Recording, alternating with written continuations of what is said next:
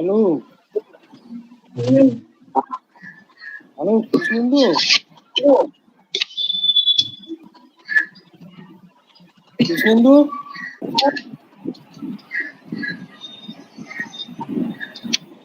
Hello, good morning sir.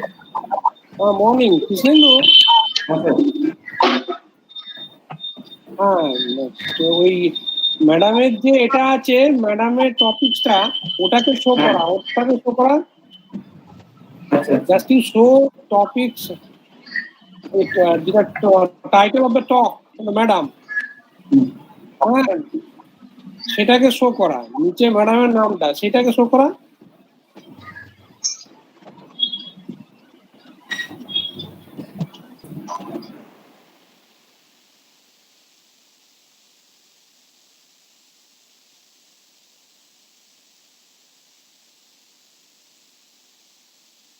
একটা কেটে নিয়ে শো করানো যাবে না? না স্যার। তাহলে তো ওটা কেটে নিবি, ম্যাডাম নাম সেটা সাইডে কেটে সেটাকে শো করে না। মর্নিং ইনভাইটেড টক বলে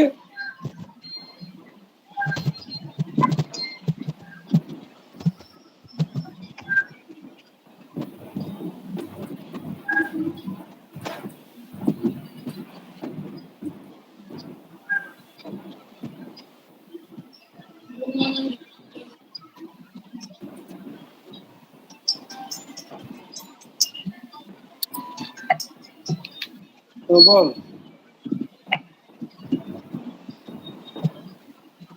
হ্যাঁ হ্যাঁ ঠিক আছে, রেকর্ড হোক না। হ্যাঁ রেকর্ড হোক, অসুবিধা কোথায়?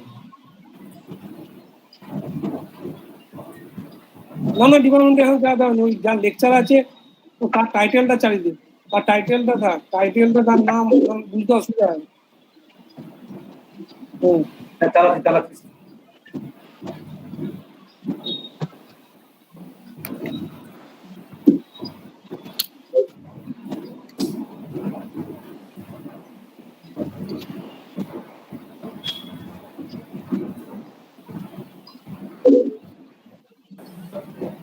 Hello hello Shyamala. Morning morning chairperson. अरे morning sir, morning head sir. अरे you are chairman. Head sir, head sir. अरे हेड सर, हेड मास्टर होता है, हेड मास्टर। हेड, हाँ हाँ ठीक ठीक, हेड मास्टर। আরে সুনিতা দেবীকে তো আমি মেলও করেছিলাম সকালবেলা, কোনো রিপ্লাই পাইনি। ফোন নাম্বার আছে তো, উনি হয়তো ফোন নাম্বার। স্যার যাই হোক, এটা মিটিং এ আছেন স্যার, ওই জন্য সবাই শুনছেন। হ্যাঁ কেবি কি বলছো? স্যার এটা কিন্তু মানে সবাই জয়েন করে যাচ্ছেন। বলো, শুনতে পাচ্ছি। বলছি স্যার এটা তো এতে আছে, মানে সবাই স্টুডেন্টরাও আছে কিন্তু। হ্যাঁ হ্যাঁ হ্যাঁ হ্যাঁ হ্যাঁ। তো তুমি ম্যামের কোনো, আপনি স্যার যেটা রেডি করেছেন ওটা বলে ম্যাডামের ফোন নাম্বার আছে?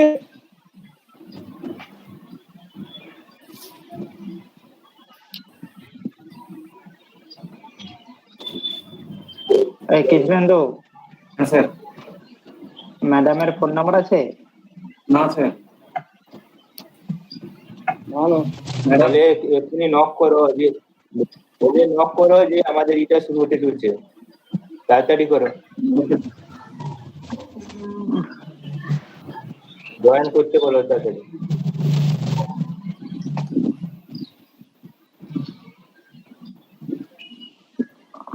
এই শ্যামল্লা, তোমার এর নাম্বারটা নিয়ে একবার ট্রাই করো না, ওনার নাম্বারটা প্যারালালি ট্রাই করা যাক। নাম্বারটা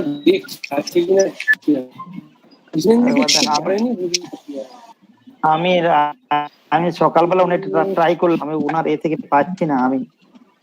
তারপর আমি ওনাকে ইমেলও করেছি, আমি কোনো রেসপন্স নেই।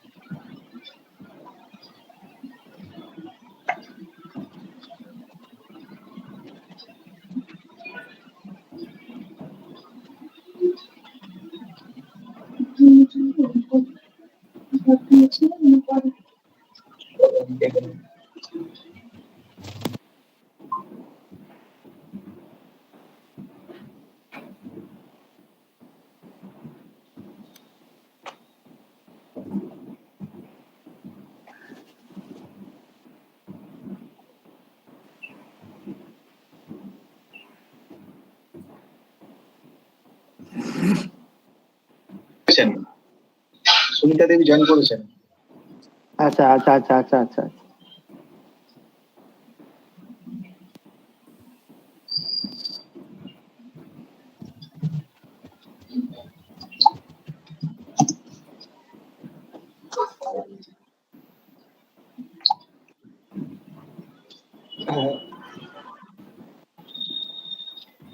Okay, on behalf of organizing committee, we announce that our session will be start soon.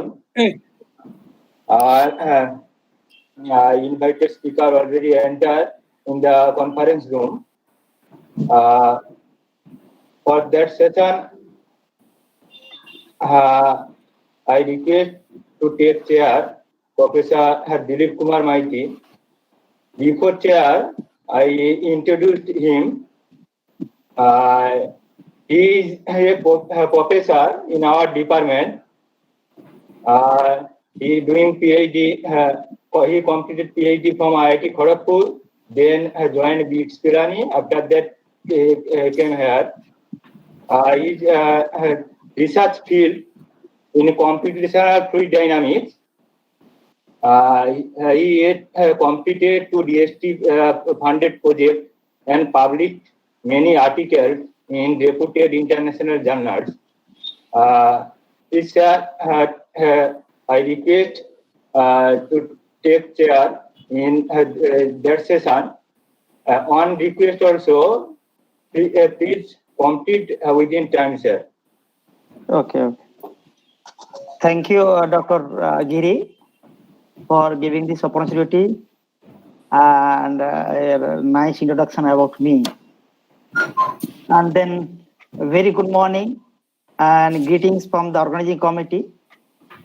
In fact, today is the second day of 3-day international webinar on the role of applied mathematics in the global crisis. So before I start, I appeal to all the participants, all the my colleague and all others, those who have joined this session, an appeal or you can unurod, whatever way you take it, please mute yourself. Only our esteemed the guest invited speaker, ma'am Sunitha ma'am, and then Dr. Giri and myself, except 3, I request all, and maybe chairman of this conference, Professor Mondal, may unmute it. All others, I humbly request you, please mute yourself. And secondly, don't interrupt in between.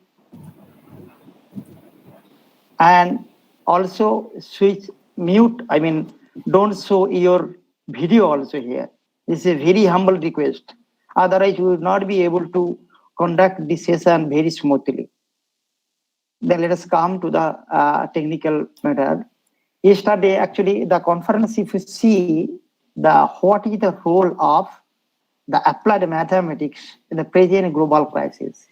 And if you see presently, we are facing the main crisis due to COVID-19, on which we had arranged yesterday the 2 invited talks, 3 invited talks in fact. One, the very first one, it was keynote speaker. He covered the supply chain management. Because of lockdown, the supply chain has suddenly disrupted, and the people throughout the globe, they are facing another crisis or consequences of the COVID-19 effect. And then we had also another talk by expert from ISI Kolkata on modeling based on the COVID-19. And then if you see, in the present scenario, we are facing another global crisis, that is tropical cyclone. Very recently, in the month of March, the Bay of Bengal side in the West Bengal Bengal affected by the Amphan, and very next week, the same day, Wednesday, the Mumbai and surrounding part, they are also affected by the cyclone. So department and our chairman also, Professor Mondal also, we feel that we should include someone from Indian Meteorological Department, and we are very grateful and thankful to the Indian Meteorological Department. They have accepted our invitation, and then Sunitha ma'am also, she came and agreed to deliver the talk, which would be based on the monitoring and prediction of tropical cyclone over the Indian seas. So now let us introduce the ma'am, Srimati Sunitha Devi. She is working in the Weather Forecasting Development Division in the office of IMD Pune, Indian Meteorological Department Pune. She completed her MSc in meteorology and then obtained MTech in atmospheric sciences. She is the in charge of weather section Pune and work for short and medium range weather forecasting.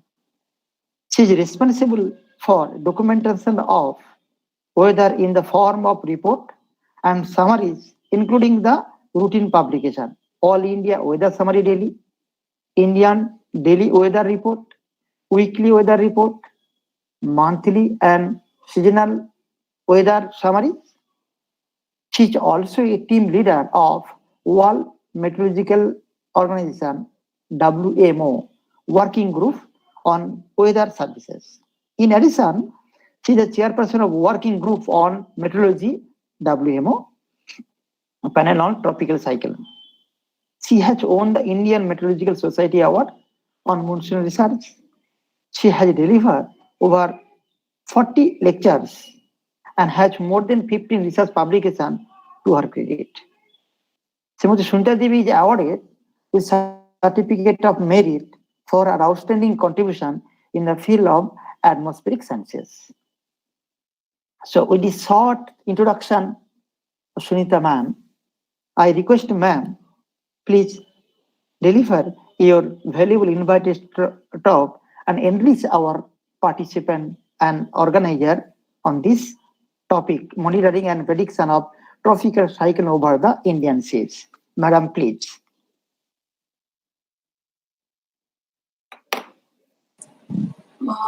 Thank you, sir. Shall I start my presentation now? Yes, ma'am. Yes, ma'am. And we have planned, ma'am, actually, this session is allotted for 45 minutes. So we should try to finish it within I do that, sir. Yes. Okay, ma'am.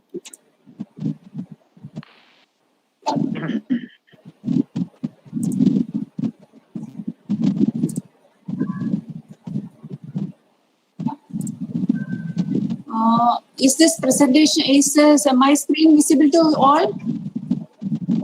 No, screen is not now. Probably only we can, your video we can see, but please share your screen. Okay, just let me.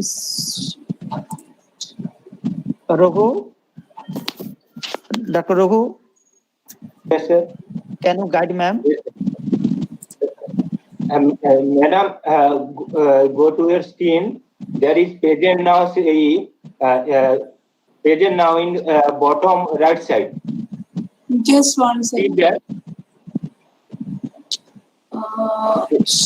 Bottom right side. Present now.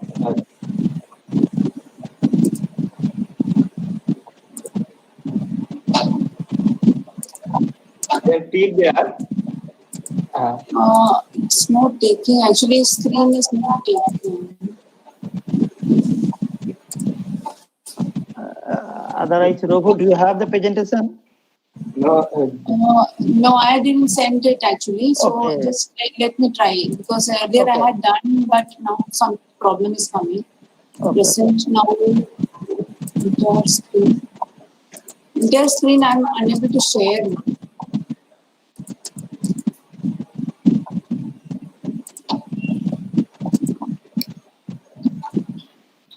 Yeah, Chrome browser only I have opened. There only I'm doing this.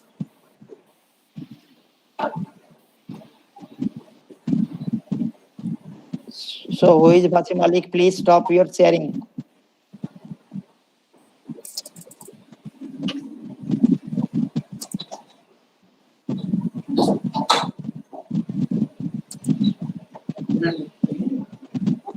छोड़ दीजिए.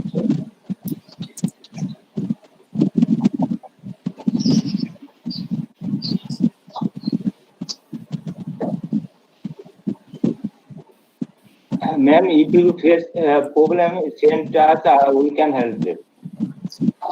Yeah, just 1 second. It most probably will come.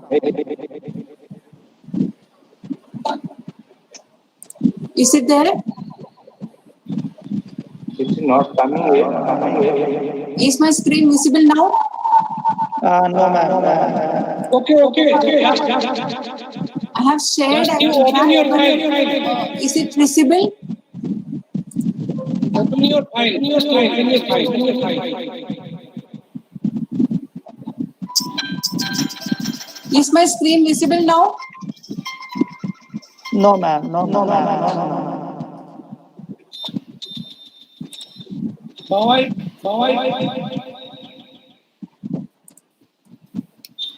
After my appeal, many of you have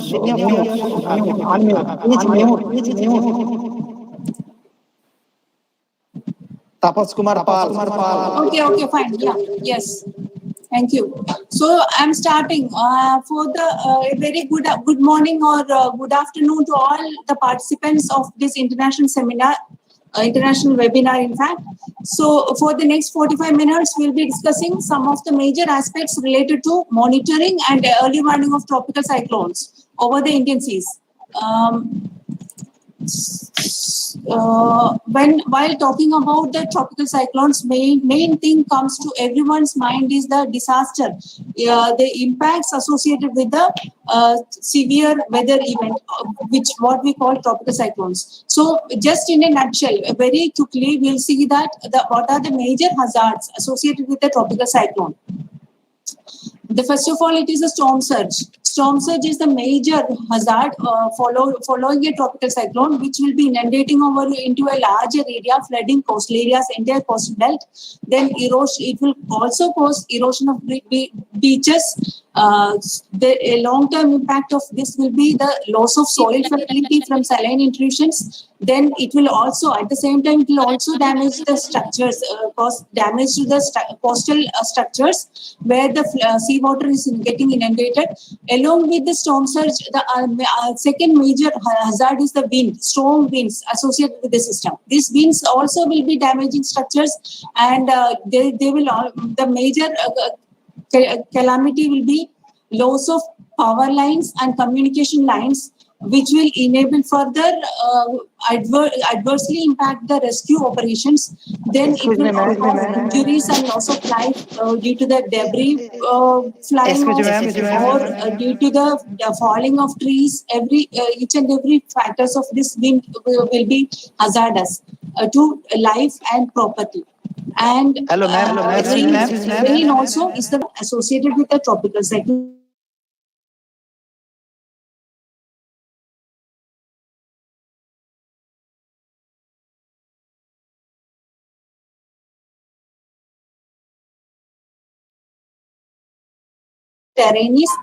Hilly terrain is encountered. So these are the major hazards. And why we are very much keen in understanding the tropical cyclones and its prediction is due to the fact that these major hazards, with major disasters, we can say, either hydrometeorological disasters mainly, are 33% of them during the period 1970 to 2019 have been in association with the tropical cyclones. Hello. Ma'am, sir. It is not very humble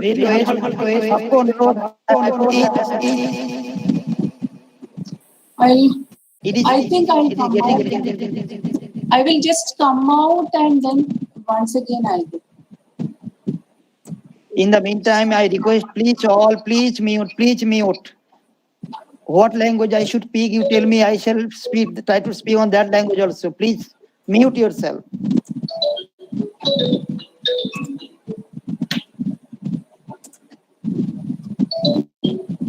Hello. हाँ sir. Yeah, Prasanna, option there only I'm clicking, sir, actually. There only I'm doing.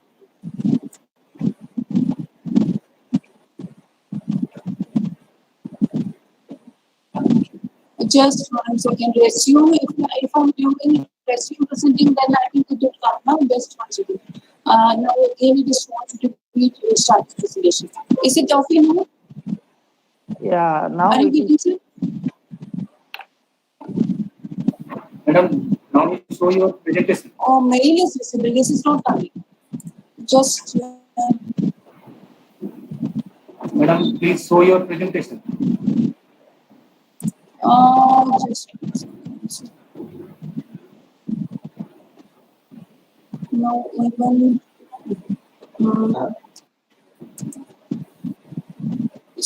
this size work. Chrome tab. Just-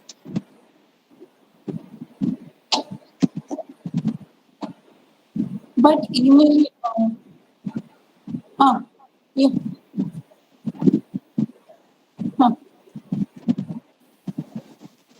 Yeah, I have kept it open. I have kept it open. Really. Yeah. It's open.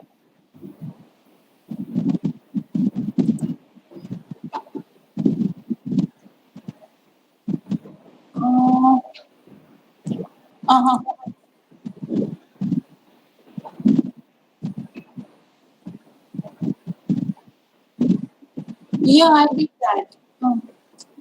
But it is not coming. No. Yeah. Okay, yes. No, it's not shown. Yeah, I'll do that. Yeah. Okay. I'm doing it. Yeah. Okay, fine.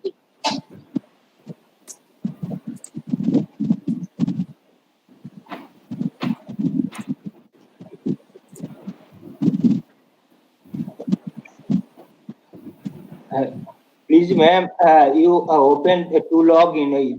That's why it is okay. You coming for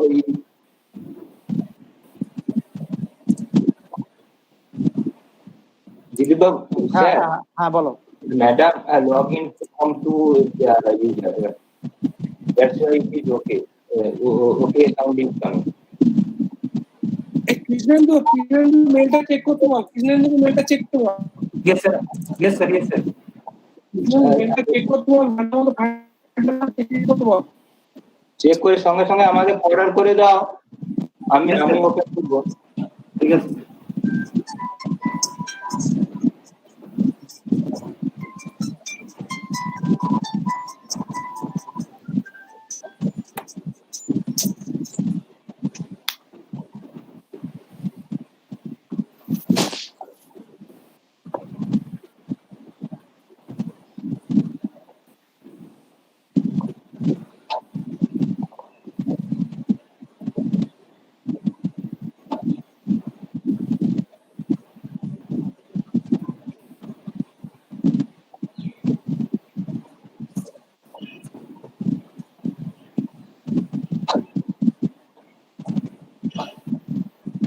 I've sent it.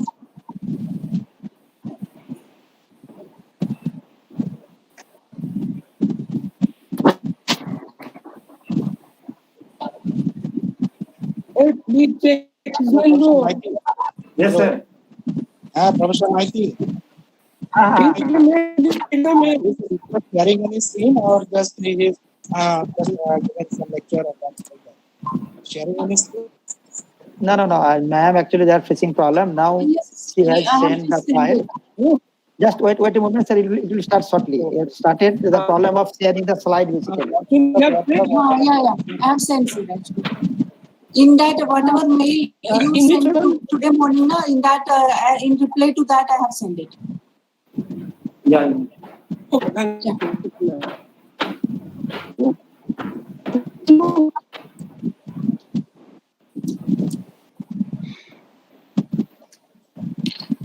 Dilip, Ha. Dilip, Yes, tell me. কৃষ্ণেন্দুকে লোকে মেলটা check করতে হবে। Sir আমি check করছি, আমার কাছে এখনো আসেনি madam.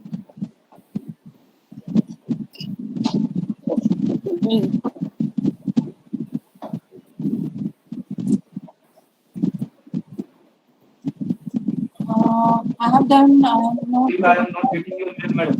no, only one I have noted.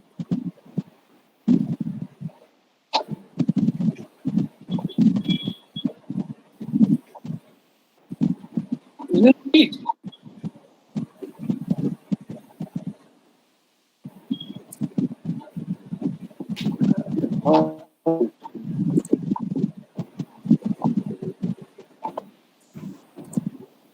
Kishan, do any progress? No. Still I am not getting it, madam. Hey, Shamalla. Krishnendu তুমি মিটিং থেকে বেরিয়ে যাও, বেরিয়ে গিয়ে নেটটা তুমি চেক করো, নেটের ইস্যু হতে পারে, দিয়ে তুমি পাঠিয়ে ফোন করো। You are presenting লিখছে কৃষ্ণেন্দু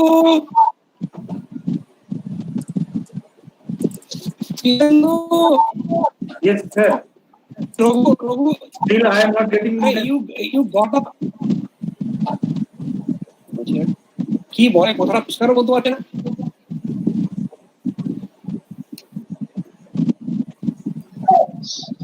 এইচওডি ম্যাথমেটিক্স প্রেজেন্টেশন হয়ে আছে, আপনি বেরিয়ে যান ওখান থেকে শ্যামলাবু।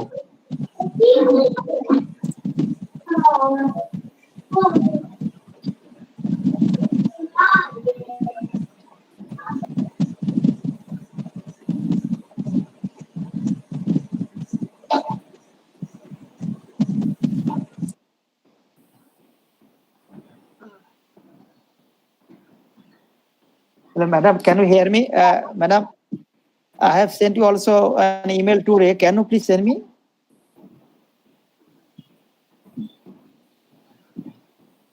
Mute. I'll once again try, sir. I am trying from my side once again, but actually it is not.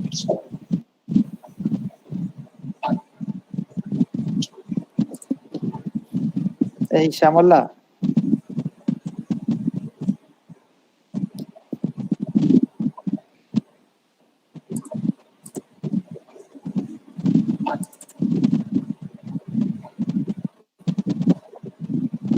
Is this coming, sir, now? Are you able to see? No, ma'am. No. Okay. Probably you have two login. I think from two. No, I just left one. Now let me Left see. I have only one now. Only one login. Now, can you, ma'am, leave from here also and re-login again? Yeah, I'll come out and I'll log in once again. Yes. That way also you can try.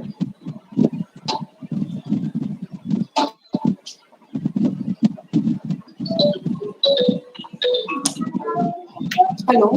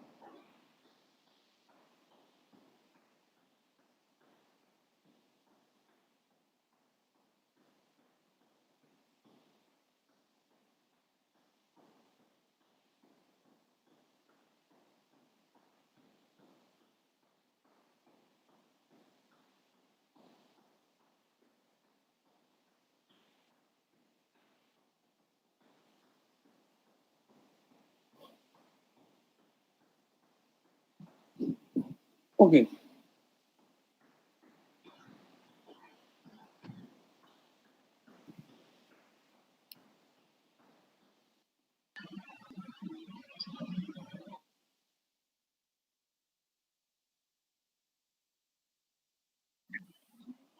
Please be patient.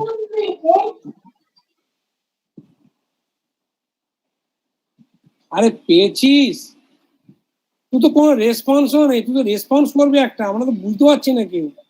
তো তুই তো সকালে mail করেছিলি, তুই সেই মেলে তো পাঠালেন, উনি তো পাঠিয়েছেন, এই পাঠাচ্ছে আবার পাঠাচ্ছেন তোর না এই শ্যামল্লা, আর তোকে কালকে মেল করতে বলছিলাম, করেছিলি? কখন আরে করেছিলি? শ্যামল্লা, কখন করেছিলি? স্যার ওয়েট করুন, কালকে বলবি তো একটা কিছু, ওদের উপরে না আমাকে আবার ঝাড় দেয়। মধু কালকে আমাকে কত করে বললেন ফাইল পাঠাতে, তোকে মানে কাজ দেওয়া মানেই কি, মানে কাজের একটা ঝামেলা হবে। তুই না পার, তুই গণেশকে বলতে পারতিস ফাইলটা পাঠাতে, বা রঘুকে বলতে পারতিস যে তোমার চিঠি পাঠাতে তোর দ্বারা হচ্ছে না ঠিকঠাক, কি করতে কি লিখছি আমার মাথায় কিছু ঢুকছে না। ফোনও করিস না। আমি তো ফোন করলাম ম্যাডামকে, এখন ফোন করতেই না কি অসুবিধা? এই শ্যামল্লা,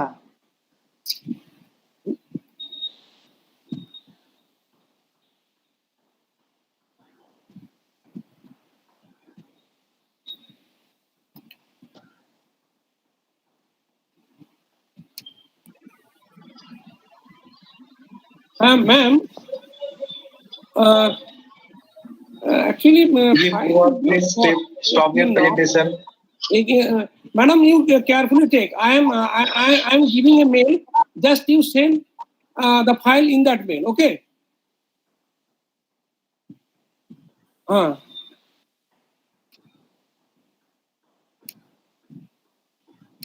Please see. I am head HOD.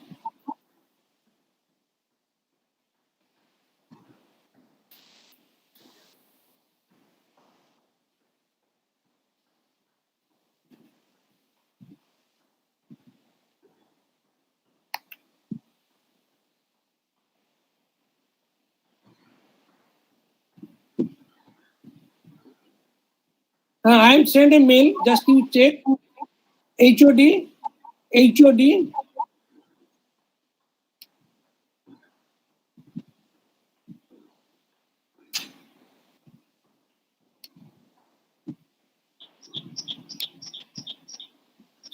Sunitha, SUNITHAS .devi@gmail.com.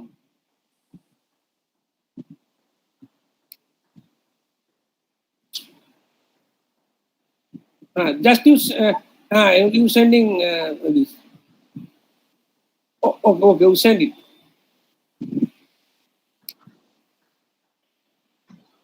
Dr. Ramkrishna, please stop sharing your screen and mute yourself.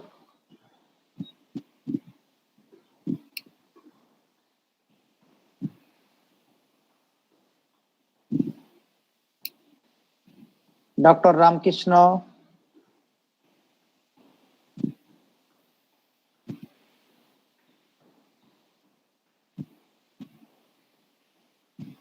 Dr. Ramkrishna, please stop sharing your screen.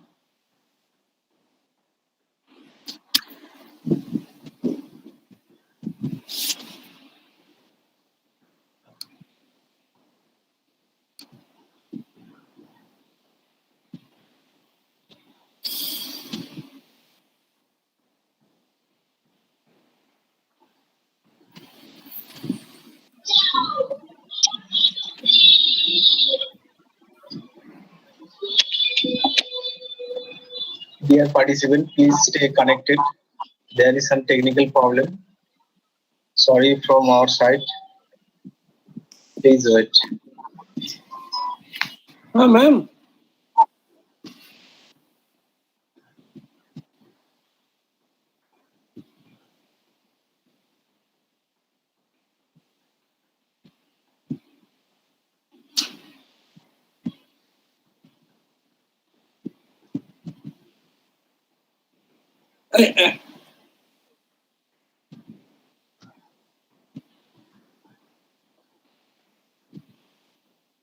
Okay.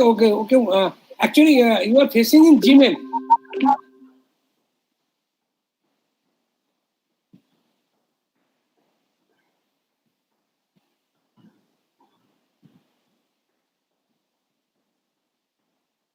Okay, I give you another email.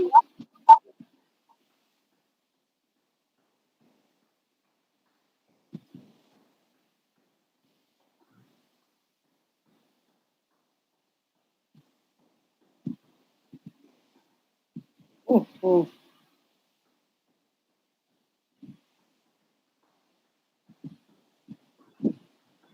আচ্ছা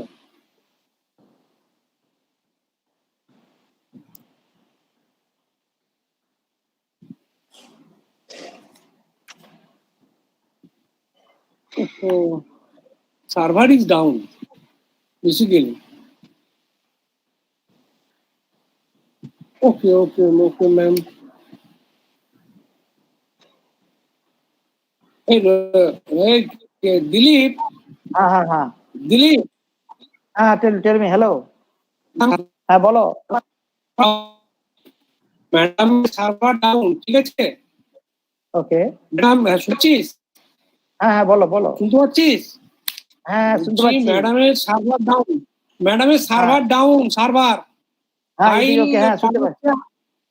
file পাঠাচ্ছে, file আসছে না, file পাঠাতে পারছে না, ঠিক আছে? তো ও মুখেই বলুক, ক্যারি অন করুক, স্লাইড শো বাদ দিলে। চলো হ্যাঁ ম্যাডাম কি রিকোয়েস্ট করো?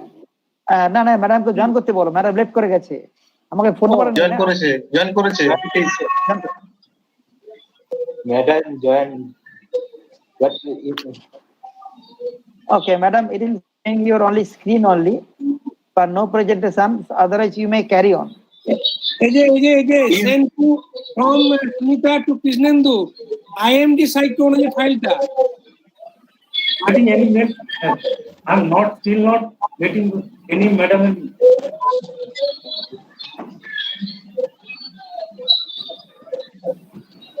Madam, unmute please, madam. Ma'am, we cannot hear you. আচ্ছা লেফট করে গেছে, দাঁড়াও। লেফট করে গেছে? হ্যাঁ আবার লেফট করেছে, আবার জয়েন করছে, দাঁড়াও।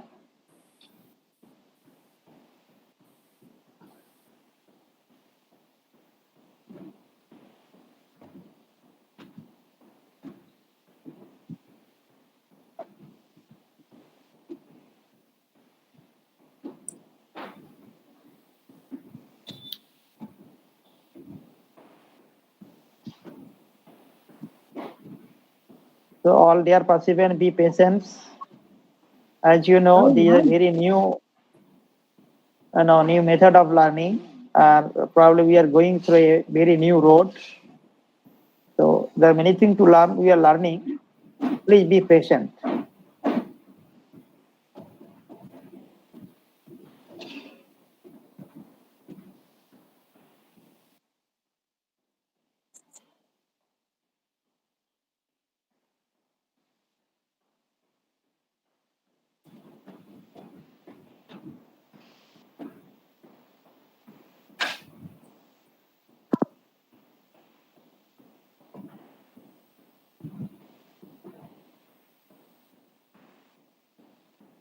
I don't know which Dr. Ramkrishna.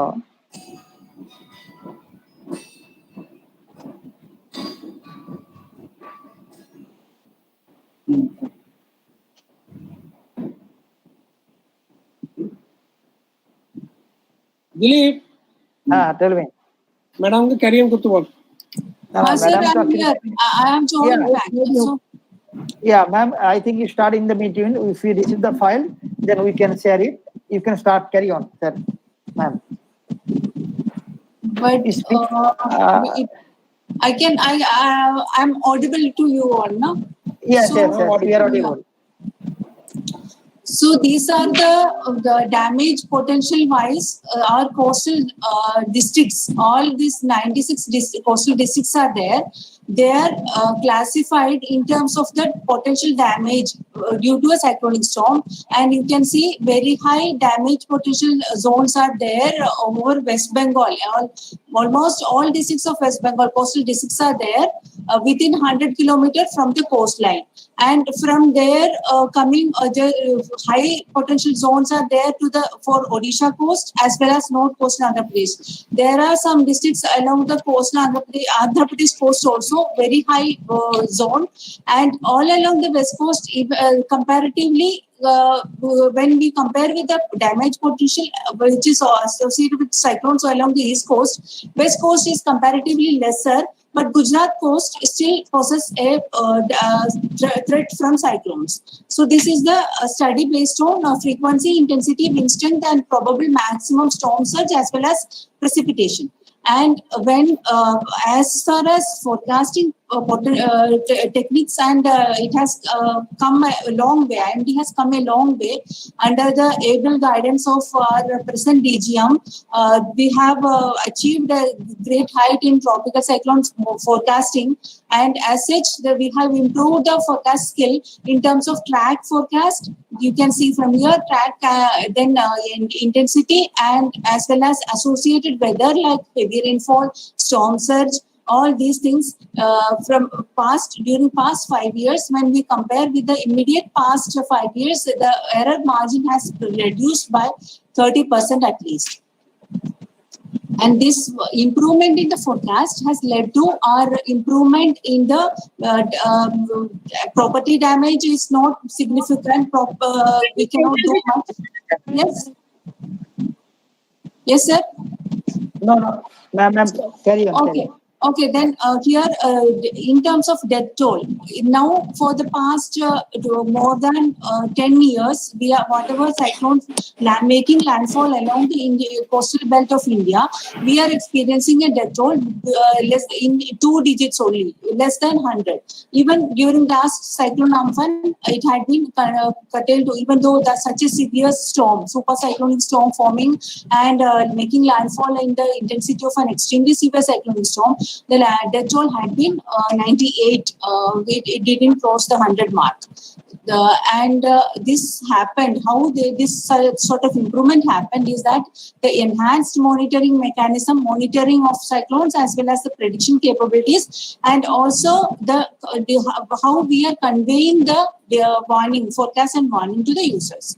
And just now for a few basic facts, if time permits, just we can have a look into these things. When the wind speed is reaching 34 knots and or 62 km per hour or more, then only we will call the system a low pressure system as a cyclonic storm.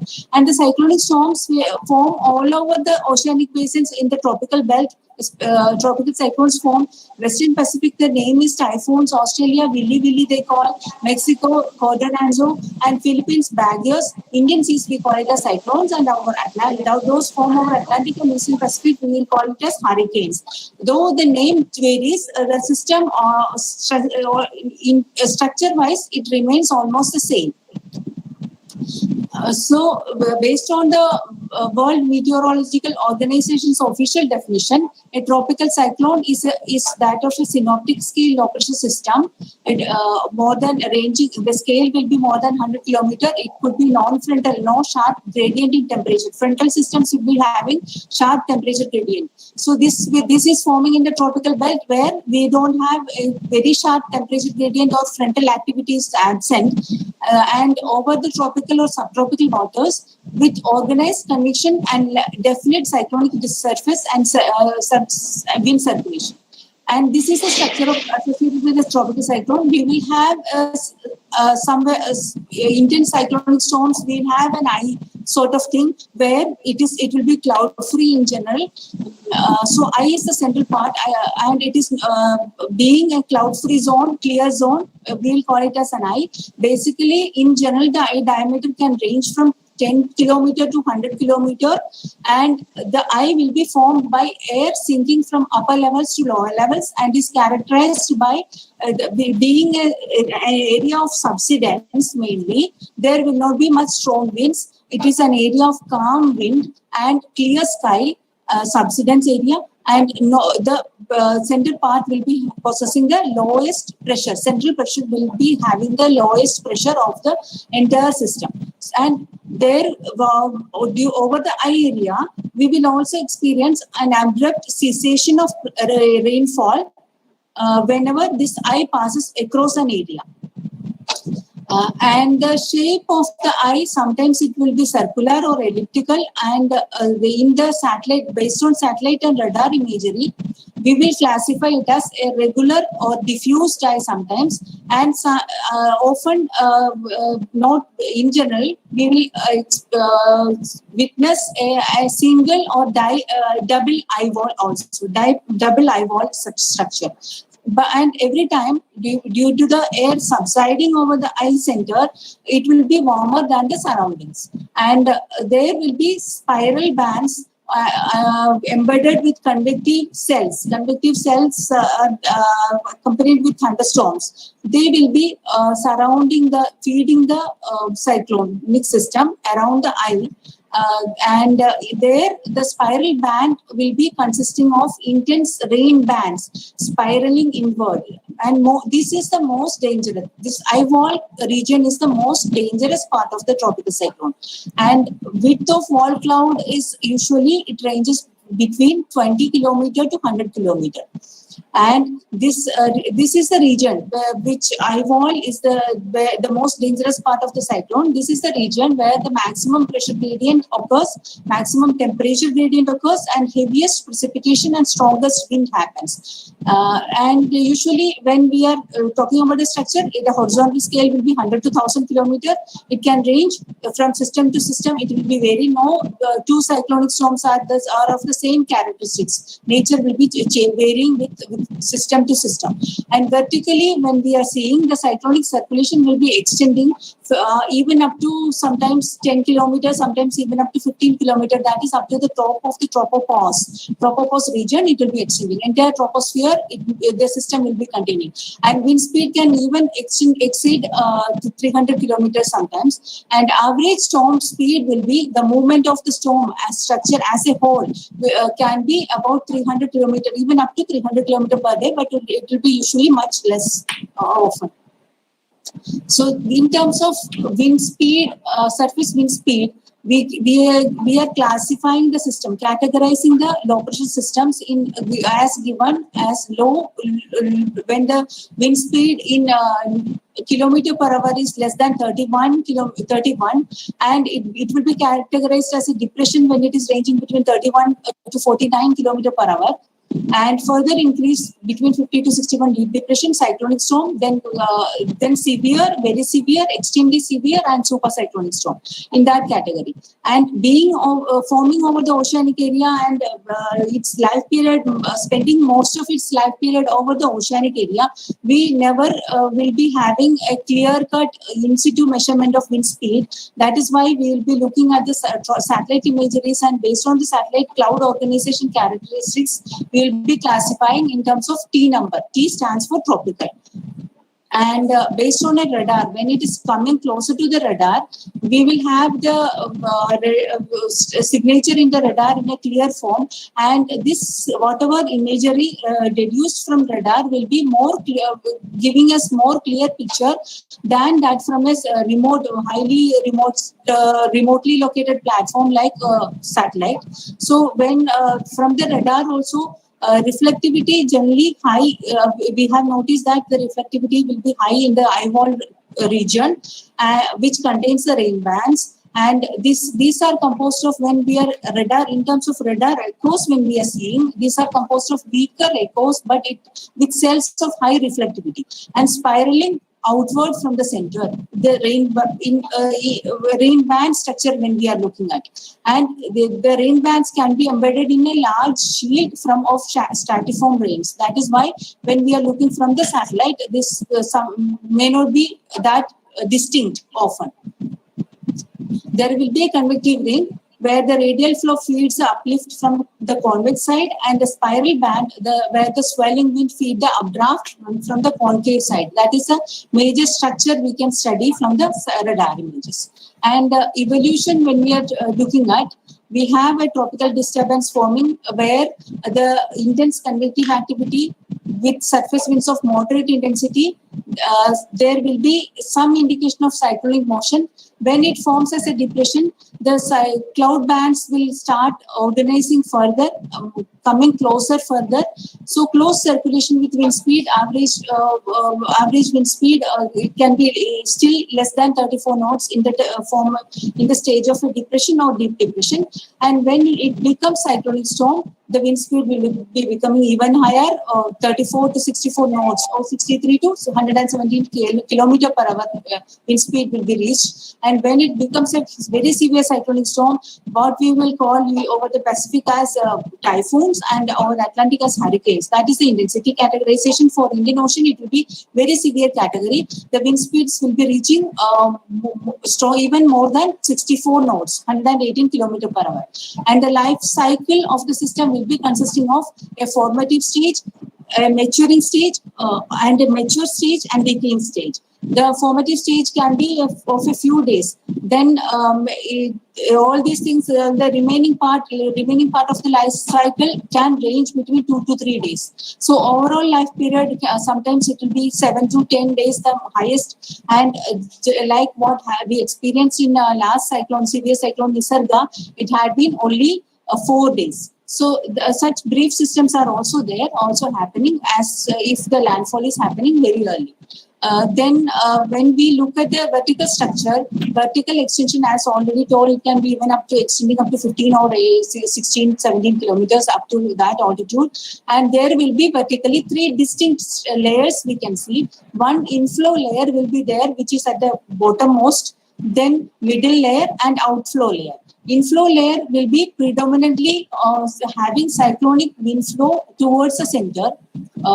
Then this will be inflow layer can extend from surface up to about 3 kilometers. Then the diameter of the tropical cyclone remains the same in the inflow layer. That is from surface to almost in the mid-tropospheric levels, 3 kilometers, there can be almost cylindrical structure for a cyclonic storm. Then further, the core will be symmetric, and outside, when we are going outward, the core structure will start showing some asymmetric characteristics. And the strongest inflow takes place in the lowermost layer of the tropical cyclone, that is from surface to 1 kilometer layer. In the middle layer, the inflow is quite weak. Then this will be spanning from 3 kilometer to somewhere around 7-8 kilometers. Then this will be superposed by an outflow layer that is above 7.6 kilometers, 7.6 exactly. We may not be experiencing, but our standard observational levels being that of 400, corresponding to 400 hectopascal level, is corresponding to a height of 7.6 kilometer above mean sea level. So we are taking that altitude as the outflow layer starting. So outflow layer above 7.6 kilometer, maximum outflow will be at the topmost layer around 12 kilometer height. Flow will be cyclonic near the core, where in the outflow layer even, but anticyclonic further outwards. And the diameter is, as we go up, the diameter starts reducing, and it will be very small, around 1 degree latitude by longitude grid at 12 kilometer height. And the structure as such, when we are looking at for the thermal structure, wind speed structure will be already discussed. And thermal structure, if you are seeing the temperature in the horizontal, it shows a warm core. Strongest warm core will be somewhere in the upper troposphere, near to upper troposphere, that is around 300 HPA, around 10 kilometer altitude. We will have the strongest warm core we will experience.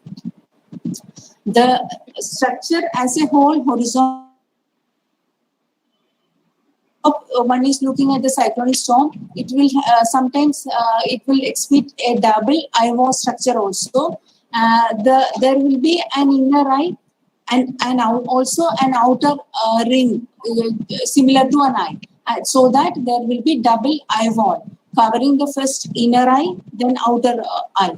And so existing inner eye wall clouds weakens and outer eye wall cloud forms, or double eye wall cloud is noticed. System that this period, if one is noticing this type of a structure change in the cyclone during its life cycle, we will infer that the system is undergoing changes in intensity. That intensity variation is taking place. Usually at this stage of double eye wall, or what we will call as the eye wall replacement cycle, the system might be undergoing a weakening or reduction in intensity.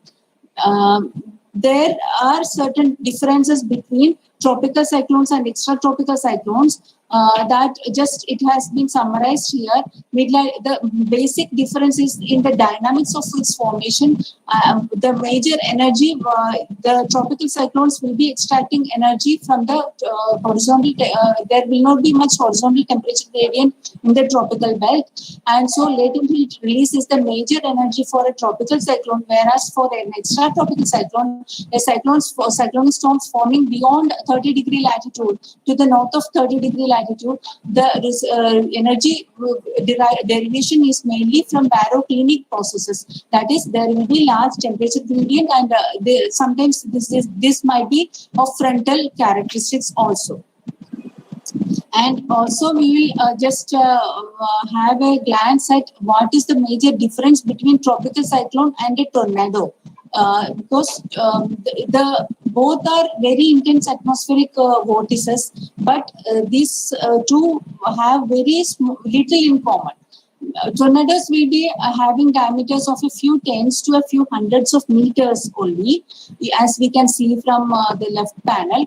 And thunderstorms, but they will be produced by thunderstorms. Usual thunderstorms will be having very usual thunderstorms. I should not tell. The thunderstorm cells should be a supercell character. That means a very large thunderstorm. In fact, in common language, they will be capable of producing tornadoes, and tornadoes are very small in scale as compared to the tropical cyclones. Tropical cyclone diameters are hundreds of kilometers, and they occur in conditions of weak or neutral convective instability, whereas thunderstorms, when we are experiencing thunderstorms, the convective instability is quite large.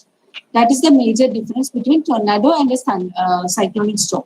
And over the North Indian Ocean, we have the frequency major tropical basin, tropical sea area produces around 80 tropical cyclones per year.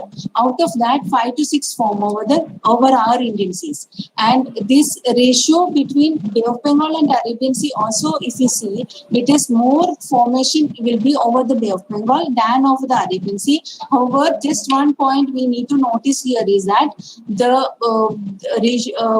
now of late, some past couple of years, we are noticing an increase in the formation of tropical. There are some certain changes giving rise to this sort of enhanced activity over the Arabian Sea.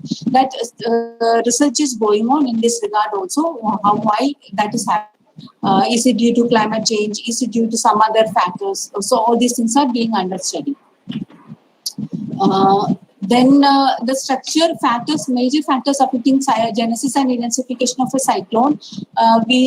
Some 6 parameters are there in general, and the major part is the high sea surface temperatures. Sea surface temperatures exceeding 26 degrees centigrade, and that itself will not be giving rise to, means aiding the cyclone genesis.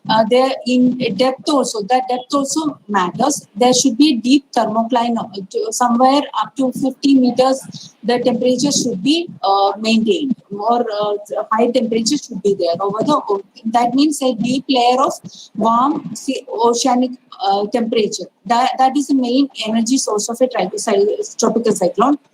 That is the first criterion also. Then the next one is large values of low level positive relative vorticity. That means there should be cyclonic vorticity, in situ cyclonic vorticity should be there in order to ensure the rotational motion. And then comes the weak vertical wind shear of the horizontal winds. Winds, whatever horizontally means from the winds are whatever horizontal winds are there, the shear should be less. This is the major difference between a single thunderstorm cell and a cyclonic storm genesis. Cyclonic storms will prefer large vertical wind shear, whereas the cyclonic storms will be forming in an environment of low vertical wind shear. There should be again weak vertical wind shear of the horizontal winds and cyclonic velocity I have already told, and there should be conditional instability prevalent. That is a thermodynamic feature essential for the cyclogenesis. And further, large values of relative humidity in the lower and middle troposphere. That if the lower and middle troposphere are dry, then also that factor might be inhibiting the cyclogenesis. So these are the major factors, and there can be, if an outflow channel is there in the upper level, that means upper level, if we have a sufficient amount of divergence, that also will be enhancing the process of cyclone formation. So, Madam, yeah, yes, sir. Probably 2-3 minutes, if you don't mind. Could you please talk within 2-3 minutes, if possible? Yeah, 2-3. I need to conclude. No, sir, I'm just skipping all these things because we had this technical problem. So just one slide I'll discuss. That will be showing you this one. Means some future studies can be made. What is required in the future. On that, I'll conclude. That would be better. Okay. Yes, ma'am. I didn't expect this sort of problem. Yes. Okay, sir. So what now we are lacking behind is that we have improved already. I have told, and once improved in all sort of intensity forecast, track forecast, and also the weather associated with that. We are able to forewarn the people. Still, there is certain gaps. That means detailed structure of dynamics or structure and dynamics of cyclone. That needs further understanding. For this purpose, we will be requiring some observations which is taken in situ. Within the cyclone, if some aircraft reconnaissance flights can be there, which is going the periphery, at least into the periphery of the cyclone and taking observations, we'll be able to understand it. But now, so far, our Indian seas, very long back, some observational campaigns had been there, which went into the cyclone, that is in 1970s. Later, there had been no such experiments taking place. And so we are still depending upon now for the later part, we have some improved satellite observations which are capable of deriving the wind structure also. But that wind also is not sufficient because we don't have any validation of that. Whatever observations are deriving, these are all derived parameters. In situ, without in situ observations, we are unable to understand the structure fully, and without understanding the structure, we are unable to understand the physics. What is going within the structure? There is a very complex situation. Complex interactions are taking place. So, interaction between cyclone, then ocean beneath, and the surrounding environment that we are unable to capture in the full sense. Internal physical and dynamical processes in clouds, within the cloud, what is going on. That also, that physics, unless and until we understand the physics fully, we cannot model them or incorporate the physics into our models. So this is another gap area. And there is also gap in observational and modeling systems for forecasting with high spatial resolution. That is also another lacuna. And there is still hope for improvement in forecast skill with all these things. If it is happening, some in situ observations are there, more physical understanding of physics is there, and then only then if we are able to parameterize and incorporate them into the numerical models, we can improve our intensity forecasting. Intensity forecasting is still a major challenge. And then warning dissemination, we can improve further to attain the last mile connectivity. There also some additional enhancement is required.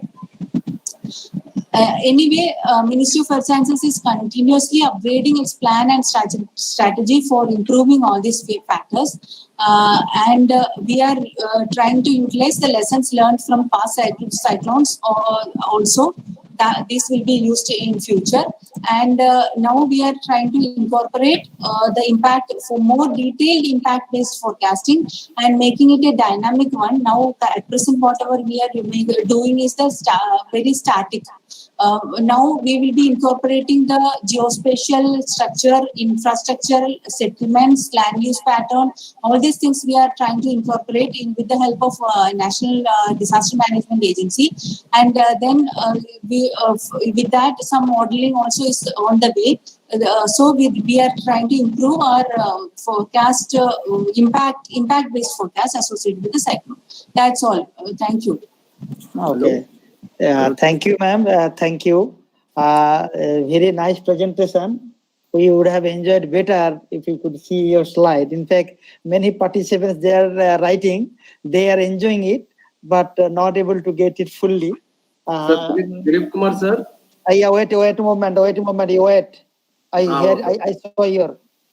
You must have patience.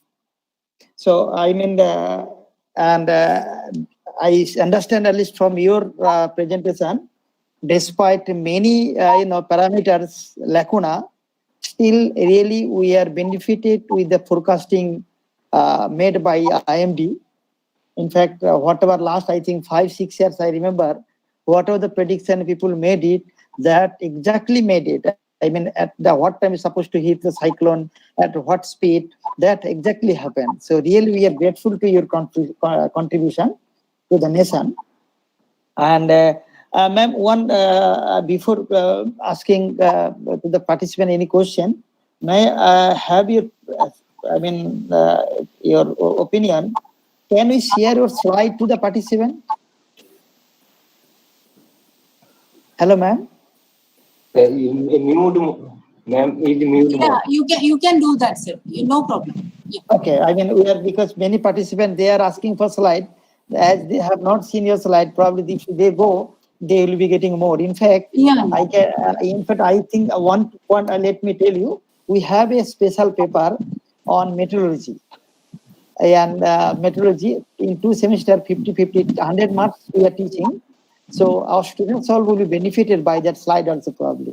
So Yes, if you could give permission, then it will be very grateful for our students. So now let us open the floor. Any question? I think he wanted to ask some question. Yes.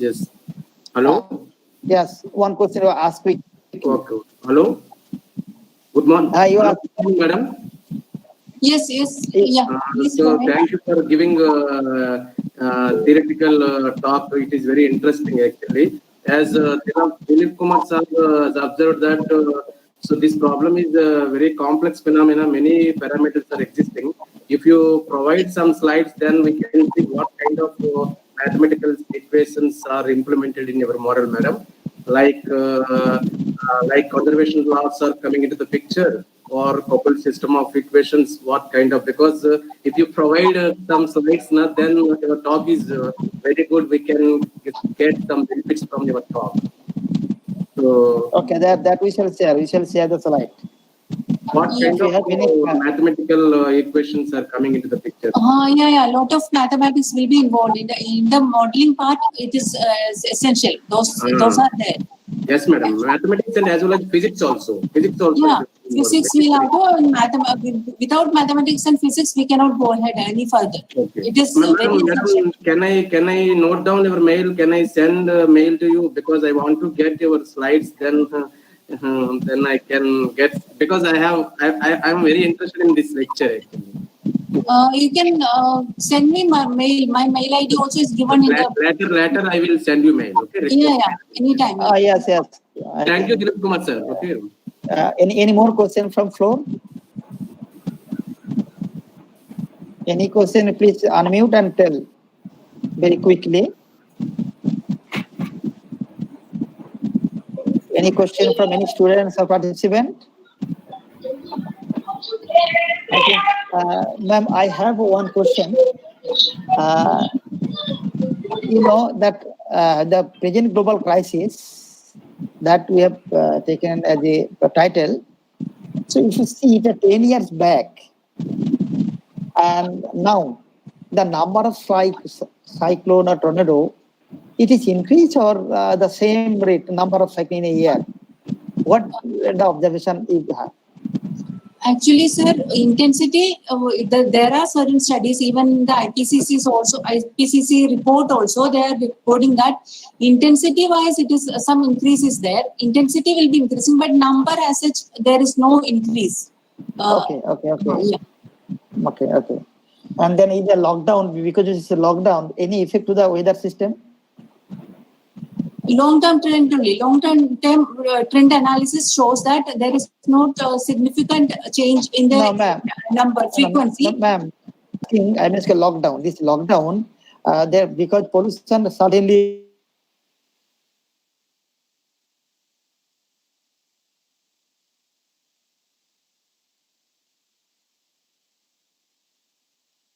In the long term, as a range, if you are going, there will be certainly extreme events will be increasing everywhere we are seeing. So all these type of activities, intense cyclonic storms, intense landfalling cyclones, then tornado. Actually, now our region, it is not much, not that frequent, but that also we need to expect. Everything, heavy rainfall events will be increasing. The cyclonic storm, some increase should be expected. So all these things we need to expect and plan for that. Contingency plan should be there for all these phenomena. Okay. Yes, sir. Okay. Any more question for participant? I think then let us thanks, Madam, for your nice presentation, and on behalf of the organizing committee, I really pay our gratitude to you for accepting our invitation and enrich us on cyclonic aspect. So thank you, ma'am. Thank you, ma'am.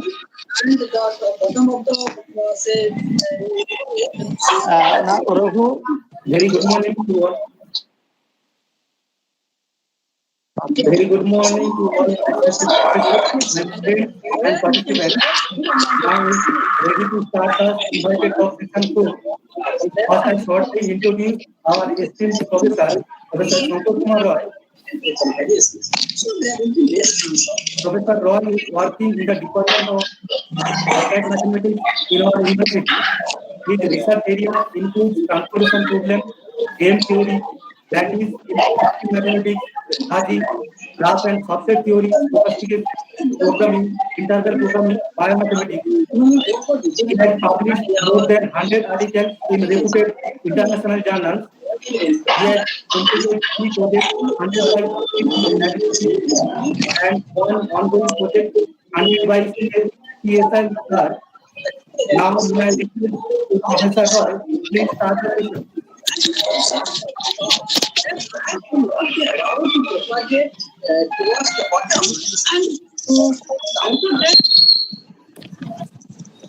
Professor Roy, please start. Thank you, Dr. Bormon, for your nice introduction about me. We have already passed 1 day. Hello, all of you are hearing my voice? Hello. Go ahead. Okay. So we have already passed 1 day webinar, international webinar. Today is the 2nd day. And all of you enriched the first invited talk by Sunitha Devi about the forecasting and cyclone, something like this. And the second invited lecture will be delivered by Professor Kobi Kumar Jacob. Yes, sir, I'm here. Yeah. So, as the title of the topic, as the international webinar, whose title is The Role of Applied Mathematics in Present Global Crisis. So, as you know, applied mathematics is a vast subject where many realistic modelings can be designed. But before formulating the mathematical model, the whatever parameters are present in the mathematical model, these are not precise. These are uncertain or imprecise. And in 1965, Zadeh introduced the concept of fuzzy sets, and that fuzzy sets nowadays a growing field to design the realistic mathematical model as the parameters are imprecise. To tackle that types of parameters, we are always consider fuzzy sets. And Professor Jacob, his title of the talk is on new dimension of fuzzy automata theory. Before starting the lecture of Professor Jacob, I am briefly introduced a brief biodata of Professor Jacob. Professor Jacob is now associated with the Department of Science and Mathematics, University Tun Hussein, Malaysia. He earned his MSc in the year 1999 and PhD in 2005 from the Annamalai University, India. Thereafter, he joined in the Department of Mathematics and Statistics, Faculty of Science, Technology and Human Development, University of Tun Hussein, Malaysia. He has 9-year experience in teaching as well as research. At the beginning, Professor Jacob started his career in India at Vellore Institute of Technology in 2004. Now he is in Malaysia and holding the post associate professor. His current research interests are bipolar quantum fuzzy logic gates and finite switchboard state machines. He has successfully supervised 3 PhD students and delivered many presentations and invited talks in the field of fuzzy mathematics in Malaysia as well as India also. He has published more than 40 research papers in various reputed international and national journals. Now he is actively engaged in collaborative research work in the University of Malaysia and other university like Juangsang National University, South Korea.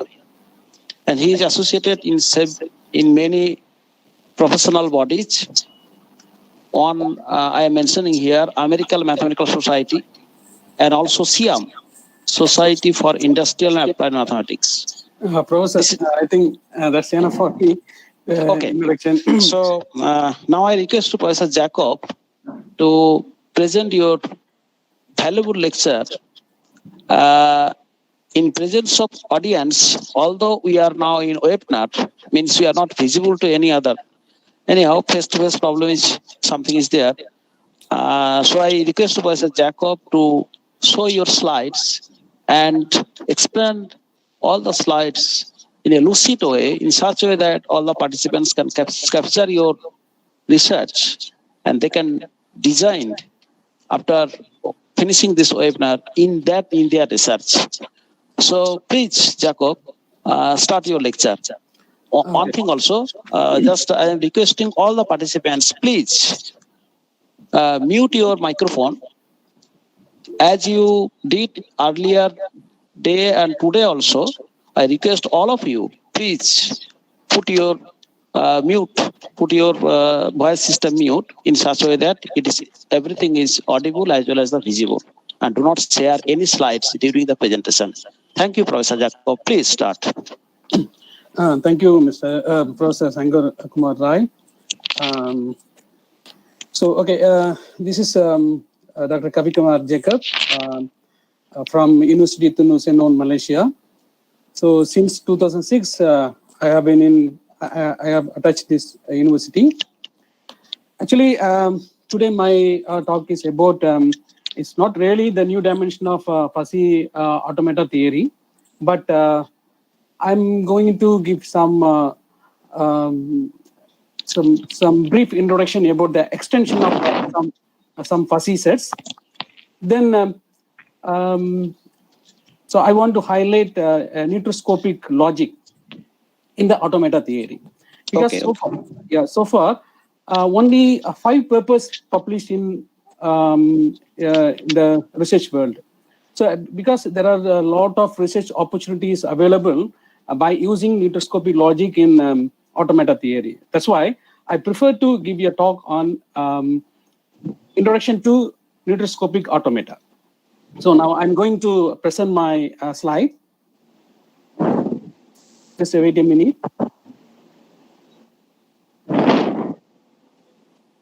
Please, Abdullah Akhtar, please remove your slides or something like this, because Professor Jacob is sharing his slide. Please, Abdullah Akhtar.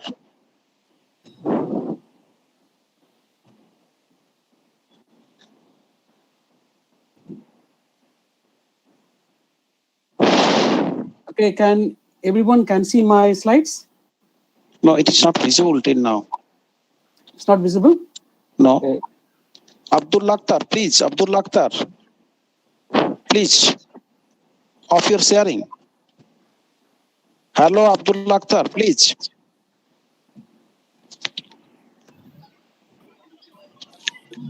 Hello. Hello, Abdullah Akhtar, please.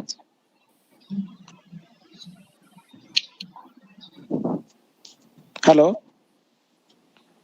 Hello, Abdullah Akhtar, please. Off your sharing, please. Hello. 1 minute, sir. Yeah, it is coming, I think.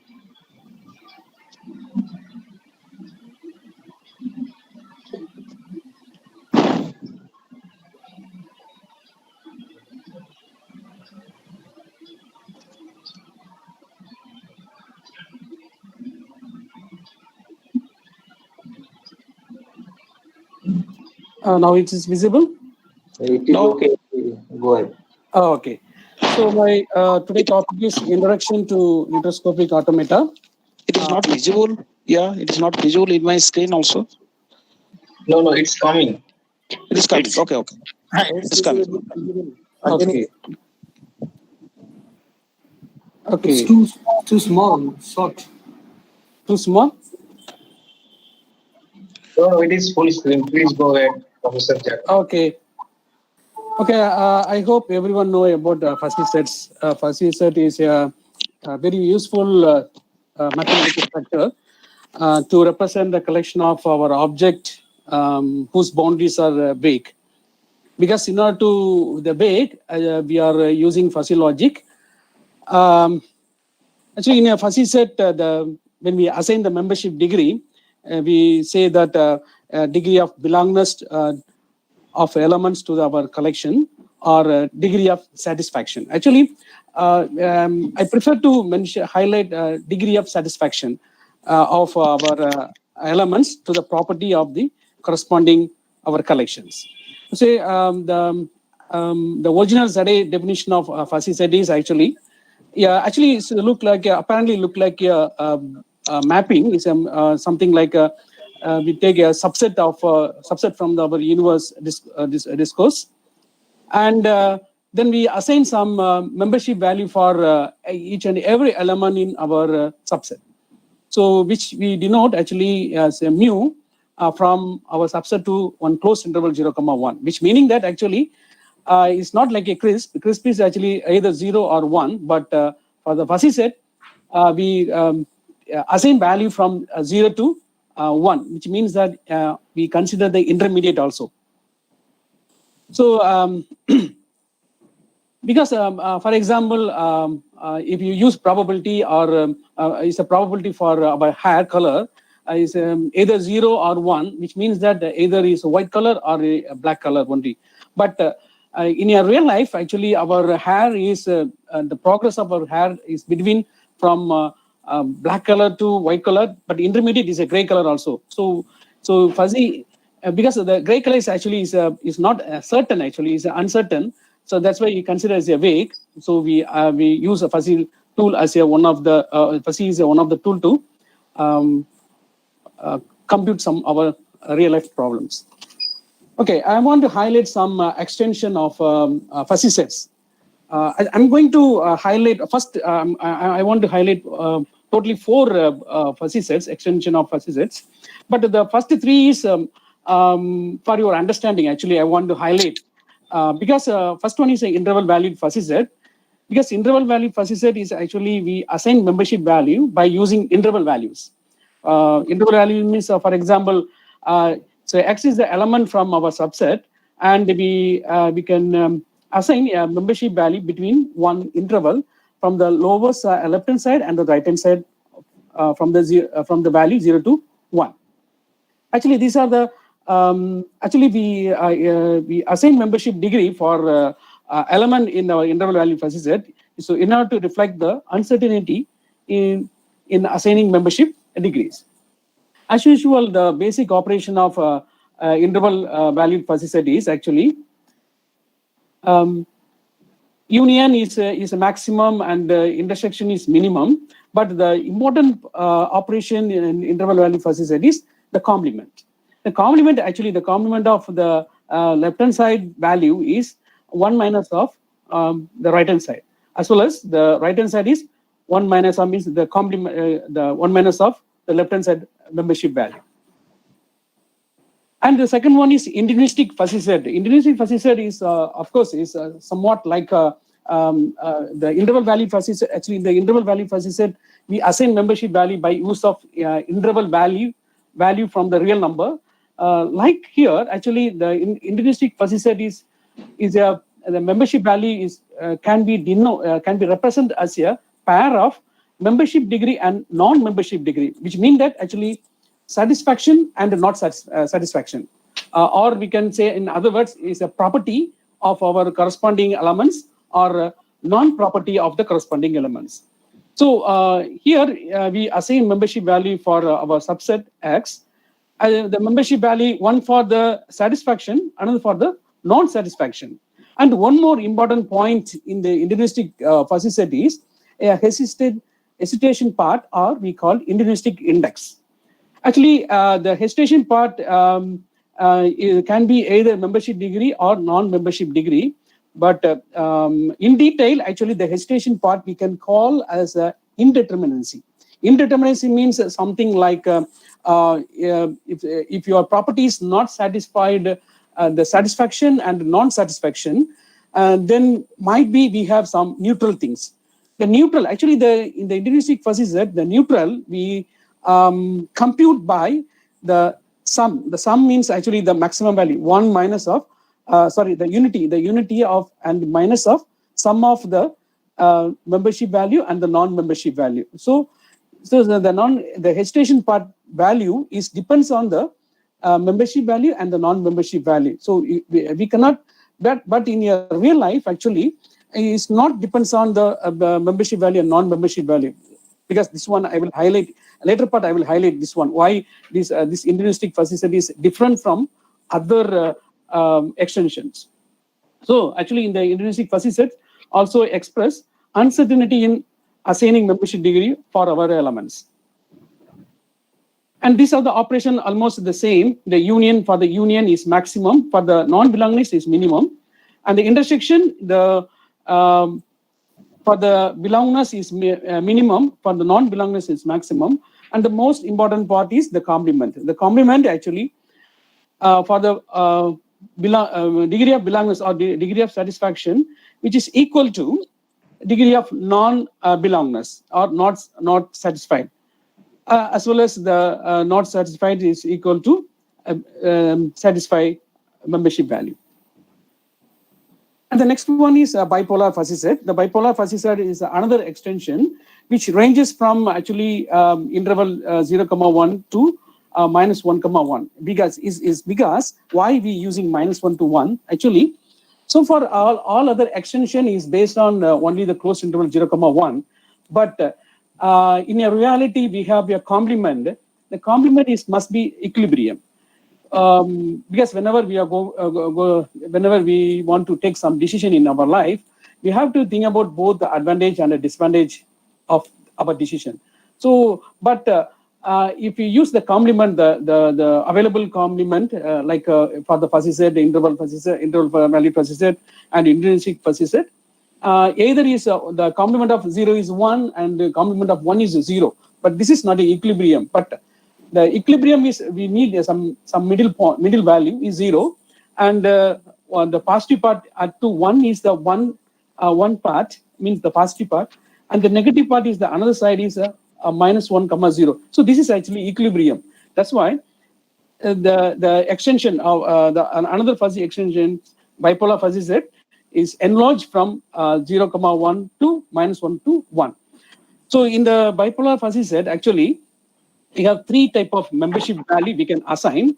The first one for the membership value from the open interval 0 to until the closed interval 1, which means that, which indicate that actually the elements somewhat satisfy our given property.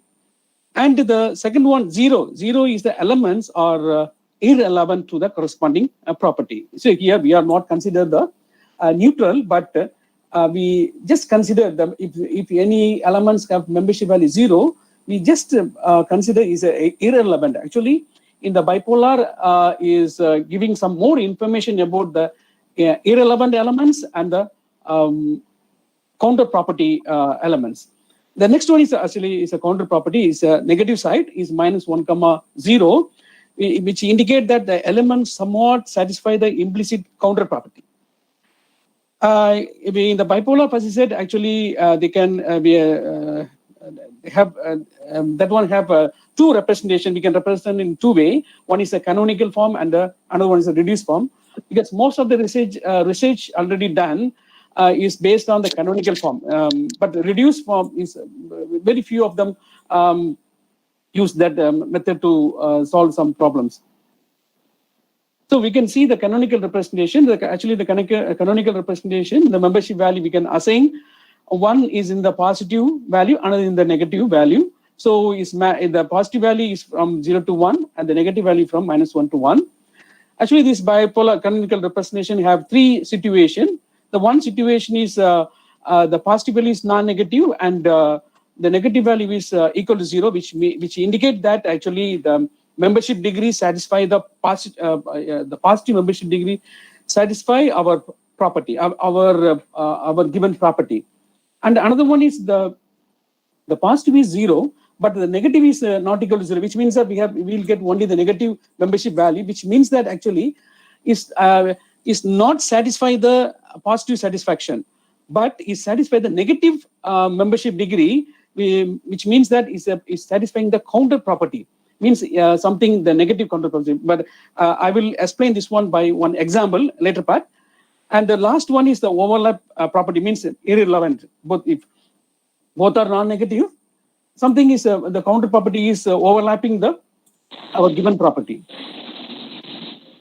So these are the operation. The operation is the bipolar is actually the positive one is minus of 1 minus of positive value, and the negative value is -1 of minus negative value. So I just ignore the reduced method. I'll go to the now I want to compare all these extensions. Actually, the intrinsic fuzzy set and the interval valid fuzzy set almost is the same, because the operations and the basic operations and the other things, everything, the power, expressive power, and all other basic set operations are same. It's because we can reduce the interval valid fuzzy set by use of some boundary value of interval valid fuzzy set. For example, we can replace the interval valid fuzzy value, the lower value, means the left hand side value, membership value, we can replace by the degree of belongingness, and the right hand side value we can replace by 1 minus of non-belongingness membership value. So if you use this formula in the basic property of interval valid fuzzy set, automatically we will get the intrinsic basic operations.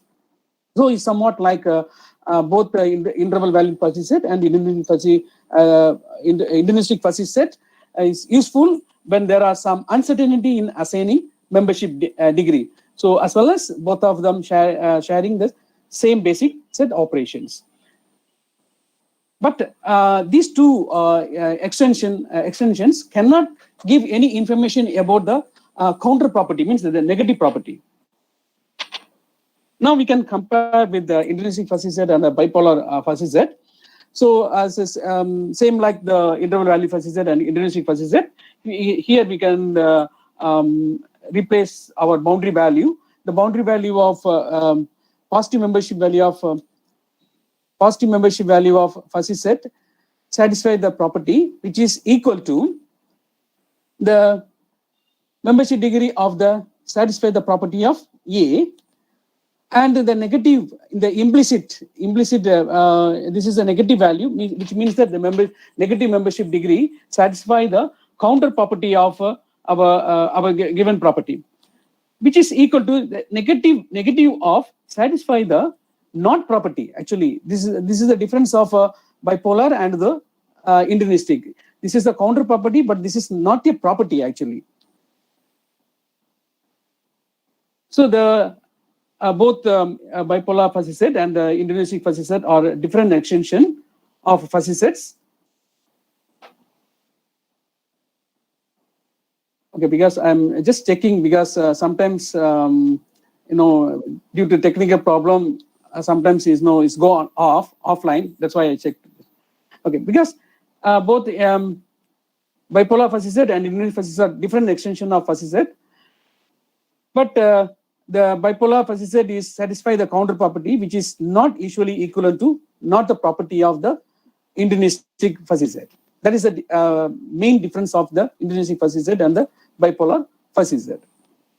So when we see all these extension for the membership value 0,0, the bipolar fuzzy set represents the elements X does not satisfy both the property, both the positive property and the negative property, means counter property. So which means that it is indifferent or neutral. And in the intrinsic fuzzy set, elements does not satisfy both the property and the non-property. Interval value set is almost like the element with the membership value 0,0 in intrinsic fuzzy set has the membership value in the interval 0,1 in the interval value fuzzy set, which means that we don't have any knowledge about that element actually. So in the interval fuzzy set, we cannot get any knowledge about the membership value 0,0. So in conclusion, actually intrinsic fuzzy set, which represent when there are some uncertainty in assigning membership degree, and bipolar fuzzy set is considered the irrelevant elements, and the contrary means the negative value. So this is the example for all these extension. Actually, the first one for the intrinsic interval valid fuzzy set. Actually, we are going to see the example for the frog spray. Actually, if the frogs, the most favorable food is actually mosquito. So we can assign membership value, because this is not uncertain, because we know that the frog's most favorable food is mosquito. So we can assign both the interval left hand and right hand side value is 1 and 1. And for the dragonfly, somewhat like is not like a mosquito, but somewhat is the frogs like the dragonfly. So we can give the membership value.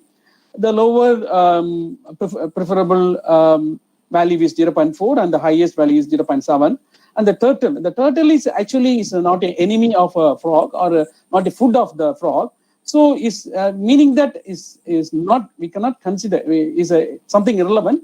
So is 0,0. And the snake is actually is not a food of frog, and actually is an enemy of the frog actually. But when we consider the intrinsic interval valid fuzzy set, we just assign the value 0,0, because it not comes under the food consumptions. And the intrinsic fuzzy set, the mosquito actually, okay. This is the degree of the belongingness. 1 is the degree of belongingness, means most satisfied. This is not satisfied actually. 0 means not satisfied. So we put 0. And the dragonfly is 0.4 and not satisfied 0.3. And the turtle, actually, the turtle is is not favorable one, so we put 0. And one meaning that actually is opposite. Actually, that means the complement. And the snake is also somewhat like that, 0, because it's not a food, so 0. And not a property means is actually the complement 1. But in the bipolar facet, the mosquito actually is same. The membership value is same because most favorable, and 0 is the negative value is 0 means something because it's most favorable 1, and the other value is 0. And dragonfly is 0.4 and 0. And the turtle is actually irrelevant actually because it's not a food, not a enemy. So we consider this is a 0,0. And when it comes to snake is not the food of frog, so we assume positive value is 0. But frog is the food of the snake, so this is a counter property. So we give the maximum negative value -1.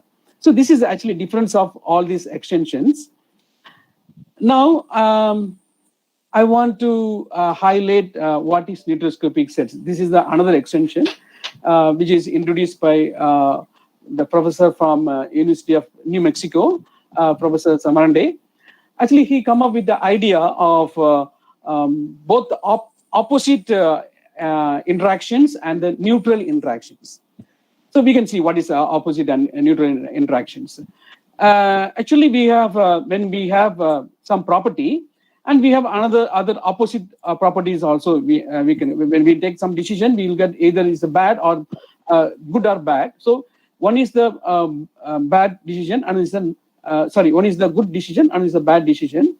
And when we do the intersection, we will get non-empty set. But in the probability, in the crisp set, classically this is not equal to A, and A count means equal to empty, but we consider it as a non-empty because in your real life, in some restricted case, in your real life, we have some non-empty interactions. So that actually, okay, when we talk about the dynamics of opposite interactions, this is the property A, and the opposite interaction is we can create, that is the opposite of, actually the anti-A is actually opposite of A. For example, the opposite A, then the opposite A, when we the common part of this property A and the opposite of A is actually is a neutral. We can say is a neutral because we have two opposite things and one interval things. So actually, the neutroscopy logic is which include all the three components. These are the components: the property, the opposite of our given property, and the neutral of our property. For example, if you fight with a man, or we fight with someone, the man and myself and the opposite man is opposite. Both of them is opposite direction because we have two different opinion. And when we someone come and reconcile or compromise these two person, that's that kind of person is actually neutral persons. But in the indianistic and the bipolar and interval value facet, we don't have that any kind of neutral things because in the indianistic we have indeterminacy. Actually, we called actually the neutral is we call indeterminacy, but or we can say neutral, but that is the indianistic is followed by some method. But this is actually this here the situation is uncertain. Here the neutral is uncertain, but in the indianistic is actually is not uncertain because only assigning membership value for belongingness and non-belongingness is uncertain. But neutral is based on the member of belongingness and non-belongingness. But here the neutral is uncertain because we don't know who is coming to compromise these two people, because either is a policeman or some other officials or some other your friends or someone else. Okay, so this all depends on, because based on the neutral person, the problem will be solved. That's why the neutroscopy logic is based on three properties. The one is a truth. The first property, the given property, we call as a truth membership function, which we denoted by capital T, and the opposite of A or anti-A is we called actually. Sorry, actually, I changed this one. The anti-A is the false membership function F, and in the neutral A is actually in between the property A and the opposite of A that we call indeterminacy membership function. The indeterminacy membership function we denote by capital I, and the actually the property of A is denoted by truth membership value is T, and the neutral is I, and the anti-A is actually false membership function is F. So all these subsets assign membership value from the closed interval 0, 1. So if you assign a single value, then we call this a single value neutroscopic set. And if you assign the membership value for all the membership function TIF by using interval value, then we can say interval valued neutroscopic set. So actually in the neutroscopic logic introduce a percentage of indeterminacy. Just now I mentioned, because it's the reconcile means the compromise is based on the it depends on the persons, either if you are friends or close friends, because in friends we have many kind of friends, distance friends or close friends, or police. Police means some police are favorable police, some police are very strict, some police are corrupted police. So it's a percentage of indeterminacy. But in Indonesia there's no percentage, actually it depends on the membership and non-membership. So due to some unexpected parameters hidden in some propositions, it's all. I want to highlight the indeterminacy is based on our given problem. So this is the definition of neutroscopic set. Actually, we assign membership value for our element in our subset is truth membership function. Neutral membership means indeterminacy, and the false membership value. And with the condition, if the sum of all the membership value in between 0 to 3. Okay, now I want to highlight what is fuzzy automata. Because automata is an abstract machine which is used to solve many computational problem. For example, even our laptop, our computer, and many other systems is based on fuzzy automata, or vending machines, the ticket vending machines, the food vending machines, all are based on automata. In order to overcome because when we talk about the language, for the processing, so we always face some uncertainty. So in order to overcome, so we use fuzzy logic into automata theory, because when we incorporate fuzzy logic into automata theory, we will get the fuzzy automata. But in automata, we have two type of automatas. Actually, one is deterministic, another one is non-deterministic.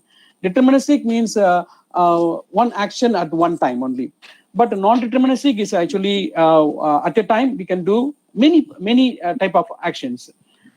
So actually here I highlight three main authors' papers, which is very useful for you to understand the basic concept of fuzzy automata.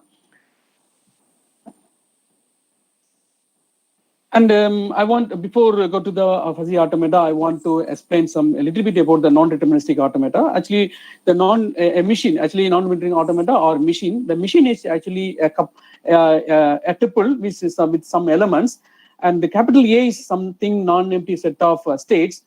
See, there is the example. This example we have three state actually, Q1, Q2, Q3. Because Q1 is in one state, and Q2 is the next state, and Q3 is the last state. Actually, here I mentioned the first state is the start, means initial state. The last one, that means the double circle, is the terminal one, which means that if you give any input, if your input reach, satisfy, transit one state to another state and reach to the terminal, then we can say our input is accepted. Otherwise, is not accepted. And X is a non-empty, is input alphabet. Input alphabet here is X and Y. And the main important part in the automata is actually the transition. The transition is actually from one state with the input to the next state. That's why you write A cross X cross A. I like a Cartesian product. And A actually, for example, Q1 with the input X reach to Q2. Actually, we have here, this is a non-deterministic because Q1, if you assume X is the input, then we have two transition here. Actually, Q1 X Q1, then Q1 X Q2. So actually, that is this is we call is a transition. Actually, the research, most of the research is based on how to enhance the transition. When we enhance the transition, which means that we speed up the machine actually, and as well as we will get the accuracy, very accurate results output, because actually this is the automata with without output. But when we talk about the automata with output, which means that when we do some experiment, we are always expecting some output. So that we call actually output, or we can say decision or decision making, because most of the decision making problem we can use the automata theory. So and the sigma is the initial state, and tau is the final state or the terminal state. So this is the transition we can represent by Boolean matrix, and sigma is the 1, 0 means the initial state is only one initial state, and tau is the only one terminal state. But in fact, actually, if you have a big process, then might be you have 2 or 3 or more terminal states. And now we can extend the automata into the fuzzy automata. It's somewhat like the same, but here the transition, when we do the transition, we assign membership value, because for each transition and the input values, the X value, because so far this is a crisp automata, because when you if this is one is a transmits say delta with the input X, so we use the Boolean matrix is 1 actually. Boolean matrix is 1 means actually is a crisp value 1. If not, we mention 0, because from Q1 to Q3 there is no X actually, but Q3 to Q1 we have a transition with input X, but from Q1 to Q3 there is no transition with the input X, so we denote 0. So this is actually we said is a crisp set or Boolean value, either 0 or 1. But here every transition have with some membership value, which means that the input have some membership value based on the, so then based on the membership value and the previous state membership value, we can assign membership value for the next state. So that is the role of a fuzzy automata. So we assign membership value, because when we do some transition, might be we have some uncertain things. So associated with each fuzzy transition, there is a membership value 0,1, which that we call as a weight of the transition.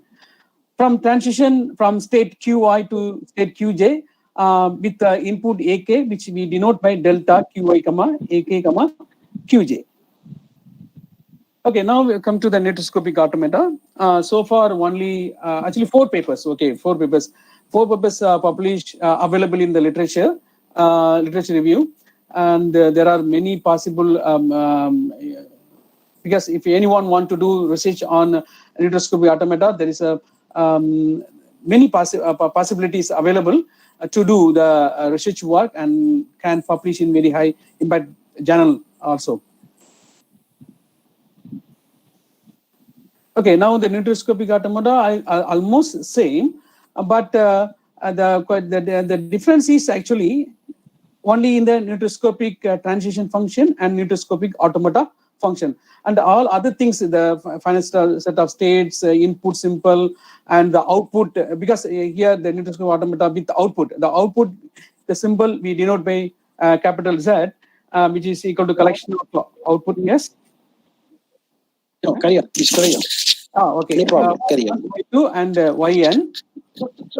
And this is the nitroscopic transition function. Actually, the transition function is based on not only one membership value, but with the 3 membership value. One is the true and indeterminacy and the false. So when we do the transition, and we have three membership value, one from the true and the indeterminacy and the false. So we define the membership. Now we can define the automata. Actually, is for the only one transition, one input. Either is empty or only one input. If you one, which means if the states are same, means if you take any input and reach the same state, we give the membership value 1. But other state, if you go to other state, for example, Q1, X2, Q2, then we have different membership value. It's all based on the previous state and the input membership value. And we can assign. Actually, we denote 0. Doesn't mean that not a membership value 0, but some membership value in between 0 to 1 actually. And this is for the truth, and this is for the indeterminacy, and this is for the false. But apparently, the false and the indeterminacy look like same, because 0 and 1. 0 means Qi is equal to Qj, and 1 Qi is not equal to Qj. Actually, this is for the mathematical purpose. We are writing just like both of them are same, but when we solve the problem, the calculation is based on the it depends on our given problem. So you can take a different type of procedure to compute the value of the indeterminacy. And for the nutroscopic transition function for the finite string, actually here I mentioned only 2 string, but for the finite string x1, x2, which means that we want to we want to reach start from Qi and want to reach Qi with the input x1 and x2. So we start from Qi with the x1 to some other intermediate state R, then intersect with then start with R with the input x2 and Qj. You can have many possibility inside the machine. So after we collect all these one, we intersect and take the maximum value. As well as same for the indeterminacy and the false is this is infimum. This one is a supremum. This one is the minimum or the infimum one. And this is for the output function. Output function, we have 3 output function. Actually, this is not L. Actually, L means we can use any lattice, any other. That one I want to highlight a later part. Instead of 0, 1, we can use any lattice structure. And because so far none of them did any research on using other lattice structures. But this is actually 0, 1, 0, 1, 0, 1. So this is the method. Actually, the output actually Qi, actually the transition from Qi to with the input x1 to reach Qj, and then we will get one output. Output actually is y1. Supposed to actually put comma y1. Then if we the x1 and y1, because the input and the output is same, are equal to empty. This is then equal to 1. But some other condition means x1 equal to empty, y1 is not equal to empty, or x1 is not equal to empty, y1 is equal to empty. Then we have different membership value, and as well as for the membership, indeterminacy and the false is quite different, 0, 1 and 0, 1. And I want to highlight again is all the indeterminacy is not same as the false membership function. It's all depends on the your given problem. And this is the for the actually this is the one Qi x1 comma x2 means two string. Then we have 2 output.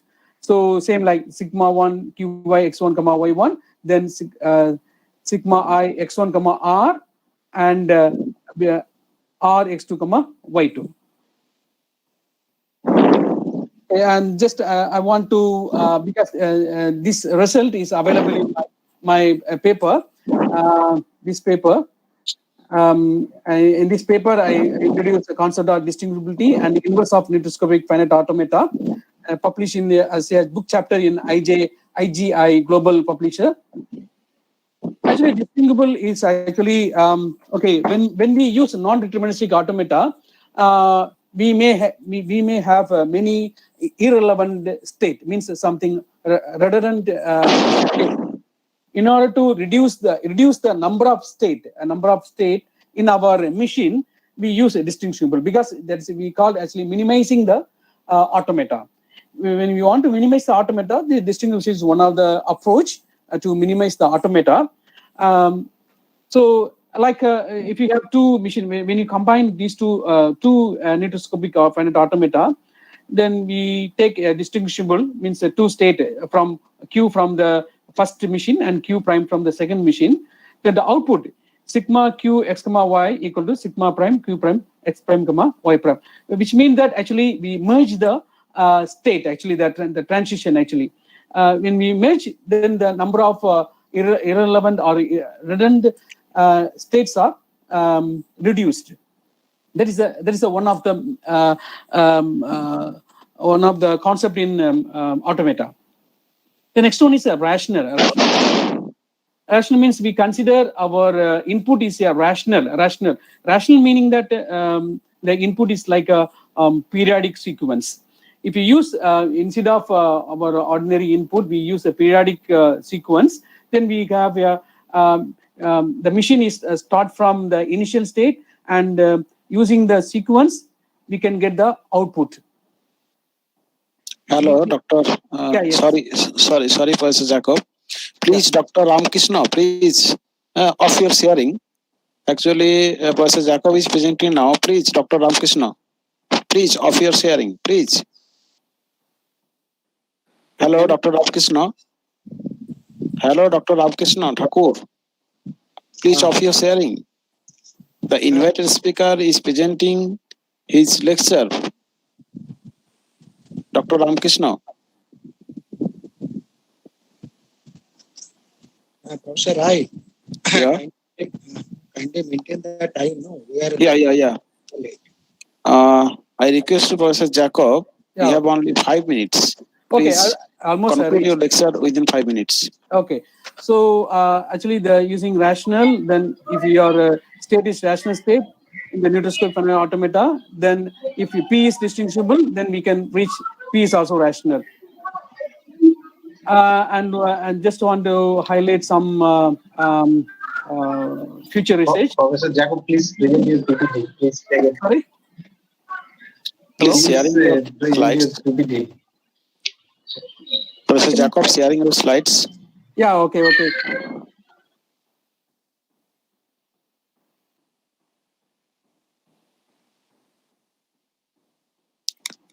Okay, if not possible, just say. Yeah, someone is sharing. Dr. Yeah. Ramakrishna is sharing. I already remind him several times. Dr. Ramakrishna, please, off the sharing. Are you hearing me? Hello, Dr. Ramakrishna. Okay, I can share now. Yeah. So is taking over Thakur. Now it is visible? Yes, it is coming. Okay. I request you please conclude within 5 minutes. Yeah. Almost reached. Yeah. Thank you. This takes time.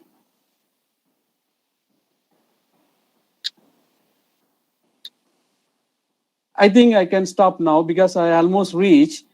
Because I want to show some pictures. Because I want to show the real meaning of our membership value. Okay, that's okay. I can finish now. So Okay, that's all actually. Okay, because so far only few research are done in neutoscopic fuzzy automata. If someone start work, then they can publish a good paper in some good journals. That's all. Thank you. Thank you, Professor Jacob, for your nice presentation. I have a small request to you. If possible, you can share the slides Sure. Among the participants. It is better to send the slides to our organizer part. They will be sharing it if it is possible. Okay. Another thing, I am asking awaiting some questions from the audience first. Okay. Any questions from the audience, please? Hello? Any questions from the audience, please?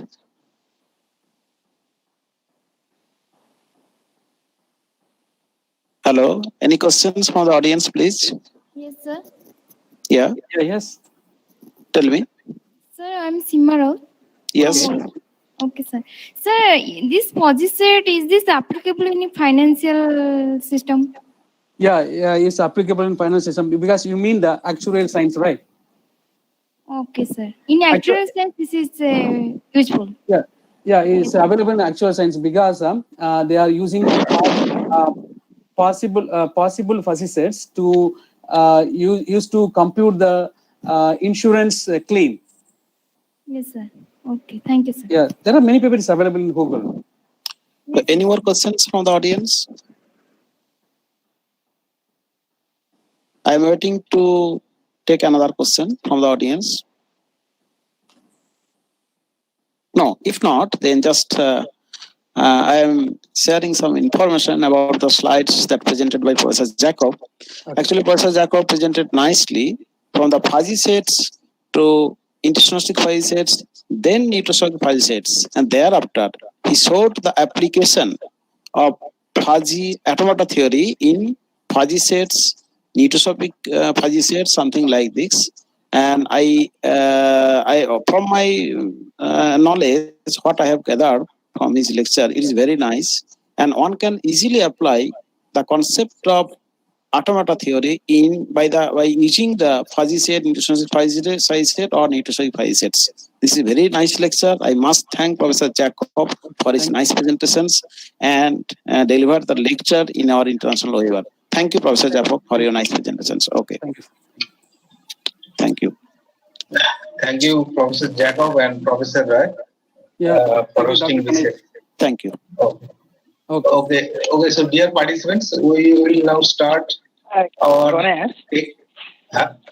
Ganesh, this is Dilip Babu বলছি hello আমার মনে I think this Dr. Ramakrishna Thakur, I feel the first inverted talk also he was making a lot of disturbance, and the second lecture also he was making a lot. So probably once he join, either you I think contact him, or once he join, he remove him from the presentation. Otherwise, we cannot conduct smoothly. That is, I mean, I also repeatedly told him, but he was not listening. Actually, only the admin can remove him. So we informed the admin, and he will do the necessary action. Okay, that's okay. We should keep up the necessary measurements. Yes. Okay. He's doing very disturbance. Okay, thank you all. So, dear participants, we will now start our technical track 3 parallel sessions. So, I request all participants to go their respective rooms. So, may I now request Professor Muhiuddin Maiti to track this chair. So, before starting this chair, I will introduce him briefly. Professor Muhiuddin Maiti is a retired professor of our university. He is working mainly in the area of operational research, fuzzy mathematics, fuzzy optimization, rough set theory, mathematical programming, elasticity and wave propagation, mathematical biology, soft computing methods and their applications. He has guided more than 40 PhD students. He has published more than 350 articles in many reputed article journals. He was also Vice Chancellor acting for 4 times and Dean of Science for 5 times. He is also a member of several governing bodies. Sir's current age is about 78 years, and still now he is actively engaged in research work. So, we will now request Professor Maiti to start this technical track 3 session 7. Professor Maiti, please. Okay, thank you.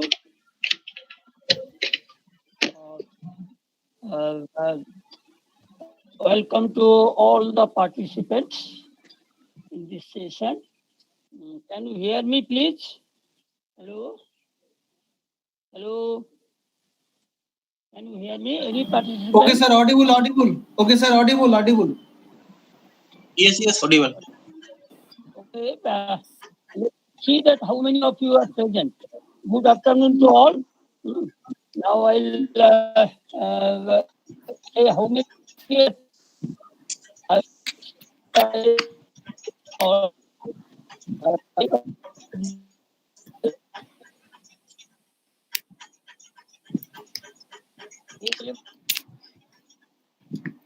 ज्यादा 059 Maji, you available? Hello? Ocean Paul. Hello? Available? Okay, sir, let me try. Paper code P058 A Mirza Zadeh from Haramzi University. Are you there for presentation? Okay, I think he is not there. So we'll next go to paper code P059 Manusri Mazi from Vidyasagar University. Yes, Are you sir. ready for? Sir, myself, Maiti. Can you hear me, Okay, sir? so yes. So with the permission of Professor Maiti, I will request you to present your paper within Can you hear me, 5 to 6 minutes, sir. Is it okay, sir? No, let me. Hello, sir. Sorry, actually your audio is not clear. Hello, sir. Can you hear me? Yes, your audio is clear, but I think there is something problem from Maiti side, Professor Maiti side. Can you see my PPT, sir? No. Can you see my PPT, sir? Not seeing. No, it's not coming.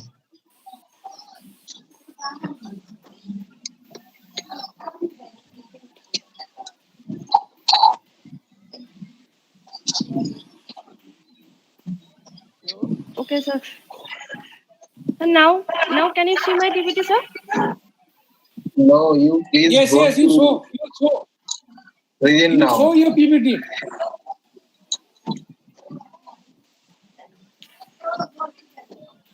Sir, can you see my PPT? No, please go to present now and then show your PPT. Okay.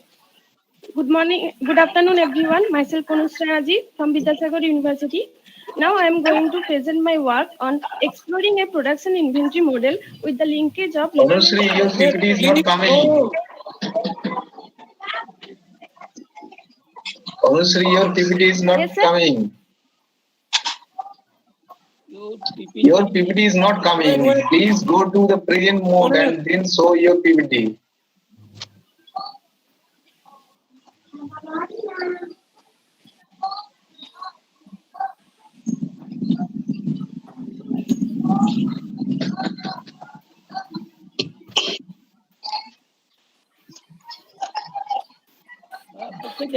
You see?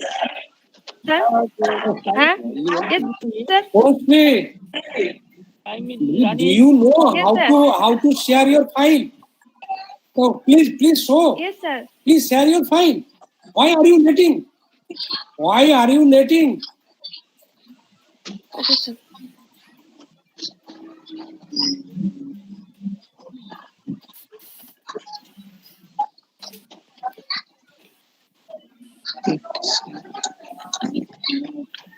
I think we should go to the next participant and we may call Manusri Mazi later on.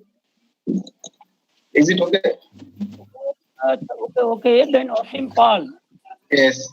Yes, Ocean Paul. Ocean Paul, please present your paper.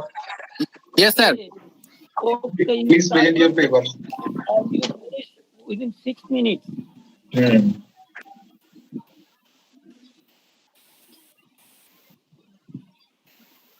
Hello, Ocean Paul. Ocean Paul, please present your paper. Wait, Ganesh, wait. Please, some wait. We are trying. Unushi is trying, then Osimpal also trying. Both are trying.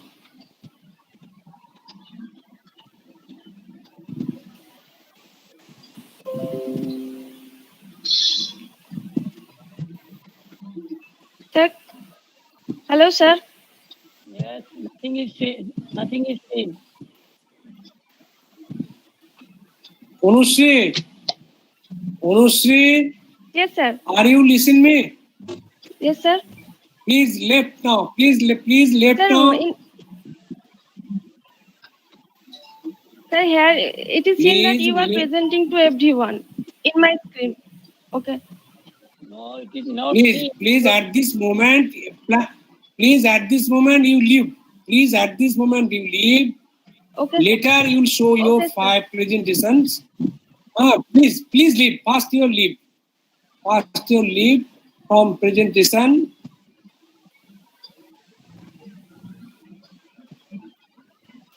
It is okay. Ganesh, next one. Which one? Who is next? Asimpal. Asimpal is the next Ganesh. candidate. Asimpal. Asimpal, are you there? He responded. But in the meantime, he left also. No, sir, I am present. So present your paper. I am present, sir. Please do it fast. You present your Hussein, you present your slides. Yes, sir, I am sharing.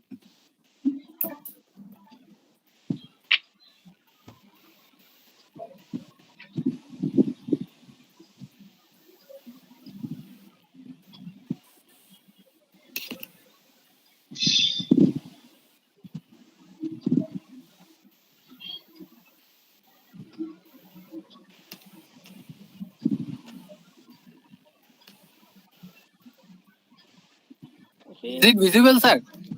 No, nothing visible. Sir, it's visible. Nothing coming.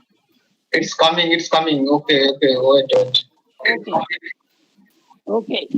It is okay. So continue, Asim. Good noon, everyone. I am Asimpal. I am presenting a paper, Retailers and Cycle Time. Hey, you go your Cycle Time present for mode. a detailed model incorporating default date. Directly go to your topic. Sir.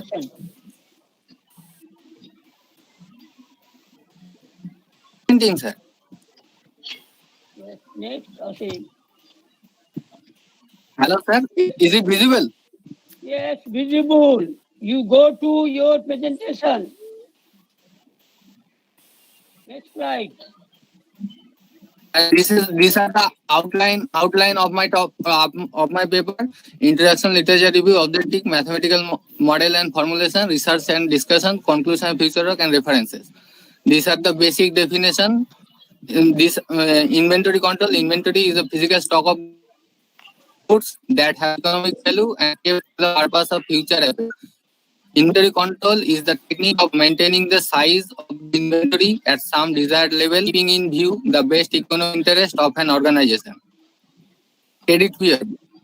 A credit period is the time gap between the time when the product is procured and the time when the payment is done by the buyer. In other words, this is the amount of time a buyer has to pay for the product. This is very helpful for the business purpose. To give a credit to customer and enrich the demand. These are the default occurs when the firm's cash flow is insufficient to cover its debit service. Asim, go to your main contribution. Default risk is impossible.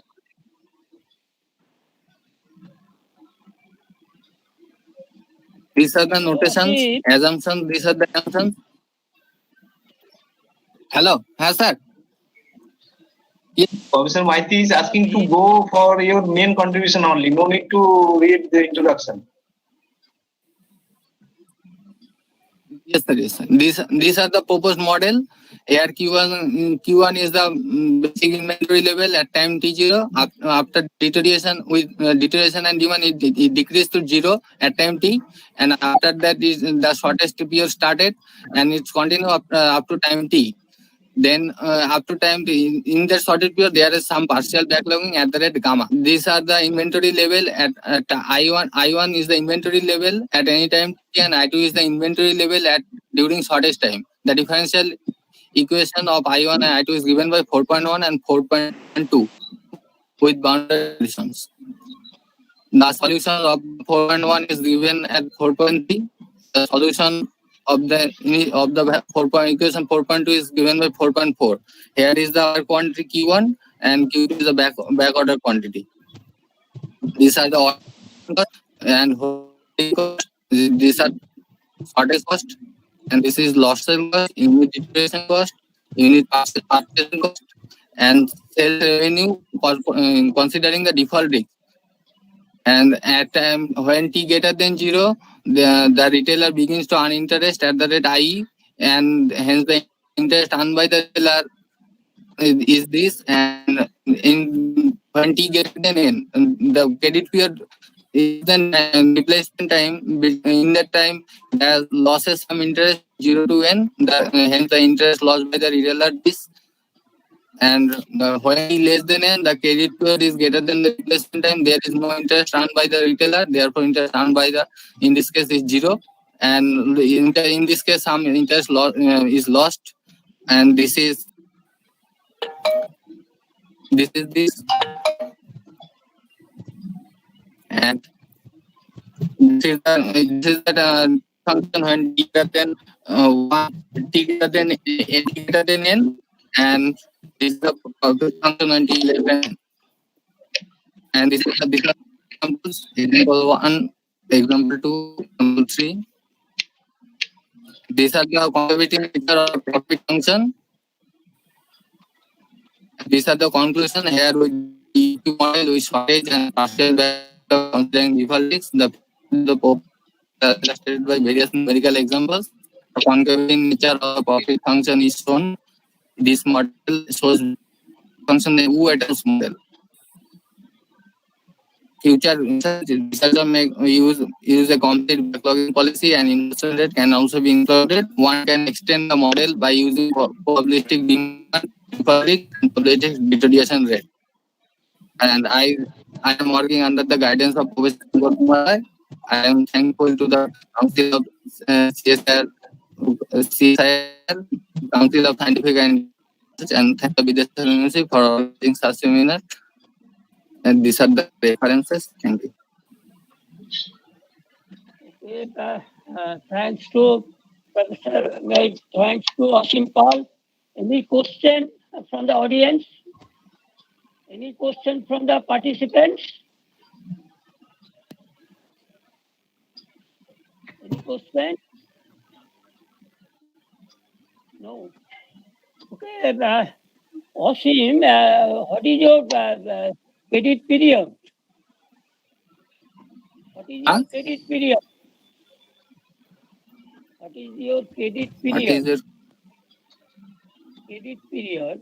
Credit period is the time between when the product is procured and the payment is done.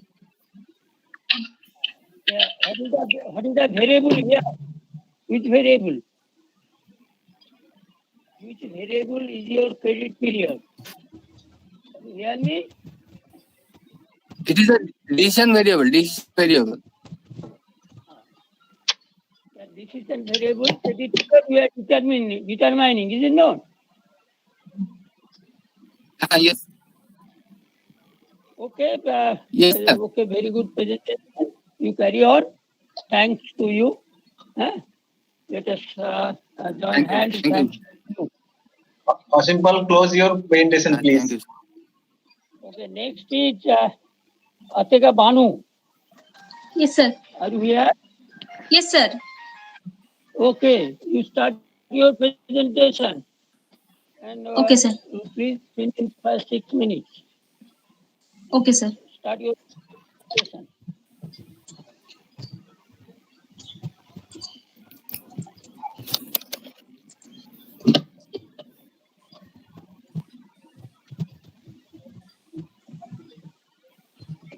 Okay. Sir, is it visible? Yes. Visible. Okay, sir. Good afternoon, everyone. Myself, Atika Banu. This is scholar of Vidyasagar University. Now I'm going to present my work and imperfect production inventory model considering development cost and carbon emission. This is the outline of my presentation. The main contribution of this chapter, sir, this is a production inventory model where a manufacturer produces perfect as well as imperfect quality of items, and here we have considered that some percentage of imperfect items are reworkable and can be reformed into perfect quality items, and the remaining portion has been treated as disposal of items. The production of imperfect items occurred due to the decrease of system functionality, which is incorporated here as follows, where A is the maximum time period determined by the manufacturer up to which he can invest for maintenance purpose of the system functionality. Figure 1 shows the changes of parameter gamma t with respect to the time, and in this respect here we have considered the development cost as xi equals to xi1 into a to the power d, where xi1 is the minimum investment for the development purpose when a equals to 1. And the rate of producing imperfect products has been taken as a function of gamma t as follows. And the some key features of these chapters of these models are the ordering quantity dependent credit period and the warranty dependent demand function for the end customers. And also we have considered the production cost as the sum of material cost and the labor cost, where labor cost has been considered as a function of production rate as follows. Other main contribution of these chapters is the consideration of carbon emission. Figure 2 shows the sources of carbon emission in different aspects in the production systems. In this circumstance, the objectives of these models is to develop an imperfect production inventory model for the manufacturer and the retailer considering the effect of carbon emission, and also to maximize the integrated profit of the system in a finite time horizon, and as well as to minimize the carbon emission to make the environment healthy. Also, we have studied the effect of the production rate and the development cost on the system. This is the graphical representation of the production inventory model, and this is the governing differential equation of the inventory level of the manufacturer's inventory model. And here we have used this lemma where the manufacturer's production rate must satisfy the following relations. And this is the expression of the manufacturer total profit, which is sum as the sum of revenues and different costs, which are sales revenue, holding cost, production cost, screening cost, warranty cost, and etc. And this is the total expression of the total amount of the carbon emissions which are occurred in the production system for the different aspects. And this is the expression of the differential equation of the detailed inventory model, and where the following relation must be held, where T dash is equals to TR plus N into QR by DC, where T dash equals to total time length of the business period, and TR is the cycle length, and N is the optimal cycle number, and QR is the ordering quantity per lot, and this is the demand rate. And this is the expression of the total profit of the retailers, which is the sum of sales revenue, holding cost, purchase cost, ordering cost, and interest earned, and the interest charge.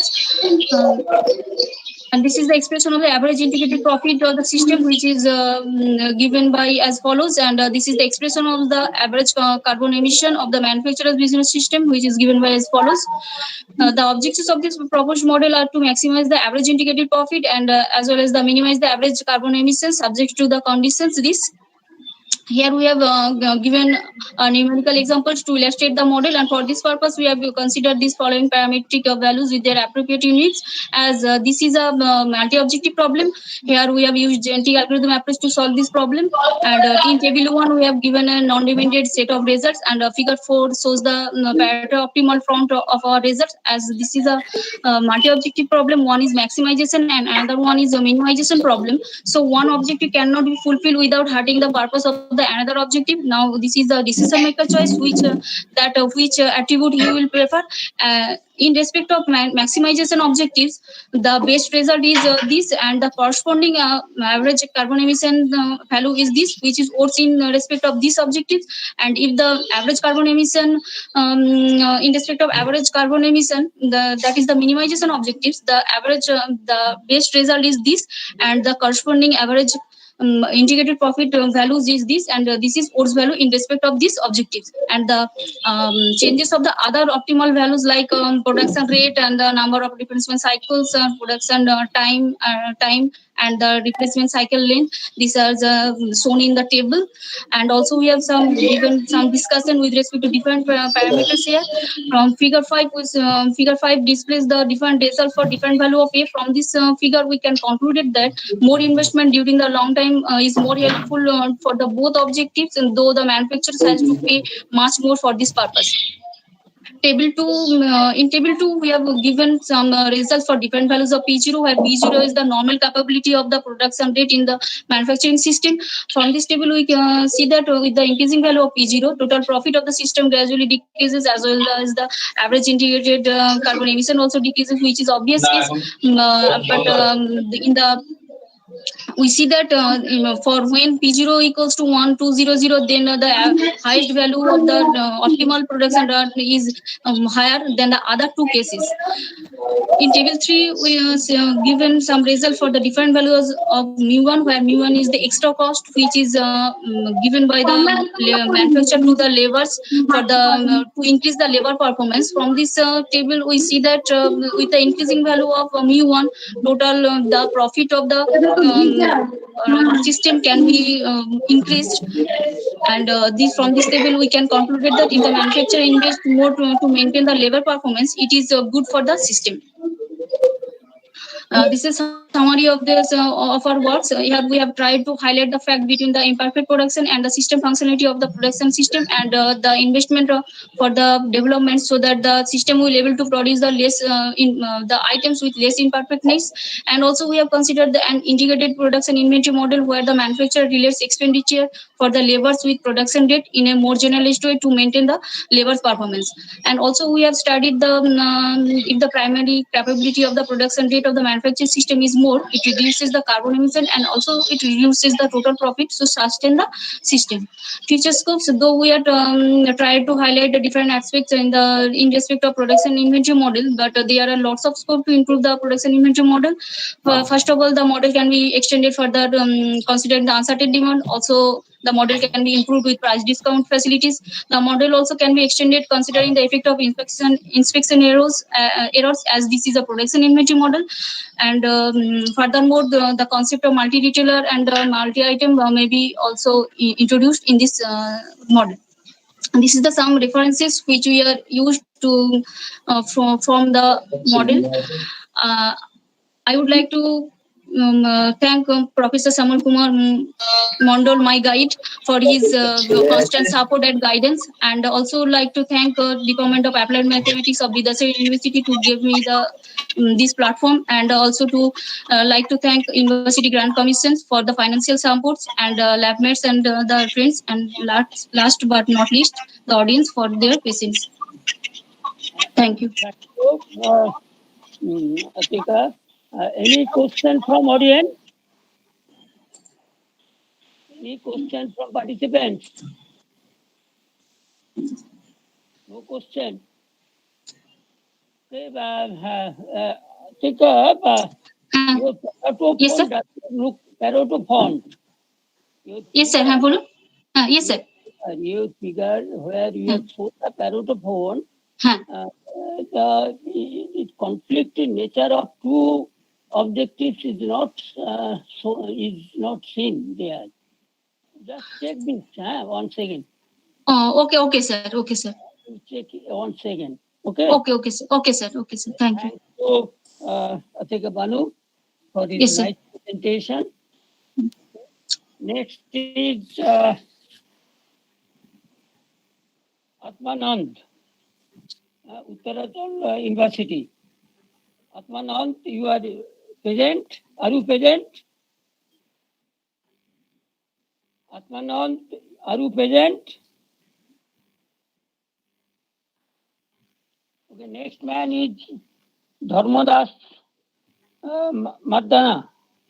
Yes, sir, I'm present. Dharmadas Yes, sir, I'm present. from Vidyasagar University. Are you present? Yes, sir, I'm present. Yes. Okay, then you start your presentation. Okay, just a minute, I'm going to share my slides. Okay, you share your slide.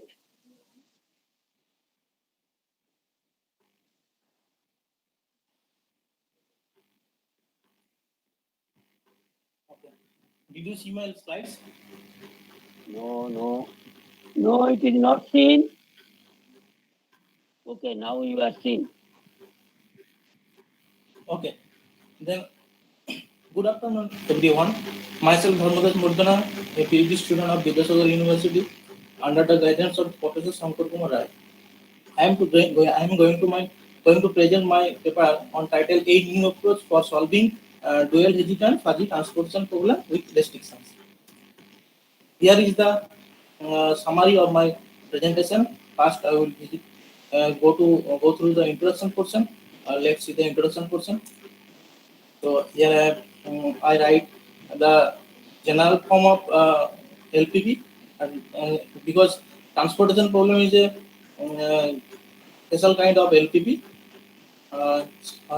CIJ is transportation cost, AI is supply at I is origin, BJ is demand at Z destination. Now I'm going to design the fuzzy transportation problem. What is fuzzy transportation problem? It is same as classical transportation problem. The basic difference is there CIJ is fuzzy transportation cost and AI is fuzzy supply and BJ is fuzzy demand. And another condition is feasible condition. Feasible condition is total supply must be greater or equal to total demand. Now I will go through the basic definition of hesitant fuzzy set. The concept of a hesitant fuzzy set was first proposed by Tora and Norova in 2009, and then 2010 Tora described it is represented subsequently. And hesitant fuzzy set usually defined in terms of function that produces a set membership values corresponding to each element in its domain. Here is the definition. Let X be a given set, and hesitant fuzzy set on X is understood as a function H that returns a subset of values in the interval 0, 1. 0, 1. It is, for example, for a fuzzy set, the membership values lies between 0 and 1. That is in the interval 0, 1. But in a hesitant fuzzy set, the membership values are the subsets of the interval.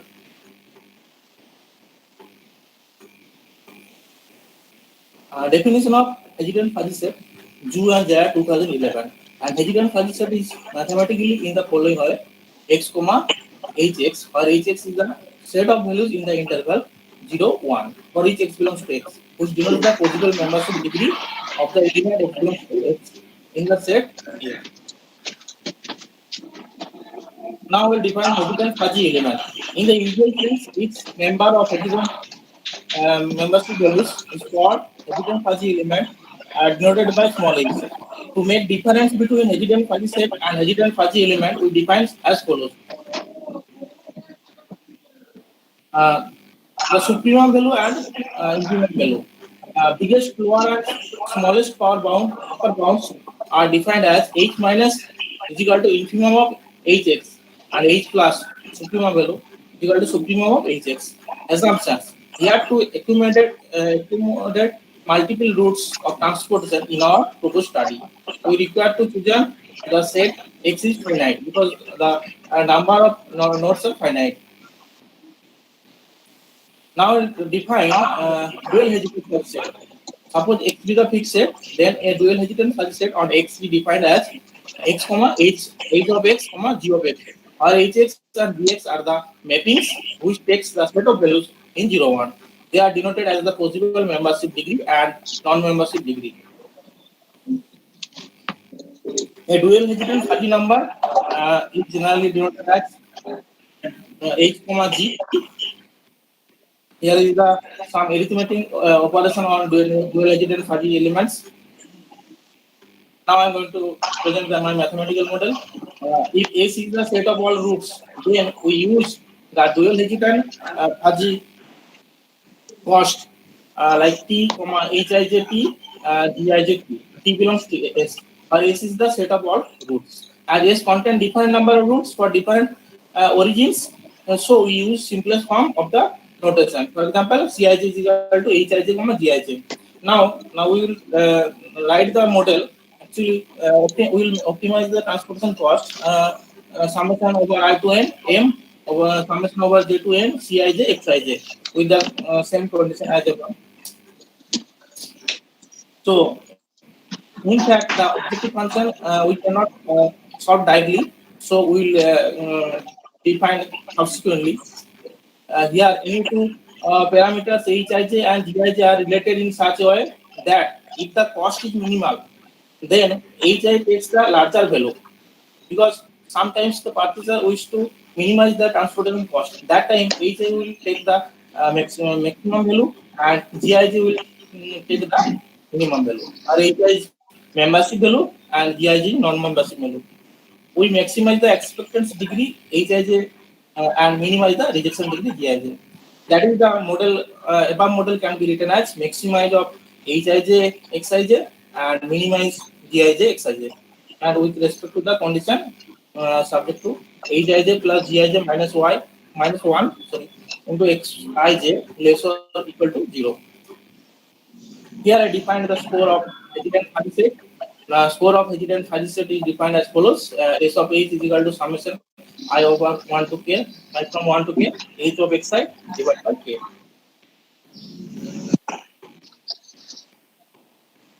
Now, the score of dual Hessian fuzzy set. Now, suppose D is x comma H of x comma g of x is the dual Hessian fuzzy set. Then score is defined as modulus of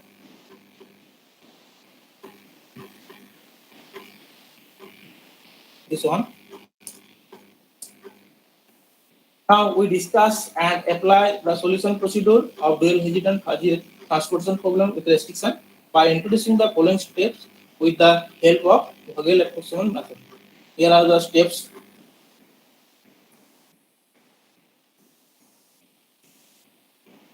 Okay. Then we consider a numerical example to justify the proposed methodology. We solve it by our proposed algorithm. We observe that the minimum cost of the transportation is this one, this one. The optimal transportation problem is obtained. Allocation is made in the cell x12, x21, x22, x31, x3. The main thing is that here we observe that the transportation cost obtained when we using minimum Hessian fuzzy cost, which is less than the transportation cost when we use with score values, and which is also less than the transportation cost with maximum Hessian fuzzy cost. That is, our transportation cost lies between the choosing of minimum Hessian fuzzy cost and choosing of maximum Hessian fuzzy cost. Here are the conclusions of my paper. The transportation problem under dual Hessian fuzzy environment is studied. The transportation costs are taken in fuzzy numbers. Transportation is occurred to preference on routes. Transportation cost is minimized for both buyers and sellers' point of view. These are the reference I have used in this paper. This is the end of my presentation. Thank you. Thank you.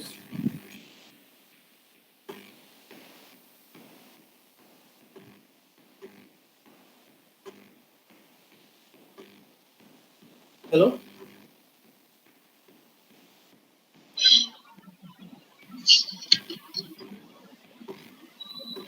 Hello? And from participants? Yes, sir. I am Kumar. Yes. Hello. Yes, I am Kumar from Tamil Nadu, sir. Sir, one question is, in war, already we have studied transportation problem. Is there any specific need by giving in the notion of fuzzy for transportation problem, sir? What is the need of this? Already one existing model in war, but they are giving in terms of fuzzy sets. What is the specific need, sir? Exactly. Transportation costs are not fixed. So when the transportation costs are changeable due to the with respect to time. For example, suppose one unit price is 50 rupees right now, but after 2 days it becomes 70 rupees, something like that. So in general, each set cannot handle the situation. So we need to consider fuzzy number in that case. Otherwise, we cannot handle such type of situations. Okay. Any other questions from How many? Any participant? Any other questions? Okay, then Dharmadas. Okay, Hello. Yes. Hello. Any question? Sir, my question is, what is the difference of handling transportation problem by fuzzy mean of method or by stochastic mean of method? Did you get my question, sir? What is the difference? What is the difference of handling transportation problem by fuzzy method and stochastic method? Okay, Dharmadas, speak. Actually, I'm studying on the fuzzy. Yeah. Actually, I'm studying on fuzzy environment. I have enough idea about stochastic method. So in this case, I cannot illustrate. Okay, actually the parameters in transportation problem, in two-dimensional transportation problems, three parameters are there. One is the cost, unit cost, CIJ. Another is the availability. Another is the demand. Okay. If these parameters are deterministic, then we go for the clean solutions. If these parameters are imprecise, then we go for fuzzy. And if these parameters are random, say you represent by a distribution, in that case we have to go for stochastic method. Is it not? Thank you very much, sir. And if these coefficients are deterministic, then what method we use? So that you have in the undergraduate syllabus, VAM method, method, those things, a lot of things. Okay. Deterministic, imprecise, and random. Okay, depending upon these, we choose the method. Thank you very much, sir. If no question is there, we thank Dharmadas for his presentation. Next is Huripriya of Mormon, 7. Yes, sir, I'm present. Okay. So please start your presentation. Yes, sir. Okay, Huripriya, Mormon, you start your presentation.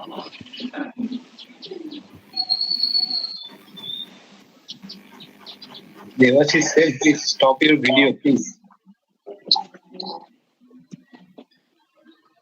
Huripriya, please start. Yes, sir. You start your presentation. Is it visible, sir? No, nothing. Okay, sir.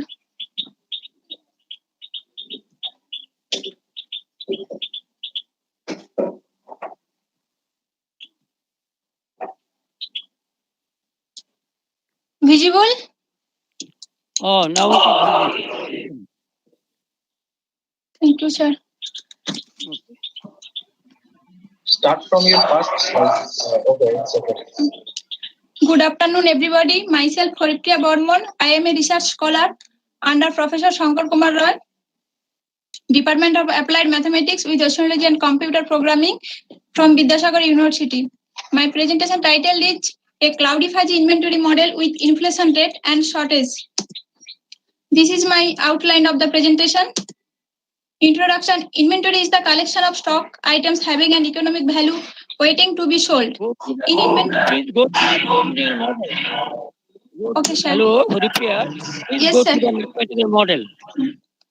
Most of the researchers consider in their inventory model demand rate, holding cost, etc.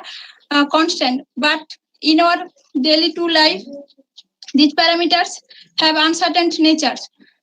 And hence, the aim of this work is to study an economic production quantity under uncertain environments such as fuzzy and cloudy fuzzy environments. We developed an EPQ model on the basis of following assumptions. Ordering cost is linearly increasing function of time. Shortages are allowed and partially backorder. Demand is time dependent and it is defined by dt is equal to beta plus alpha divided beta and alpha greater than 0 and beta and alpha are fuzzy numbers as well as cloudy fuzzy numbers. Inflation rate follows a fuzzy and cloudy fuzzy number also. Based on our assumptions, we first developed CRIPS inventory model, and this differential equation shows the CRIPS model. This is the figure of our inventory model. Here at time t is equal to 0, production runs and goes up to time t1. And at the same time, deterioration and demand are occur. And after time t1, there is no production, but there are reduction and demand rate. After time t2, there is only demand rate, but at this time, items are stock out and hence shortage occurs. Using the boundary conditions, the solution of the differential equation are like this. The total inventory cost per unit time is Z is equal to 1 upon T, total holding cost plus deteriorating cost plus lost sale cost due to defective item plus shortage cost plus lost sale cost due to shortage plus production cost plus setup cost. And these are the cost. To formulate the fuzzy and cloudy fuzzy model, we use some definition and theorem. Triangular fuzzy number, a triangular fuzzy number is denoted as A tilde is equal to A, B, C along with membership function as follows. Index theory, the defuzzification rule depends on Yoger's index theorem, which is like this. Cloudy triangular fuzzy number, we consider a cloudy triangular fuzzy number is like this. And the corresponding ranking index method on cloudy triangular fuzzy number is like this. To formulate the fuzzy and cloudy fuzzy model, we consider the parameters, inflation parameters, demand parameters, and deterioration parameters, and backorder parameters are triangular fuzzy number and cloudy triangular fuzzy number. Fuzzy and cloudy fuzzy inventory cost per unit time is like this. Z tilde is equal to Z1, Z2, Z3 for triangular fuzzy number, and Z1 to the power C, Z2C, Z3C for cloudy triangular fuzzy number. Defuzzification of fuzzy and cloudy fuzzy inventory cost. Using the index theory 8, we have the CRIPS index value of fuzzy total inventory cost is like this. Using the index theory 9, we have the CRIPS index value of cloudy fuzzy total inventory cost as follows. To solve these models, we use a numerical example, and this numerical example applied in the mathematical software, we get the optimal solutions of our proposed CRIPS, cloudy fuzzy and fuzzy model as follows. This is the figure of CRIPS model, which is convex, which gives convexity of total cost, and this figure 3 represents the convexity of cloudy fuzzy environmental cost. And figure 4 represents the convexity of total cost of our model in cloudy fuzzy environment. Comparisons among 3 models. From this figure, we see that in cloudy fuzzy model, the total inventory cost is less, whereas fuzzy model gives highest inventory cost. Result and discussion. When we regard the cloudy fuzzy environment, then the total inventory cost per unit time reduced to this by increasing the cycle time from this to this. From figure 6, we have that highest inventory cost obtained in fuzzy model and CRIPS fuzzy model, whereas cloudy fuzzy model have the lowest value of the inventory cost. From figure 5, we see that the cloudy objective function gives a convex shape over a cycle time of 6 weeks. Thus, the cloudy fuzzy objective function has unique optimal solution. Sensitivity analysis. We study sensitivity analysis on the changes of most important parameters, demand parameters, and inflation parameters. The following observations are obtained from the table 2. The solution is more sensitive with regard to changes of the parameters alpha and beta, and total cost is moderately sensitive with respect to changes of inflation rate of money per unit item. Conclusion. We have developed an EPQ model under CRIPS, fuzzy, and then cloudy fuzzy environment respectively. The feasibility of the proposed models have been illustrated by a numerical example From the result and discussion, we have observed that cloudy fuzzy environment gives lowest inventory cost other than crisp and fuzzy environment. And this is my future research work. This is the references. Thank you. Thank you. Any questions from the audience? Any questions from the audience? Yes, sir. Hello. Hello. Yes. Yes, sir. Yes. For numerical calculation, which kind of software you have used? Yes, sir. Repeat again. Already you have mentioned some software you have used in your numerical calculation purpose. What kind of software you are using? Mathematical software. A special name is there? Mathematical, all from mathematical software 9. Okay. Can you give the number 6.0 or? Yes, sir.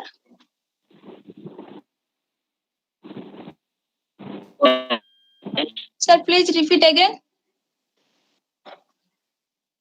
No, not to you. Any other question from participant? Okay, Huripya, I have one Yes, question. How you can compare crisp, fuzzy, and cloudy fuzzy? They are. Hello. Myself Sadikur Rahman. Hi, yes, sir. Okay, you go.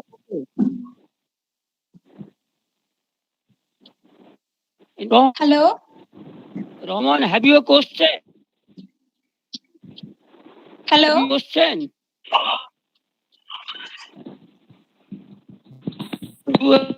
Do you have a question? Between sir, Fajin. Yes, sir. I have a question. I am audible. Yes, sir. I have a question. Okay.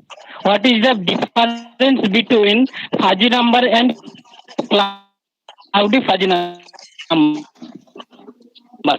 Actually, sir, in fuzzy system, measure of fuzziness were fixed over time, but in cloudy fuzzy system, measure of fuzziness depend on time, and when time has progressed, then uncertainty is began to clear for the system.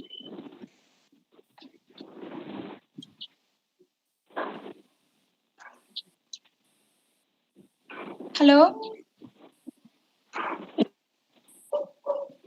Hello. Okay, thank you. Hello, Rahman. Yes, sir. Thank you. Thank you.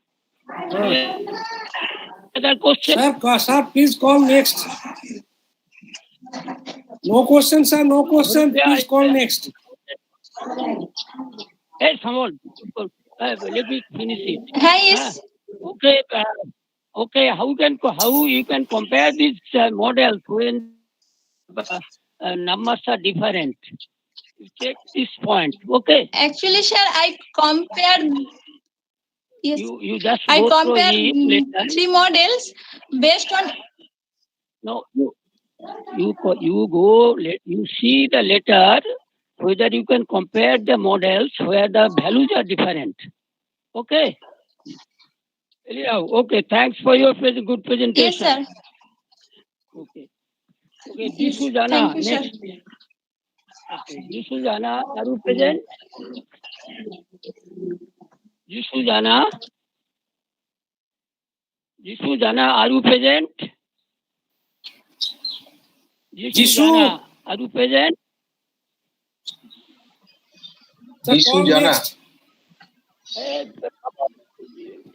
Let me complete. You don't come into. No, Jana is not there, sir. Please call next participant. Jana is not there.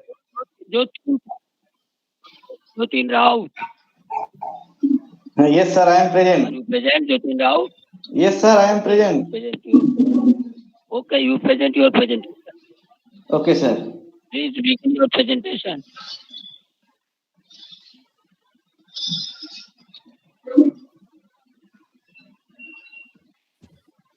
And within 6 minutes, please complete. Within 6 Sir, my minutes, presentation is visible. Sir, my presentation is visible. Yes, yes. Myself, Jyotindranath Rahul. I am teacher of Pathavan Vishwabharati. Today, I am going to present a paper, Decision for Production Rate and Investment in Preservation for Deteriorating Items of an Optimal Control Problem with Dynamic Demand. The abstract of this paper, the aim of this paper is to formulate and solve an optimal control problem under finite time horizon. Here the produced items are deteriorating and meet the time dependent demand for a finite time period having no stack at both ends. The rate of deterioration of goods is looked upon as an exogenous variable which is not subject to control. In the real system, firms would reduce the rate of deterioration of items by means of effective capital investment through preservation technology. The unit production cost is a function of production rate and also depends on raw material cost. The objective function, which consists of revenue from the sales of deteriorated items at low price. The production cost, holding cost, and preservation technology cost is formulated as a fixed final time and fixed state system optimal control problem with finite time horizon. Here the production rate is unknown and considered as control variables and stock level is taken as state variable. The problem is formulated to optimize the production rate so that the total cost is minimum. The models are formulated as optimal control problems by solving conventional variational principle. Proposed models are numerically illustrated and some managerial decisions are derived. Here is the introduction. I go to the model due to time. This is my proposed model.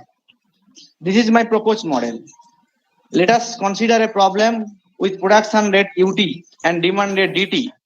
As per assumption, the spending amount J of money on preservation technology reduces the effective deterioration rate to theta t, 1 minus mj. In this problem, the differential equation for stock level xt regarding above system during time horizon t, this is h dot t is equal to ut minus dt minus theta t into 1 minus mj into xt. The unit production cost is considered as function of production rate, raw material cost, development cost. This is our unit production cost, and this is holding cost, and sales revenue from deteriorating item is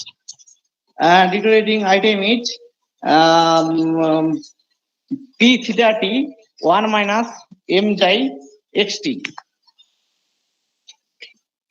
The problem reduces to minimize the cost function PC subject to the constant satisfying dynamic production demand relation.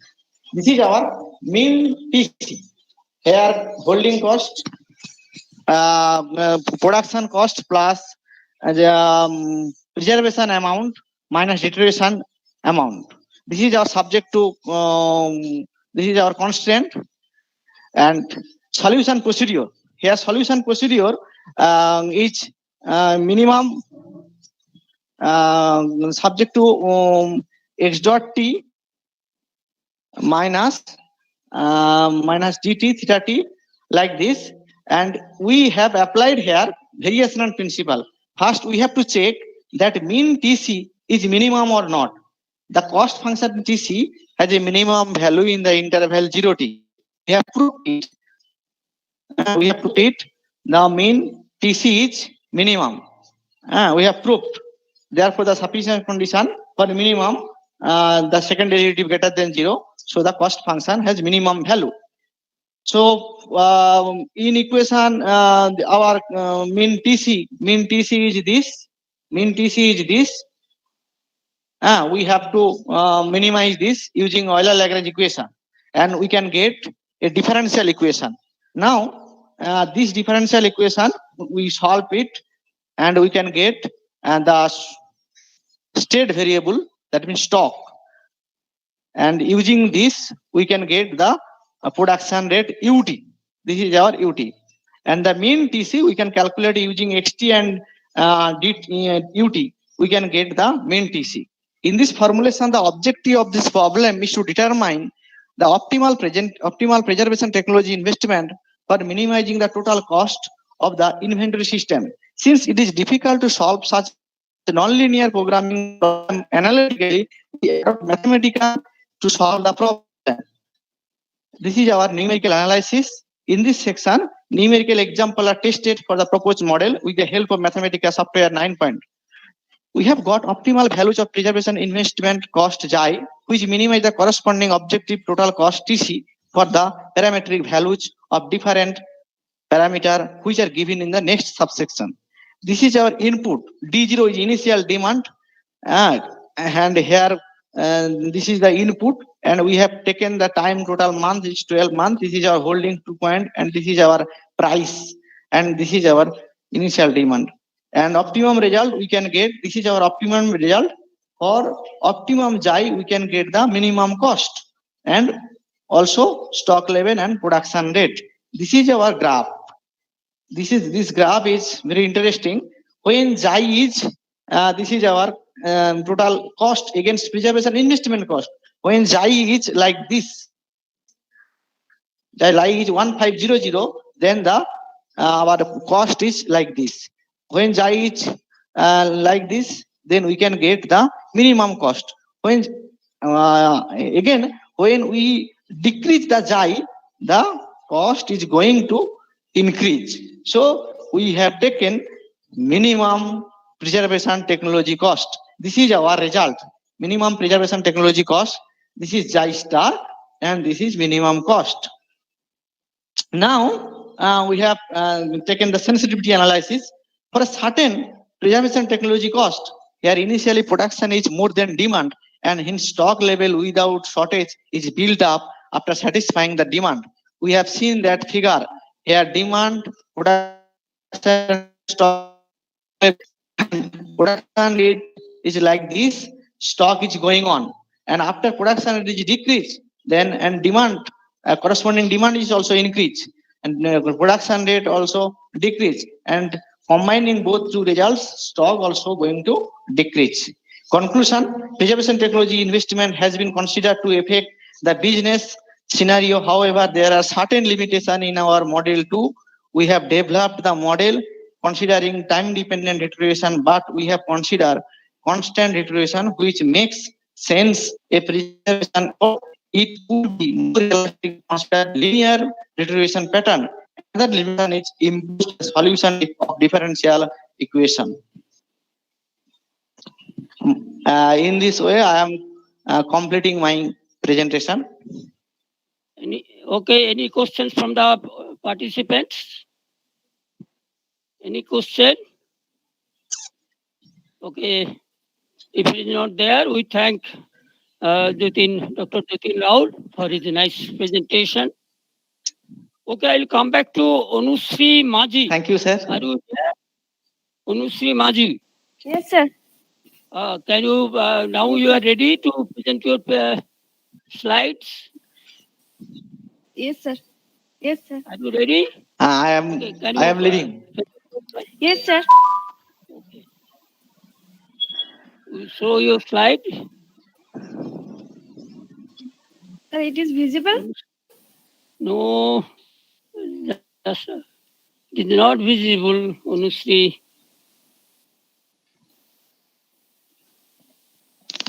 Oh, now it is visible. Okay, sir. Okay. Okay. You please complete it in 5 minutes. Good afternoon, everyone. Okay, sir. Good afternoon, everyone. Myself, Anusri Maji from Vidyasagar University. Now I am going to present my work on exploring a production inventory model with the limits of redundancy allocation problem. Here is the outline of my presentation. In today's competitive market situation, system reliability as well as inventory of raw materials and production inventory of finished items play a significant role. Now the question arises, what is reliability? Reliability is the capability of a device to work without any breakdown. It is one type of probability. So the probability that a system works satisfactorily is known as system reliability. Now, if we want to maximize the system reliability, we may face some constraints. To maintain the balance between these system reliability and constraints, the formulated problem is known as reliability optimization problem. Nowadays, the linkage of reliability optimization problem and production inventory model is very interesting topic. Production inventory model is mainly based on the cost minimization problem and profit maximization problem. Here we have done the work with the linkage of these two types of problems. Here are some basic terminologies which I'll skip. Now I come to the objectives of our work. And first one is to develop a model by considering a constraint redundancy allocation problem with profit maximization problem. And next is to determine the number of redundant components and number of cycles of stocking raw materials which maximize the system reliability and the profit as well as with the cost, weight, volume, etc. as a constraint. Nowadays, the customers are very much aware about the reliability of the product. So reliability dependent demand is more realistic. Another crucial factor is selling price. So selling price dependent demand is appropriate here. Again, to produce more reliable items, production cost will be raised. So production cost is also dependent on system reliability. The another objective is the incorporation of multi-objective genetic algorithm in our research work. Here is the literature review. There are so many research works on redundancy allocation problem, reliability redundancy allocation problem, production inventory model, but there are very few research works on the linkage of these two types of problems. We have built our model with these assumptions such that several raw materials are purchased from a supplier in some cycles and stocked in a warehouse.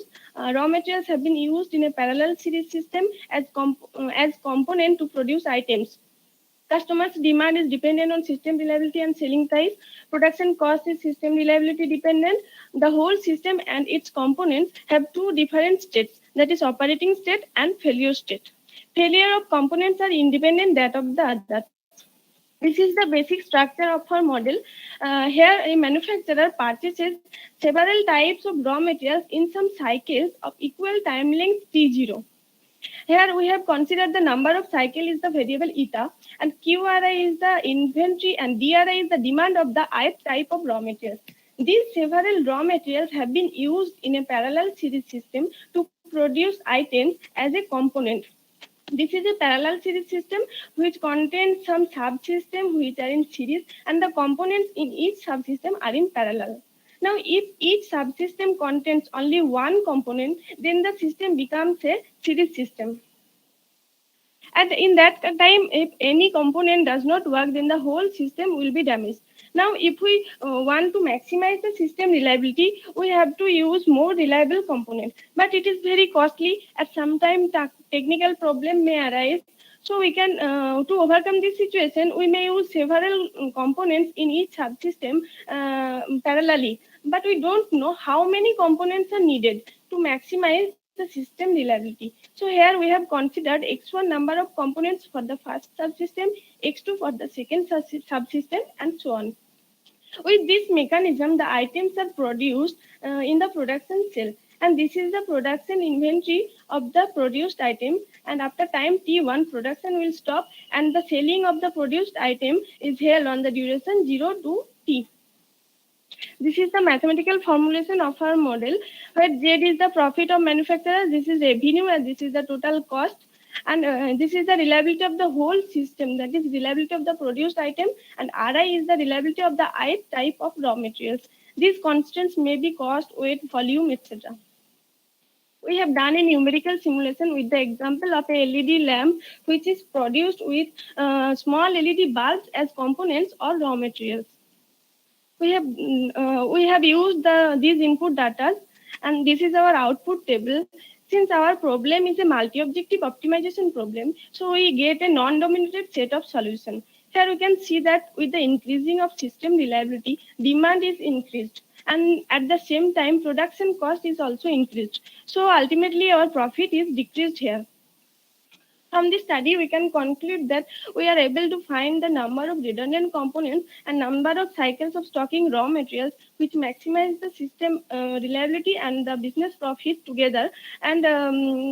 And from this output table, we can see that this is the best profit solution. And in case of business, any manufacturer may prefer this solution because profit is best here, but reliability is less here. Here, actually, we have studied that if a manufacturer wants to increase the system reliability, he will be more profitable or not. And here we can conclude that in that situation, he will be less profitable. I'd like to acknowledge my guide, Professor Chamal Kumar Mondal, Professor Ashok Kumar Bhuya, Vidyasagar University, my lab mates and friends. Here is the references we have used. Thank you. Any question from participants? Any question? No. Okay, we thank Urusri for nice presentation. Yes, sir. Okay then. Anybody, any speaker is left? Is any speaker is left? Jishu Jana, Midja Jade, and Atmanand. May I leave, sir? Stop presenting. Who? Yes, please. Hello. Who is present? Okay. Tell your name. No, nobody is there. Tunusri asking whether she will stop or not. Okay, Tunusri, okay. You can stop. Thanks for your nice presentation. If nobody is there, then I thanks all of you for nice cooperation. And I thank share this session. Okay, Ganesh. Okay, sir. Thanks a lot from the organizing committee for chairing this track session. So next, our invited lecture session 5 is on at 2:30 p.m. So I request all participants to join at 2:30 p.m. We have the invited talk by Professor G. Muhiuddin Chishty, and he will talk about applications of subset theory to BCK BCI algebra. So for the time being, there is a break, and we will start exactly at 2:30 p.m. Thank you all. Ganesh, please note down who presenter are present this session. Yes. And this session will be chaired by Professor Chamal Kumar Mondal. So I also request you, sir, to present at that session before time. Thank you. Thank you, sir.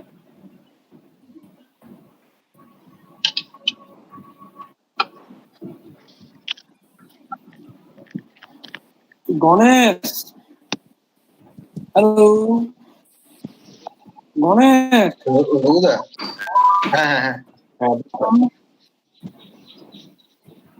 তুমি এই সময় ওই ভিডিওটা চালাও আর কি ওই আমাদের ডিপার্টমেন্টের।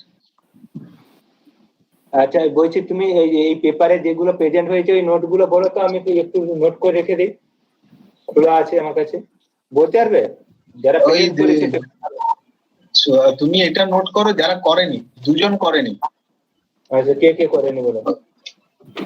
ওই আত্মানন্দ P062 যিশু জানা করেনি, আমি তো শুনেছি। হ্যাঁ যিশু জানা P065 আর হচ্ছে P062 আত্মানন্দ আর হচ্ছে যিশু জানাই দুটো, আর হচ্ছে এ মির্জা জাদে P058 মির্জা প্রেজেন্ট করেনি তো পেপার। এই তিনজন। তুমি ভিডিওটা চালাতে পারো। আচ্ছা আমি এটা চালাচ্ছি।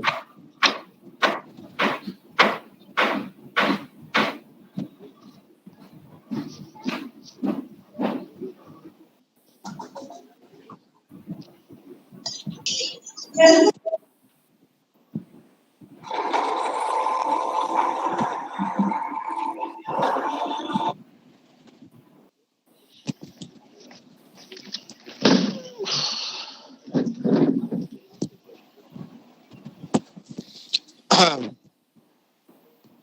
Babu, Yes, sir.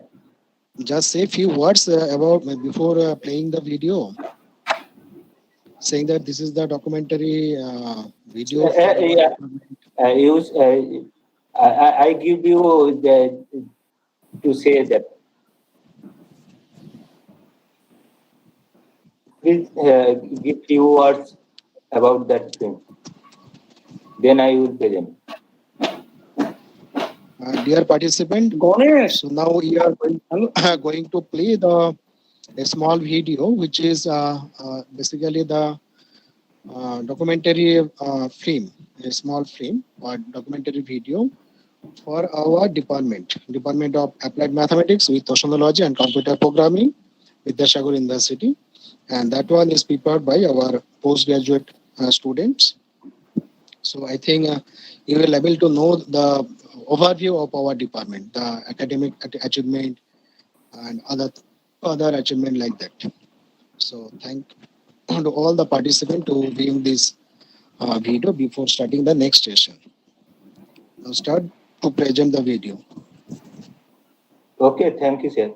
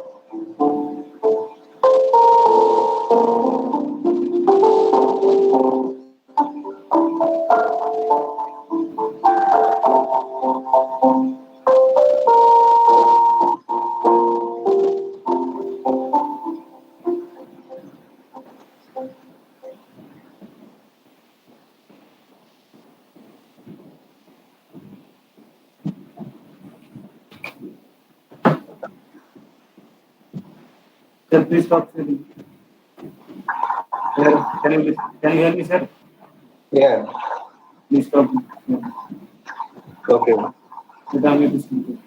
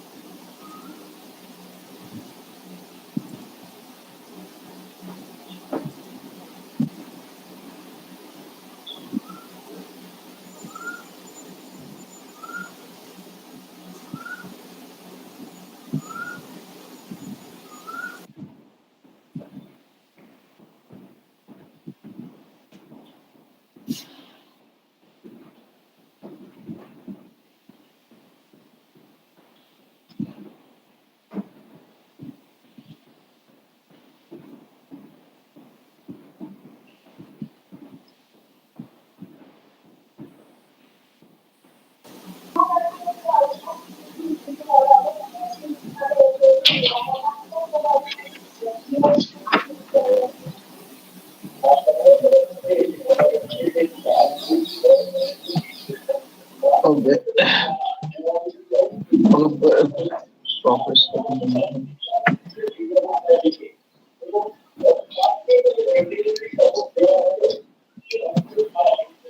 Okay, welcome you all to the invited lecture session 5.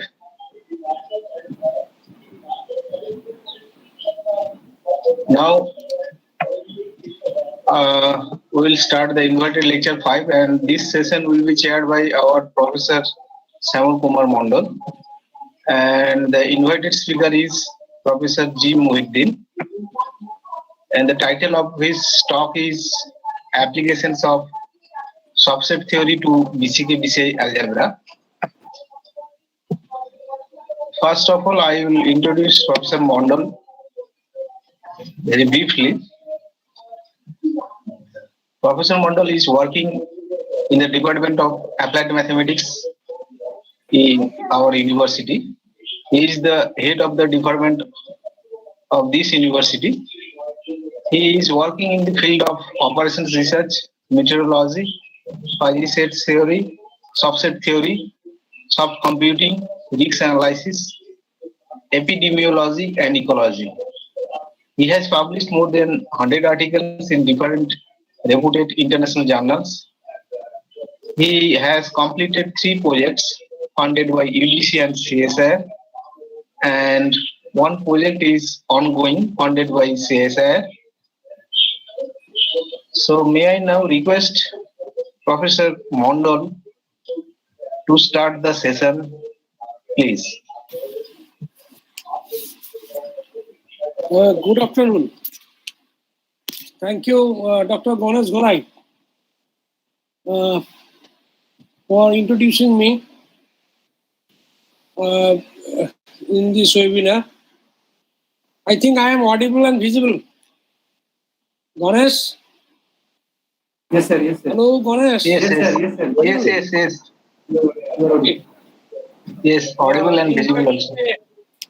Invited speaker, Professor J. Muhiuddin Chishty. Sir, present now? Muhiuddin Chishty? Yes, he is present. Yes, yes, Present. I am here. I am available. Thank you. I am here. Yes, sir. Okay, thank you.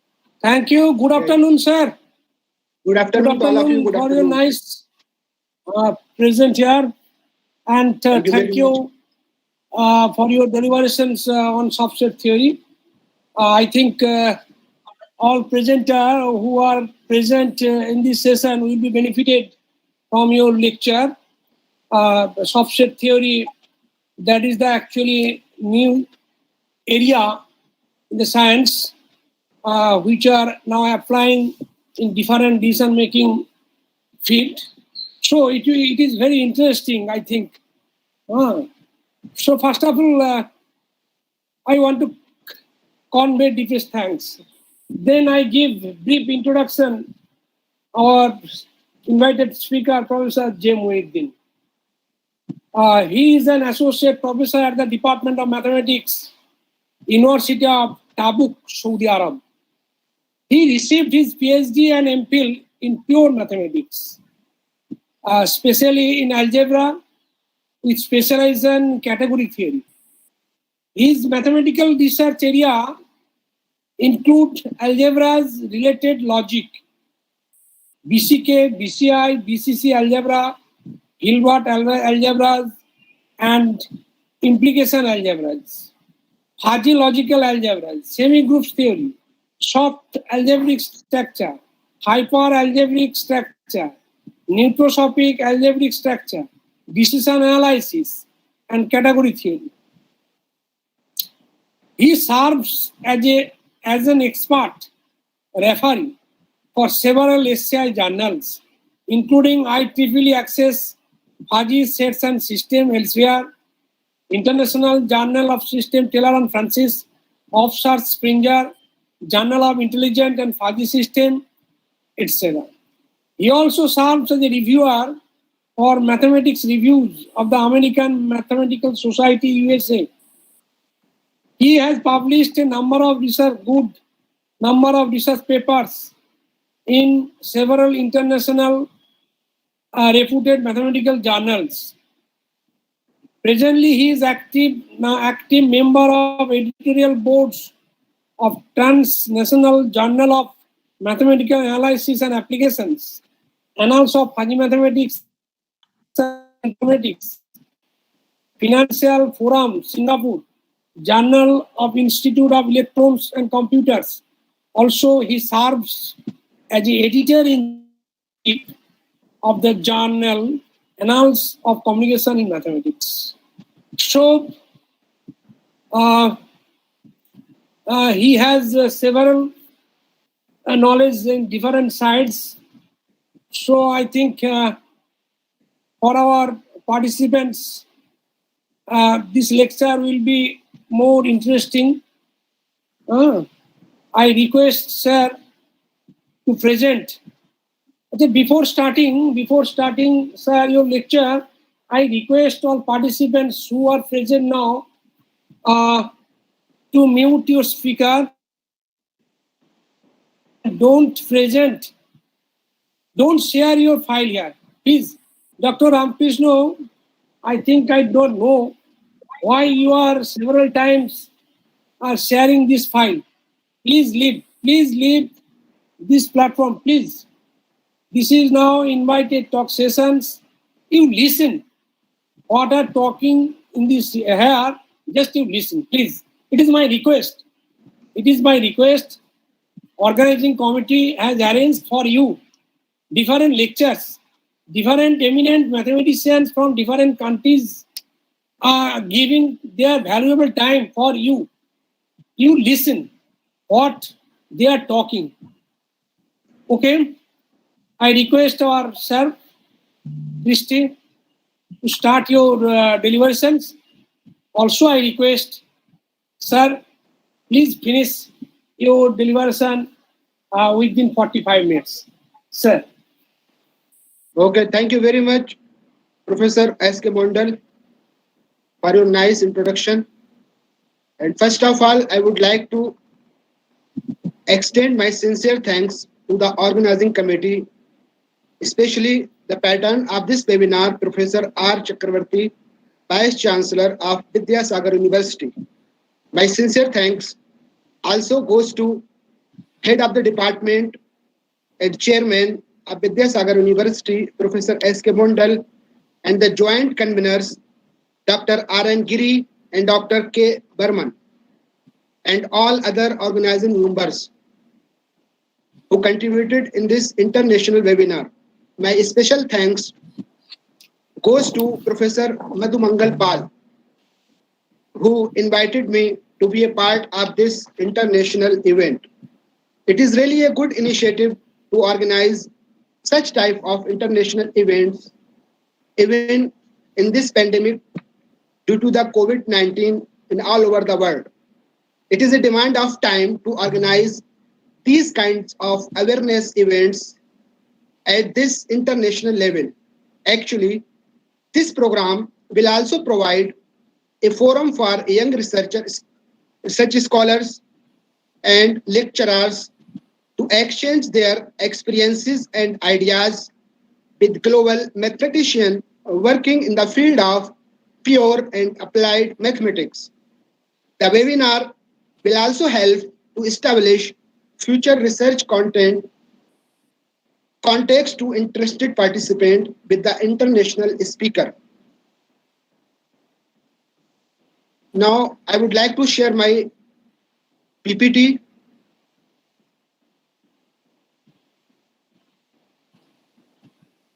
A very good afternoon to everyone. And before sharing my PPT, I would like to request to all the participants,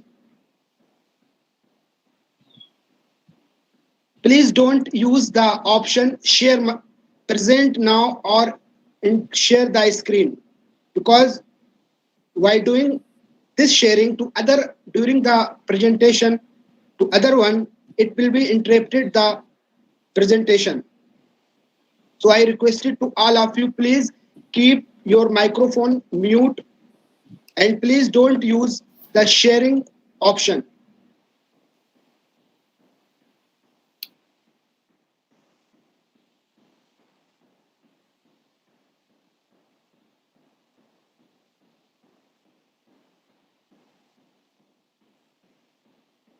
Could you see my presentation slide? Yes, Prof. No, it is visible. No, that is not to all? visible. That is not visible. Not visible. Yes, it's coming. It's okay. Okay, thank you very much. Now it's okay? It's okay. Okay. Okay, just before starting my presentation, I would like to request to all the participants, please do not use the share option, share screen, and please keep your microphone at the mute option. The title of my presentation is the application of soft set theory to the BCK and BCI algebras. The summary of my talk, actually in this talk, we apply the notion of soft set theory to the BCK and BCI algebras. First of all, we talk about the historical background of BCK BCI algebras and discuss their key notions and properties. Then we present some basic concepts and results on soft set theory introduced by Mondal. Finally, we apply the notion of soft set to the theory of BCK BCI algebras and study the notion of soft BCK BCI algebras and derive their basic properties.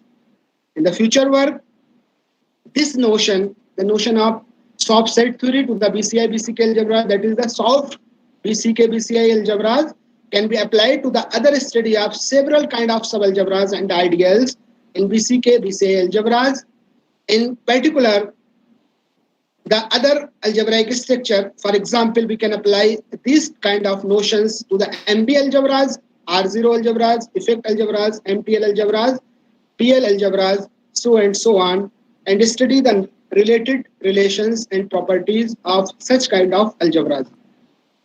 Now we start with the historical background of BCK and BCI algebras. Basically, the BCK and BCI algebras, it's a very interesting area of research nowadays, and a number of researchers all over the world are doing so many kinds of research in different kinds using the different aspect in the field of BCK and BCI algebras. Nowadays, BCK BCI algebras is a burning research area. For example, we can apply the hyperstructure to the BCK BCI algebra. We can apply the soft set theory to the BCK BCI algebra.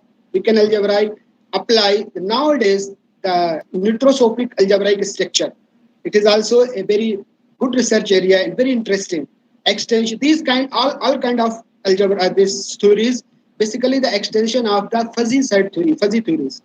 The fuzzy set theory nowadays we can apply the nitrosopic set structures on the BCK BCI algebra, and we can form the nitrosopic BCI BCK algebras, and we can do a lot of things.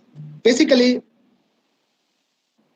as a historical background of BCK and BCK algebras, it is BCK and BCK algebras first introduced. There are two kinds of BCK BCK algebras. The first one is BCK algebra.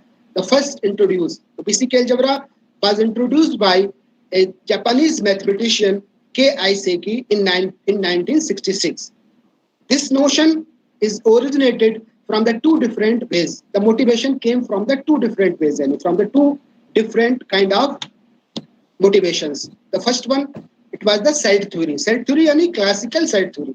This is the very well known and the basic, that's classical set theory, or the set theory. Another one, that was the propositional calculus. This propositional calculus, basically, this is a kind of the logic, the mathematical logic. This is the logics, the branch of logic. Propositional calculi is a branch of logic. We took this, the Japanese mathematician K.I. Seiki just had the idea by using these two theories, and from classical set theory and the propositional calculi. As we know that in the set theory, there are three most elementary fundamental operations. What are that operations? It is very common, very well-known operations. These operations are union, intersection, and set difference. And if we take both the union and the intersection together, then we can find a general algebra that is called the distributive lattice. And if we take the union and the intersection separate, the union and the intersection, then we can also find another kind of notion, that is the distributive lattice. That is the lower lattice and the upper lattice. But if we take together two notion, union and intersection, we can obtain the distributive lattice. For example, if we consider union and intersection separate, then we can get upper lattice and the lower lattice. However, the set difference and the third operation, that is the third difference, set difference operation, it's together with its property had not been considered, and nobody were discussed or nobody were studied this operation. That was the set difference operation before the KICK. KICK took the set difference operator and introduced the basic BCK algebra. What is the motivation? Another motivation from the propositional calculi. As I mentioned, propositional calculus is a branch of logic. It is also called propositional logic, statement logic, or sentential logic. Sentential logic, or sometimes zeroth order logic. It deals with the prepositions which can be true or false and argument flow. Basically, what is the meaning here? Actually, the prepositions and the propositional calculus. As we know that in the logical, in mathematics, we always use, there are so many propositions from the logic, basically, from the algebra, from the algebra. For example, we use the for all, there exist. Instead of the English, we use for all as a symbol. That is a proposition in mathematics. That is the logic. There exist, does not belongs to, does not belongs to, all kinds of the logic.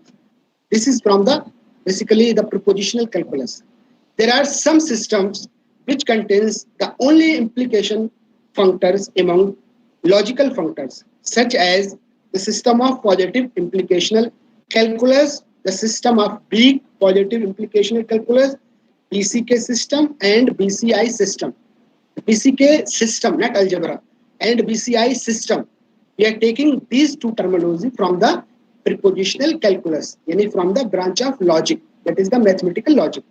These two words, and this basically this BCK system and BCI system combined with the set theory.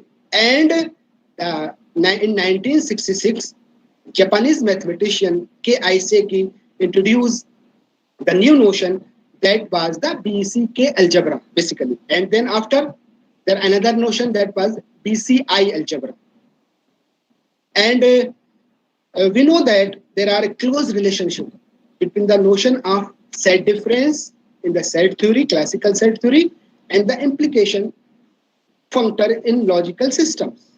How we can relate these two together, the set theory and the propositional calculus. See here, for example, we have the following simple inclusion relation in set theory. This is a very simple relation. There are two sets, A and B, and three sets, A, B, C. The first relation, it is given like this by using the inclusion relation. And the second one by using the two sets, that is A and B. Then we have these two relations. It's very obvious. Similarly, the prepositional formulas in propositional calculus, and in the mathematical logic, these two relations are also given here. These two relations means the first one, P implies Q, Q implies R, and P implies R. If we say here, see, from the very extreme right, R, this is R and P, R and Q. See here, this is repeated, R and R. Here, A and A. The first one, this first associated with the first one in the set theory. The second one, this be associated with the second one in the set theory. And will relate. This is very interesting relation. And by using and just having these two relations, the set theory and the propositional calculus, there are some questions arises. What kind of question? That was very interesting to know about these questions. Basically, it arises the following questions. This by having these two different conditions, different relations, the set theory and similar relation in the prepositional calculus. We have the following question. What are the questions? What are the most essential and fundamental properties of these relationships? And how can we connect these two different kind of fields? And another question, that is, can we formulate a general algebra from the above consideration?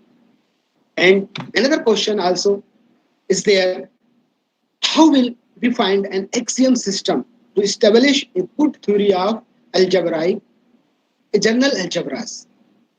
These type of questions arises always whenever we have two different kind of fields. And one is classical set theory, another is prepositional calculus. To answer these questions, KICK in 1966 introduced a new notion that is called the BCK algebra. Here, later on in the same year, another notion became into the field, that was a BCI algebra. Basically, the BCI algebra generalizes the notion of BCK algebra in the sense that every BCK algebra is a BCI algebra, but not conversely. Most of the algebras related to the T-norm based logic. T-norm based logic, this is also from the logic, mathematical logic. If you have some knowledge, background of the mathematical knowledge, then you can easily understand what is this logic actually, T-norm based logic, such as MTL algebra, PL algebra, Hoop and MB algebras, also known as lattice implication algebra, are the extension of BCK algebra. It means they are subclasses of BCK algebras, which has a lot of applications nowadays in computer science. As we know that computer science is totally depend on the logics. This shows that the BCK and BCI algebras are considerably general structures. And we can find much more interesting results and much more. We have a number of rooms to do a much more research on this topic. Throughout our discussion, we use X as BCK algebra. Now we begin. What is the definition of BCK algebra? Basically, we are going to define the BCK and BCI algebra. First, we define the BCI algebra. What is the BCI algebra? A non-empty set X together with a constant 0 and a binary operation is star. This is the binary operation. This set is called the BCI algebra if satisfying the following conditions. For all X by Z belongs to X. The first condition is this. This is the second condition.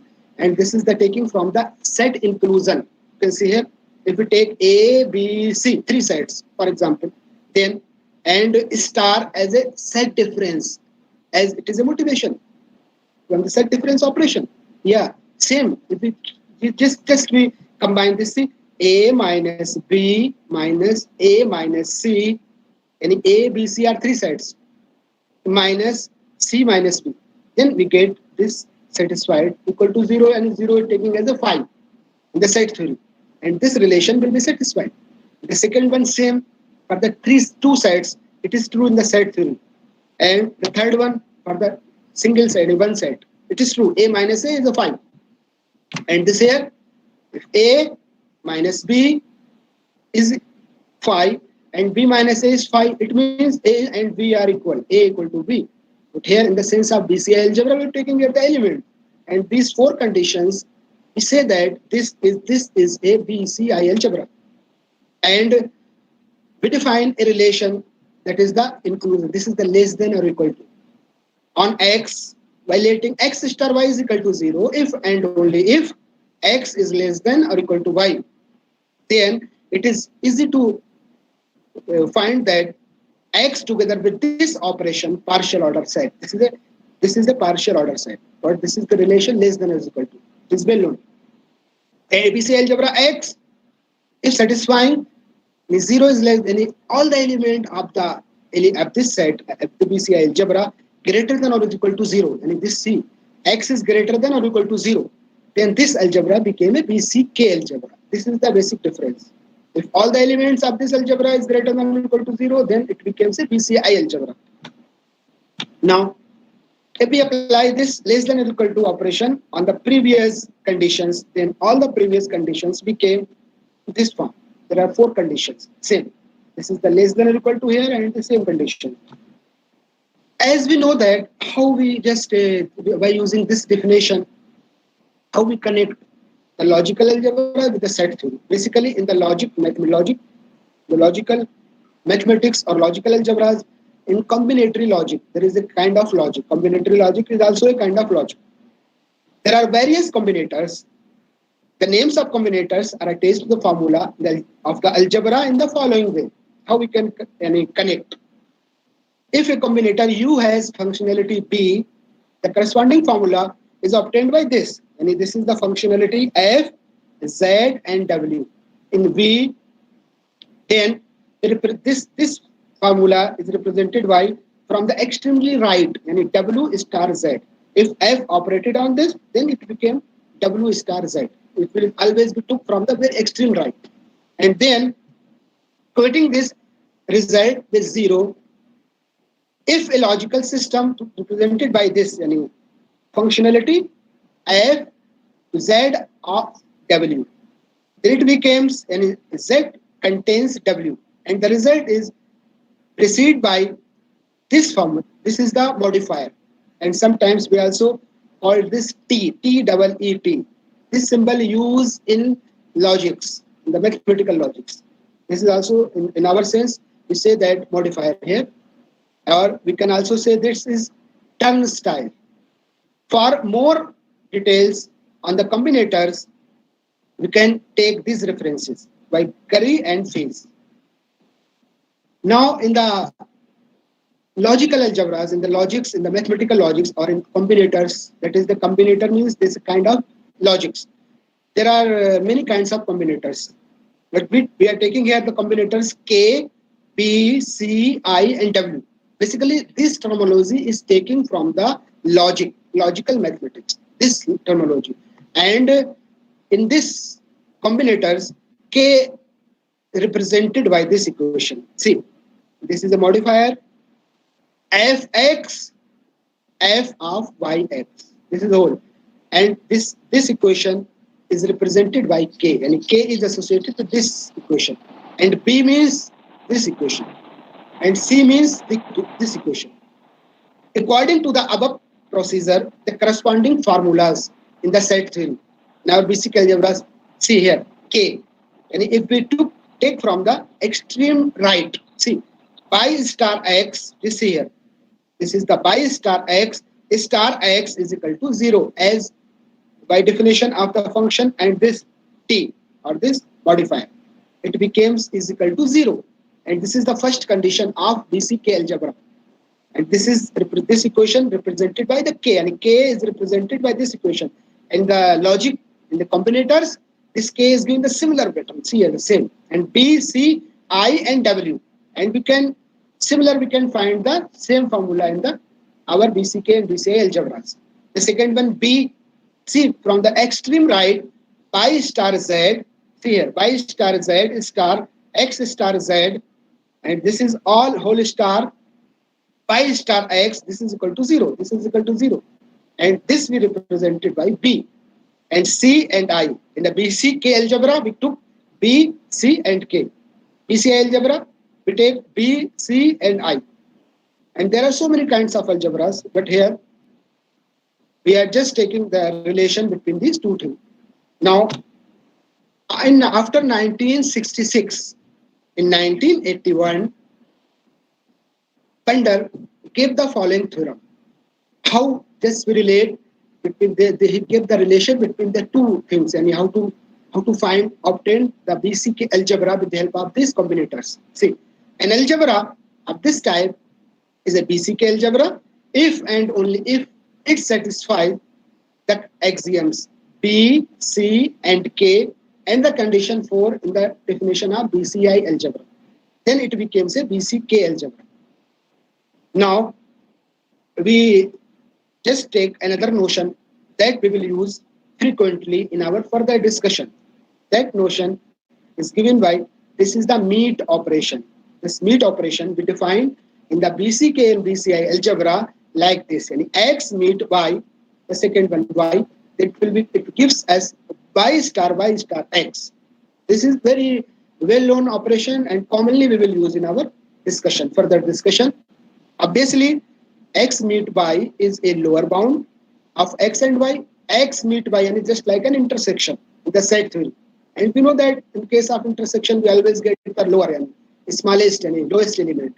And upper bound, this is known as the like x meet x and x intersection x. This is the two set, always get the same set. And the intersection between the 2 and 5, we get the 5. And x meet 0 is 0. 0 meet x is there.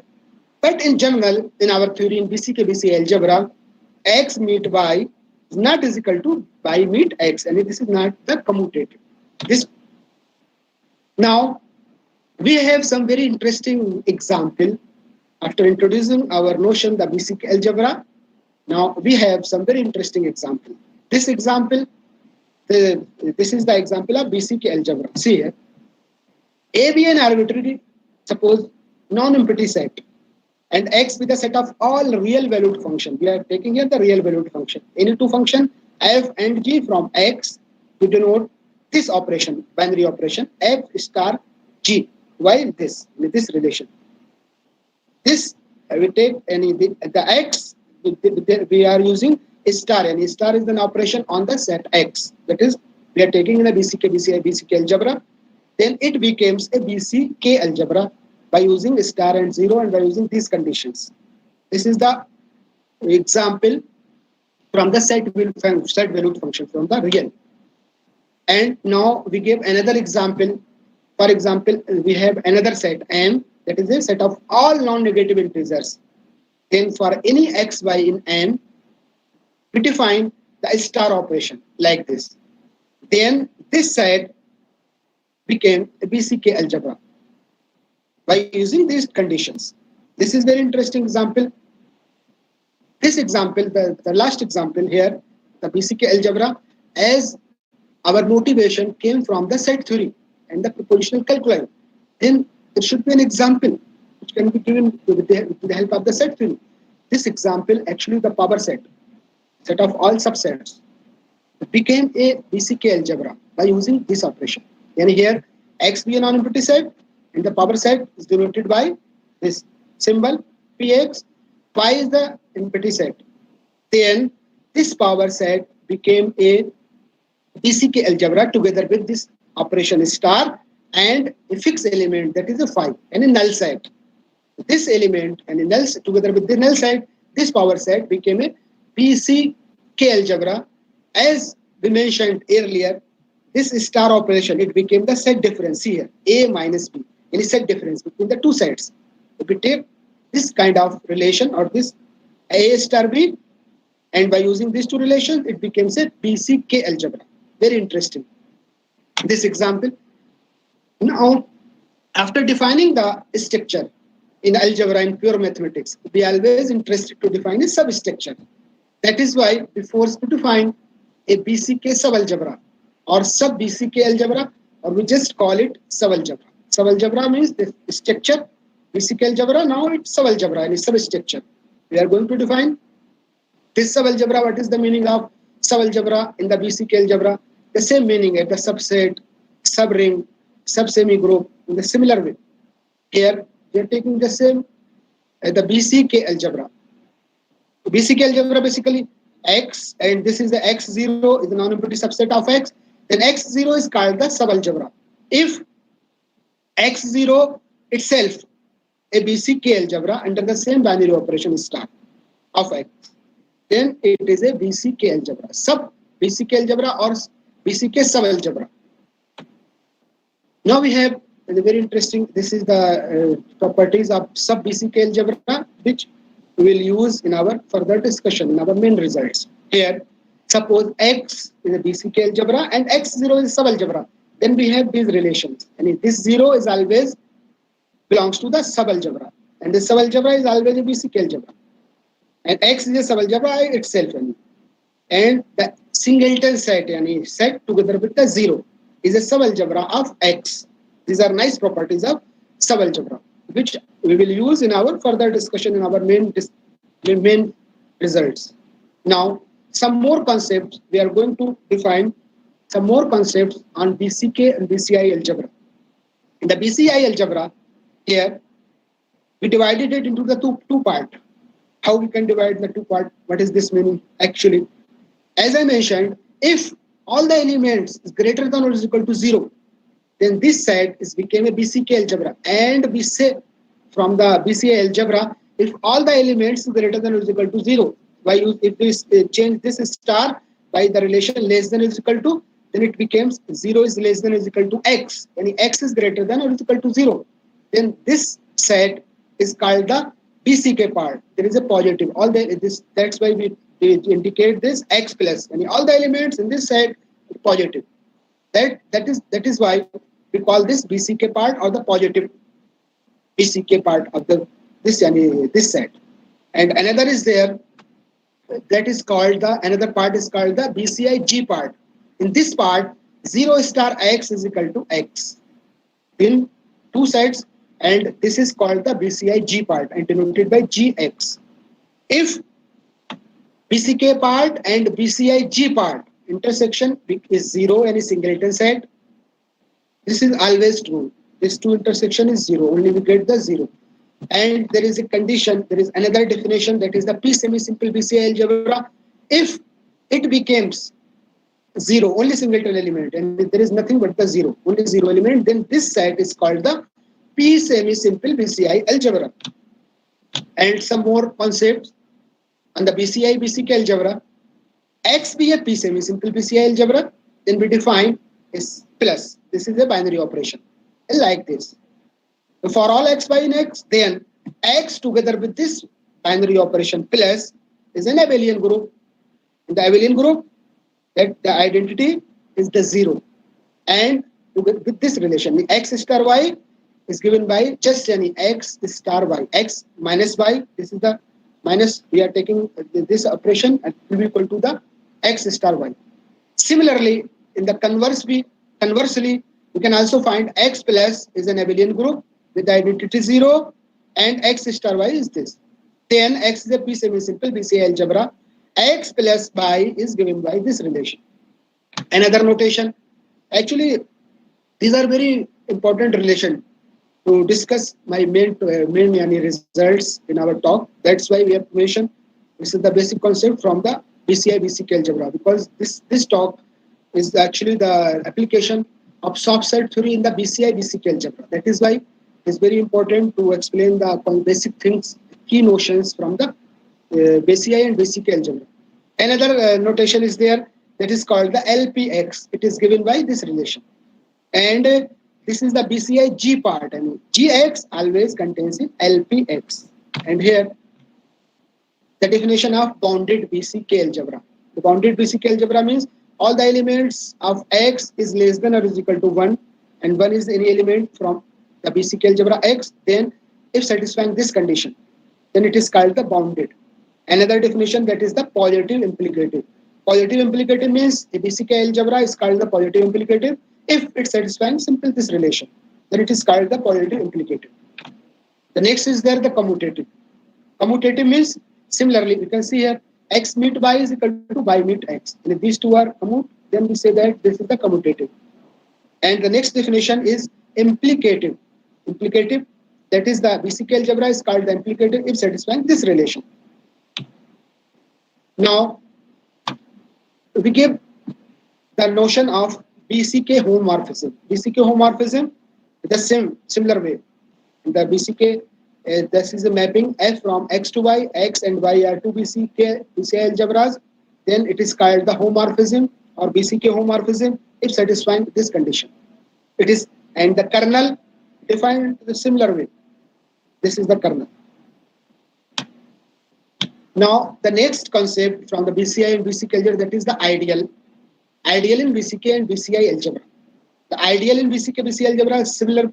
We define here, if x is a BCK algebra and I non-empty subset of x, then I is called the ideal if satisfying these two conditions. This is the ideal. As we know in the theory of group theory and the ring theory, the proper and improper ideal. In the similar way, we have also here the proper and improper ideal. There are two only, 0 and x itself. These are always exist, and this is proper if I and not is equal to x. Then this is not is equal to A, then this is the proper, otherwise improper. And now in our further discussion, we focus on the theory of soft set theory. What is the soft set theory? Now we define the soft set theory and soft set. The soft set theory, we came into the field. This is the similar way in the logics, and this is to solve the complicated problems in economics, engineering, and environment. We cannot successfully use the classical methods of various uncertainties. Typical for those problems, uncertainties cannot be handled using the traditional mathematical tools, but may be dealt with the using of wide range of existing theories, such as the theory of probability or the probability theory, theory of fuzzy sets or intuitionistic fuzzy set, and the theory of back set, the theory of interval mathematics, also the theory of Prof sets. All of these theories have their own difficulties. To solve these difficulties, Mondal introduced a new concept that is called the soft set as a mathematical tool for dealing with the uncertainties that is free from the difficulties that have troubled in the usual theories. Mondal pointed out several directions for the applications of soft sets.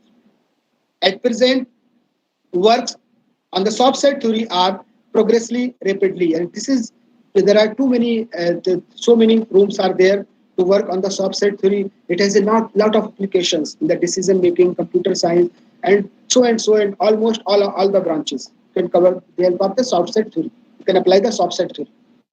And Mazi et al. Also stated several operations on the soft set theory. Now we give the definition of soft set. What is the meaning of soft set actually? The meaning of soft set here, given by the Mondal, the soft set theory we define. Suppose U be the initial universal set, and D be the set of parameters, and we denote PU. This is the power set of U, and we take any subset of E. A is a subset of E from the E. Then we define a soft set. Actually, the soft set is a pair that is denoted by a function f and a set A. A, the set that is a set of parameters. We are taking the A from the set of parameters. Then this pair FA is called the fuzzy set, soft set. If F is a mapping that is given by F is a mapping A to the power set of universal set U, then this pair F together with this A is called the soft set. In the other way, a soft set over U is a parameterized family of subset of the universe U. For example, if epsilon belongs to A, then F, the image of epsilon under F, may be considered as a set of epsilon approximate elements of the soft set FA. That is why we can say that a soft set, this is a soft set, is not a set. And for illustration, Mondal considered several examples in his paper. And here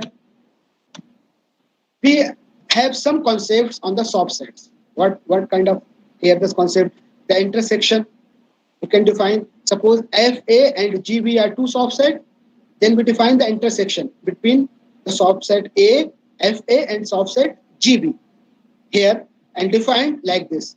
This is defined by this ordered pair HC, where C is nothing but the A intersection B, any intersection between the two sets A and B. And H, this is the H. H is a mapping. This map, it's from C to power set of U. This is the C to power set of U. If HE, and if we take the element E from C, then this image of E under H is equal to FE or GE. Both are the same. Then this is called the soft intersection, an intersection between the two soft sets. And it is denoted by FA and this symbol. This is the intersection, and we take here the tilde. Tilde, this is that just to differentiate from the usual intersection and this soft intersection. And we call this FA soft intersection GB. Between the two soft sets, it is denoted by this, and it is given by HC. And where C is this and H is defined like this. This is basically the idea of the intersection between the two soft sets. Similarly, we can define the another notion, that is the union between the two subsets. The union is also given as same. We have suppose we consider two subsets. Define the subset HC. The union between these two is given by, we defined by HC. H is a mapping from C to the power set of U. That is the H. That is why this is a map, because in the order pair of subset, as we know that the first one is a map, another one is a set. That's why there should be a map from C to the power set of U. And we take here an element from C. Then this element from C and the image of this element under H. See here. The image of this element under H, it becomes like this. Here. Then we say that these two sets is the union between the two sets is given by this. And we say FA soft union. This is the little bit distinct and different, because the usual union and this is the soft union. And we like this, define this HC. H is here by this map and C is this A union B. It's between the two sets. The next, we have the next notion, FA and two sides in the common universe. Then we define a next notion, that is the AND operation. This is the AND. Basically, we denote this AND operation by this meet. And this we call soft meet between the two sides. It is given by same like the cross. This is the Cartesian product, cross product between the two sides A and B. And H is a mapping from this here. H is a mapping from A cross B to the power set of U. See, there should be a cross, that is the order pair. The image under F, the image of this side, because this is the domain is the A cross B. That is why we took here the order pair alpha and beta. Alpha from A, the definition, the Cartesian product. And this is A alpha from the first side and beta from the second side. And that is why we take this map like this. And this F alpha intersection G beta. And this is called the AND operation, all the meet, soft meet between the two sides. Similarly, we define this is the meet, this is the meet, Hello, and this hello, is the join hello, operation, hello. join. Hello, And hello, here, Chishty. yes, please. Please try to finish within 5 to Yes, 6 minutes. Okay, please. And we define here this union, similarly the OR operation, and here the soft subset given by this. Now we define our main here, this is the soft BCK and BCI algebra. How we define the soft BCK, BCI algebra? Basically here, suppose we take FA is a subset over X, then FA is called a soft BCK algebra over X. If Fx, then the image of X under F, it becomes a BCK, BCI subalgebra. Then this set is called the soft BCK algebra. Soft BCK or BCI algebra. And we have the example to cover our this definition. That is the example 1. And this example, that this suppose we consider this is the BCK algebra. Then this F together with this set A becomes a soft BCK algebra. If A is equal to X, and we define this function like this. Here we have this function, and this is the set valued function defined by this. Then FA becomes a soft BCK algebra over X. We have another example like this. And here similarly we can define, first of all we take the well-known BCK algebra, and this side, this is the well-known BCK algebra. Then we define a function like this. And this is a set valued function given by this are X related to Y if and only if Y is equal to X to the power N. And X to the power N in the BCK algebra, we mean this N times, and then we can define this, and we have that this FA, F together with this set A is a soft BCI algebra. If we take this, then HA is not the soft BCI algebra, because the image of, this is the image of A under H is not a subalgebra. That is why this HA is not a soft BCI algebra. And we have this example, similar example, and this is the result, main result for this is the result for the soft BCK algebra. If FA be a soft BCI algebra over X, if V is a subset of A, then F restricted over B over of B is a soft BCK or BCI algebra. Similarly, we have here another, this is the another notion for the BCK and BCI algebra. This result actually, this result. If we have two soft BCK, BCI algebra, then their intersection is again a soft BCK algebra. And here we take here the soft union between the two BCK algebra, again a soft BCK and BCK algebra. And here we have the similar, this notion. This is the kernel, as we know that this image. Then image of F under this F. F is a homomorphism. It again a trivial soft BCK algebra. It becomes a BCK algebra, and we define another notion. It is called the soft subalgebra. Soft subalgebra in the sense of soft BCK algebra. If we take two BCK algebra, soft BCK algebra, then we define the subset and subalgebra between the two soft BCK algebra like this. And this is the last theorem of my presentation. It is all about, this is the, suppose we have this soft BCK algebra, and G1, B1 and G2, B2 be the soft subalgebras of this set, subset FA. Then intersection between two always a soft subset here, and the intersection is phi. Then we have this, and these results basically we applied the subset theory to the BCK and BCI algebra. This is all about my presentation. Thank you very much, and thanks for your attention. Thank you.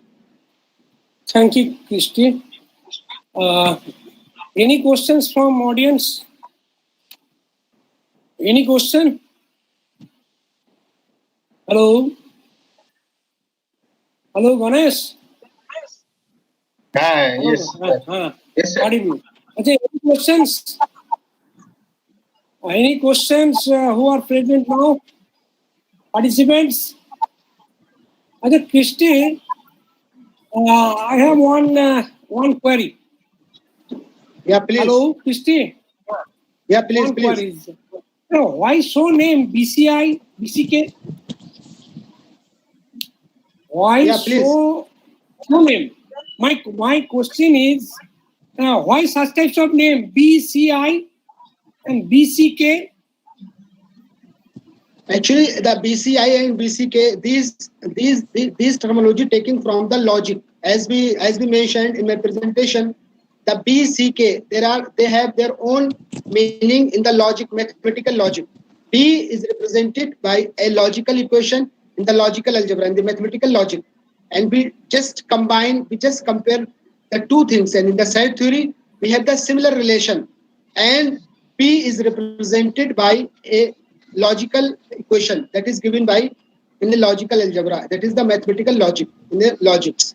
And this is, as I just mentioned in my talk, this is given by the relation, that is by this relation, these BCK and BCI. These two terminology is taken from the mathematical logic. That is, these are the logical algebras, basically. No, I hope the question is no, that is fine, mathematical logic. But BCK, what is the full form? What is the full form of BCK? Actually, this is here. See here. Can you see my slides? Yes.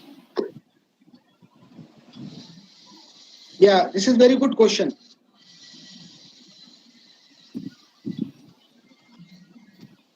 See here, in my presentation, in my slides, I already mentioned here, in the combinators, that is in the BCK, this is the combinators basically. And if we have a good knowledge of the mathematics, that is in the logical mathematics, then we can easily understand. This is actually given by, this is, can you see my slides? Wait, yes, please show. Yeah, this here, the K is stand for this K in the combinators, the logical, in the logics. K stand for this equation. This is the modifier functionality F. This is and F by X. Actually, this equation is stand for K, and B stand for this equation in the logic, and C stand for, these are the combinators actually. The combinators, this terminology given by the name B, C, and K by these equations. This is just from the combinators. And the similar equations, we can find the similar formula in our BCK algebra by using the same K. For example, this K equation, that is X star by star X. See here, X star by star X. That is equal to 0. That is why this equation we can find in the set theory in our BCK algebra, and that therefore we take this equation as K, and this is B and this is C. In the BCK algebras, we have these three operations, these three conditions. In BCI algebras, we have these conditions, basic conditions. That is why this terminology is taken from the logic, mathematical logic. These are the combinators, basically. I hope the question is answered. Good afternoon, Dr. Muhiuddin. Yeah, please. This is Professor Muhiuddin from Vidyasagar University. Yeah, please. Yes, okay. Yes. So I think this is a set of axioms and mathematical logic A, B, C, D. Yes. You are saying that a set of or a list of axioms which are named as equation number A, B, C, D, E, F, like that. No. And I think this I means the axiom number D and C and I. These three axioms combinedly form a BCI algebra. And if you take K, then we consider the axiom B, axiom C, and axiom K. These three axioms form another algebra. Yes. So I think this is the simple things I mentioned here. These are the set of axioms. By considering the or pick up three axioms form a algebra like that. Yes. Thank you very much for your nice presentation. Thank you, Professor, for your kind words. Thank you. Okay. Professor. Okay, thanks. Okay. Thanks, Chishty. Any more questions? Thank you, Professor. Thank you very much. I think no query, no questions. Okay, thank you very much. Thank you, Muhiuddin, Chishty, for your nice presentations. Thank you, sir. Thanks. Monesh, next. Now we are finished the invited lecture session 5. We are going to start the invited lecture session 6. In this session, will be chaired by Professor Muhiuddin in our department. Before hand over the chair, I say something about him. Professor Pal is senior most professor in our department. He has done PhD from IIT Kharagpur. His research area basically graph theory, fuzzy graph theory. Other than this, there are operation research, fuzzy matrix, genetic algorithm. Many areas are there. He has published about 350 national, international journals in reputed journals, and supervised 34 research scholars for PhD degree.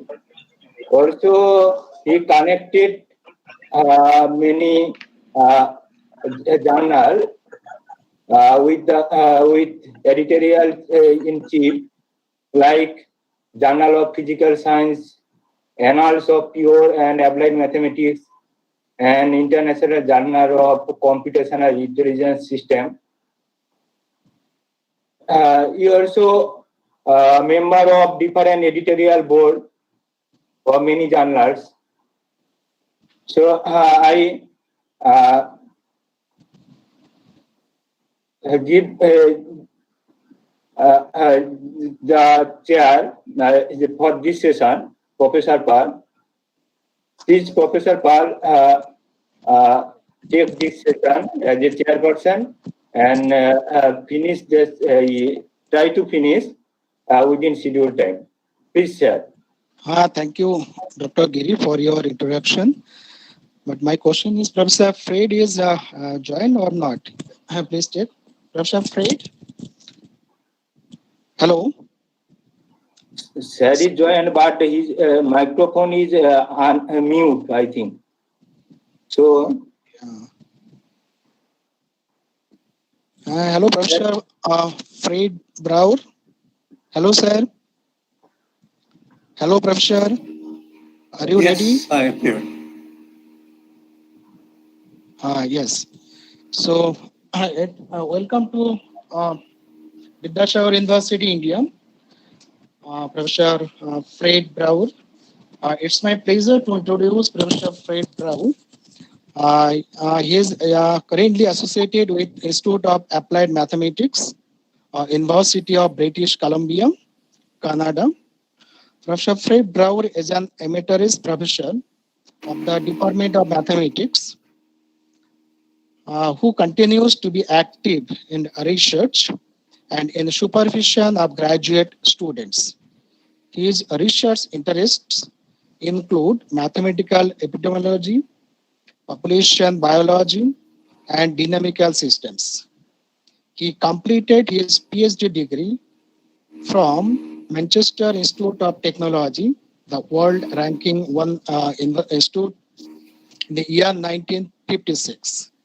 He published nearly 270 research articles in reputed journals, and his H index score is 45 and I index score is 108. So thank you, Professor Fred, for accepting our invitation and to deliver your valuable lecture, and hope all the participants and we also engage with your valuable lectures. So thank you for your consent and your presence in the webinar. So please start your lecture, sir. Welcome. Thank you very much. I am very honored by this invitation to speak to a large audience of people whom I have never met, but I hope that I may say a few things that some of you will find interesting in your own work.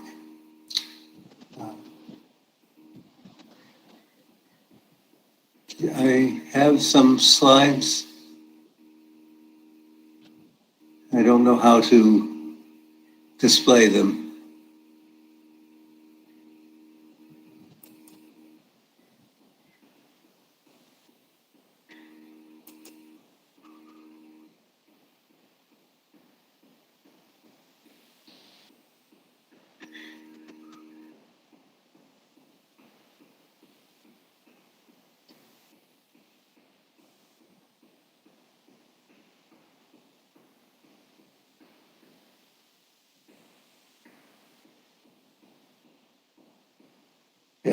Can you see my screen?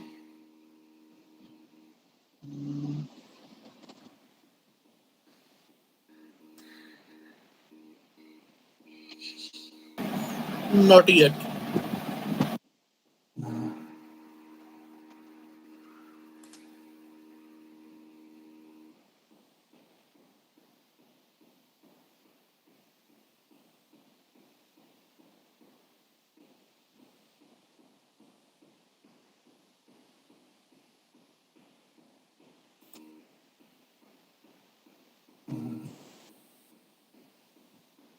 I don't know how to make my screen visible to all.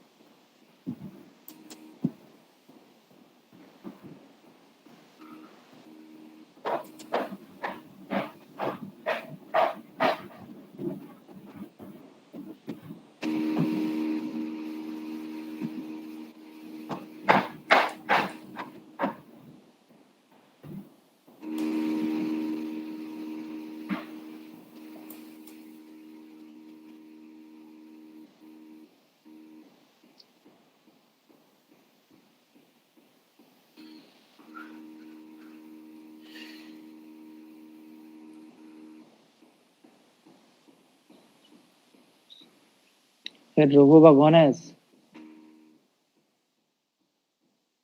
Hello hello হ্যাঁ একটু guide করো না কি Sir, myself, Dr. Hussein Farun.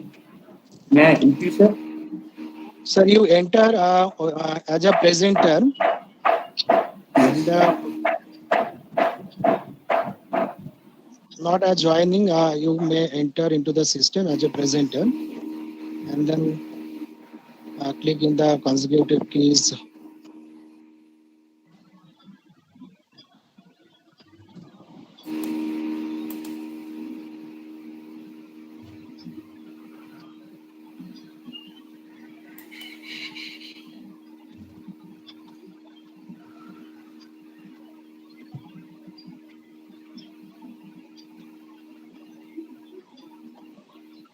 Can someone help me to? Sir, you can minimize your browser and then you can show your PPT.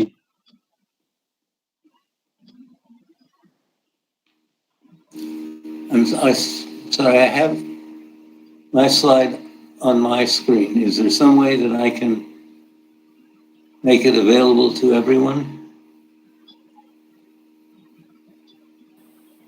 Yes.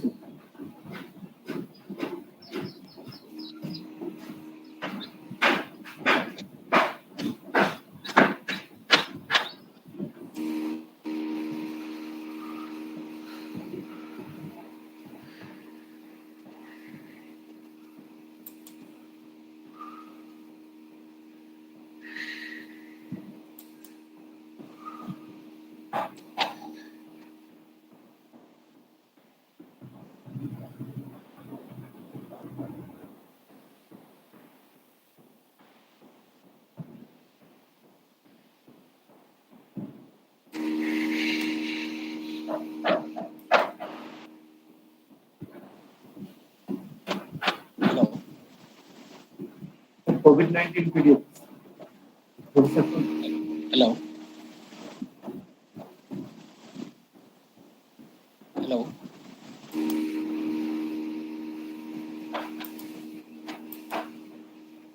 Hello. Yes.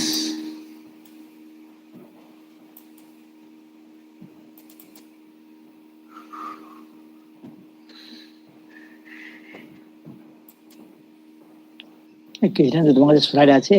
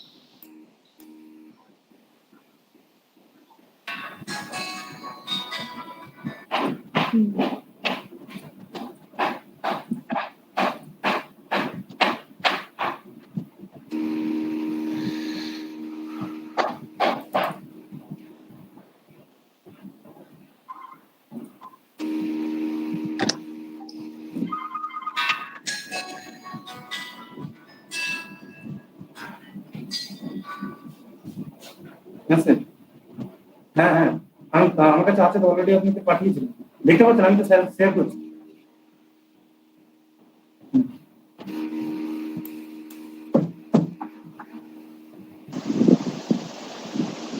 Hello. Yes.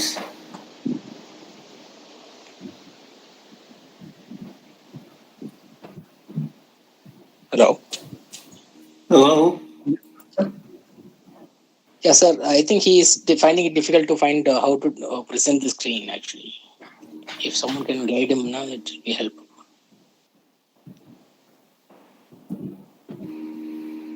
Professor, can you see?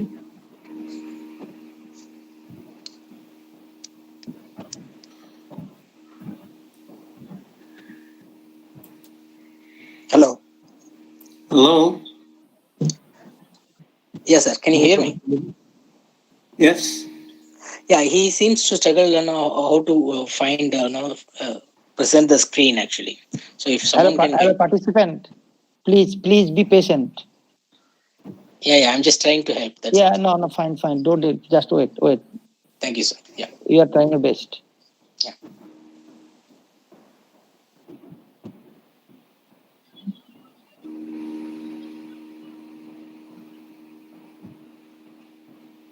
Hello, sir. Professor Broad. Hello. Yes. Can you now see the PPT? One of our colleagues, he will help you.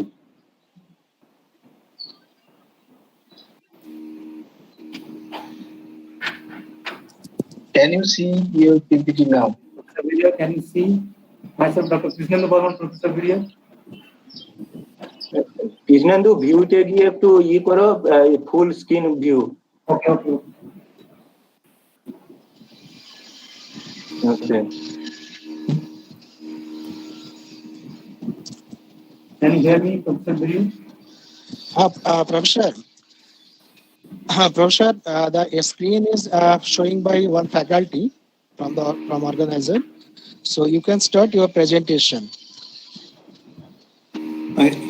Can you see my screen?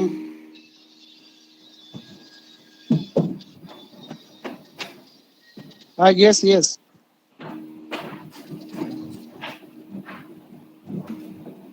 This is a software that I have never used before, and I apologize for causing problems. But let us hope that things will proceed. Now, please tell me if anything is not working.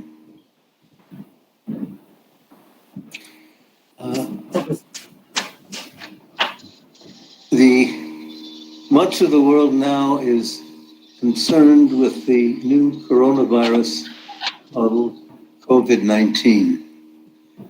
And I would like to present what may be a slightly different perspective on this. Frequently in mathematical biology, one tries to begin with a simple model and gradually add more details. In the recent months, there have been many models on this new coronavirus. And the custom has been to try to present a very detailed model and then analyze it. What I would like to do is to begin with a very general, simple model, which has some of the properties of COVID-19, and then show how to get some information from this simple model, which one can then perhaps try to use to get more information about a more detailed model. So I'm going to begin with a very standard SEIR model. So S means susceptible, E exposed, I infective, and R removed. And I'm using parameter values which describe an epidemic with a mean exposed period of 14 days, a mean infective period of 5 days, and a basic reproduction number R naught, which is simply beta divided by gamma, 2.5.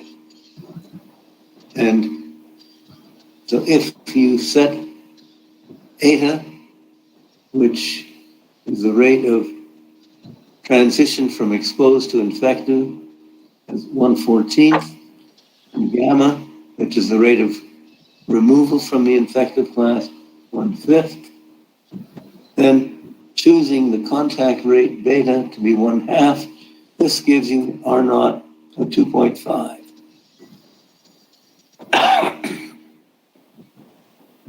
This does not really describe the coronavirus model. It has the same exposed period and infective period, reproduction number, but the new coronavirus has many other properties which are not mentioned here. For example, there is a possibility of infectivity during the exposed period, which we're not mentioning. There is a possibility of asymptomatic transmission, which we are not including. So this is a simple model. What can we do with it?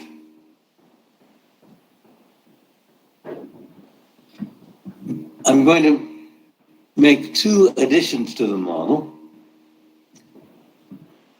really introducing new parameters. First, I'm going to add a reduction factor, sigma, decreasing the contact rate to describe behavior change. One of the ways of trying to cope with a new infective disease is social distancing. That means reducing contacts with others. So I'm going to put in this reduction factor sigma. The other method that may be used to treat a new disease is to try to identify and quarantine infective periods. COVID-19 has the property that many individuals are actually asymptomatic. So it's necessary to carry out a test to determine who is infected. So what I'm going to add is including testing to identify infectives, and once an infective is identified, to isolate them from other contacts. So this gives a slightly more complicated model because the factor sigma on contact rates appears in the S and I equations, and I'm adding a term PI to reduce the number of infectives. These are newly identified and they are then quarantined. Quarantined individuals continue and they will recover at a rate gamma. So then the number of recovered members, there are two categories. Gamma I, this is infectives who have not been quarantined, and here's the recovery of quarantine. I'm going to assume that the total population size remains constant. So we're pretending that there are no disease deaths. And the idea is that if in unit time you test PN individuals, you will get PI positive tests. These are the individuals who are quarantined. Now, in fact, since the people who are chosen to be tested are people who are more likely to be infected, the actual number of newly quarantined member, I can still write it as P times I, but it's not necessarily proportional to N. So here is a new model, and since it's a model that includes treatment, instead of speaking of the basic reproduction number, we speak of the control reproduction number, because there is treatment involved here. The control reproduction number differs from the basic reproduction number. In the numerator, there is a reduction factor sigma because there are fewer contacts, and instead of dividing by gamma, now the number of individuals being removed in unit time is gamma plus P, so that's the denominator. So we're going to consider this now as our new treatment model. The control reproduction number is sigma beta divided by gamma plus P, And if we want to actually count how many individuals are being involved, we would need to simulate this model and look for the total number of disease cases, which would be S of 0 minus S infinity. S infinity is the limiting susceptible population size, and this also is the limit as t goes to infinity, R of t, number of members who are recovered.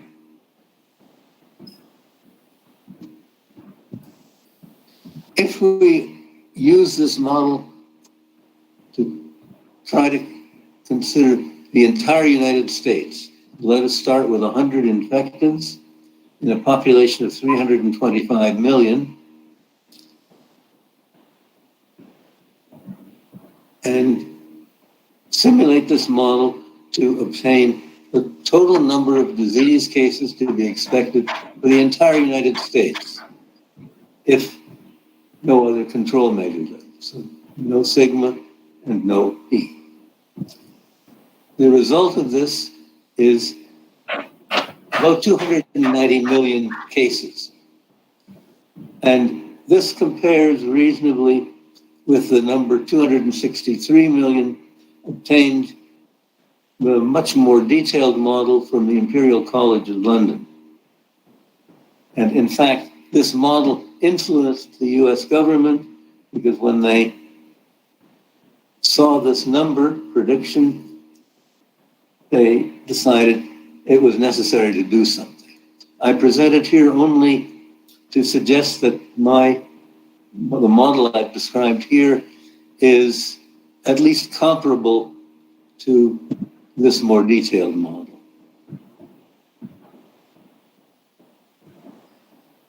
And as I've said, the actual coronavirus model has a much more complicated structure. We could extend our model by including some of these factors, but I choose not to do that. That doesn't mean we shouldn't do it, and it just means we should wait and do something else first.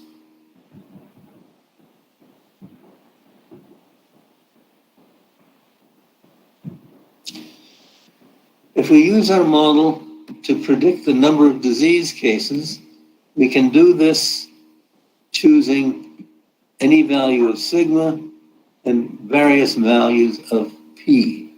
These are the two new parameters that I've introduced.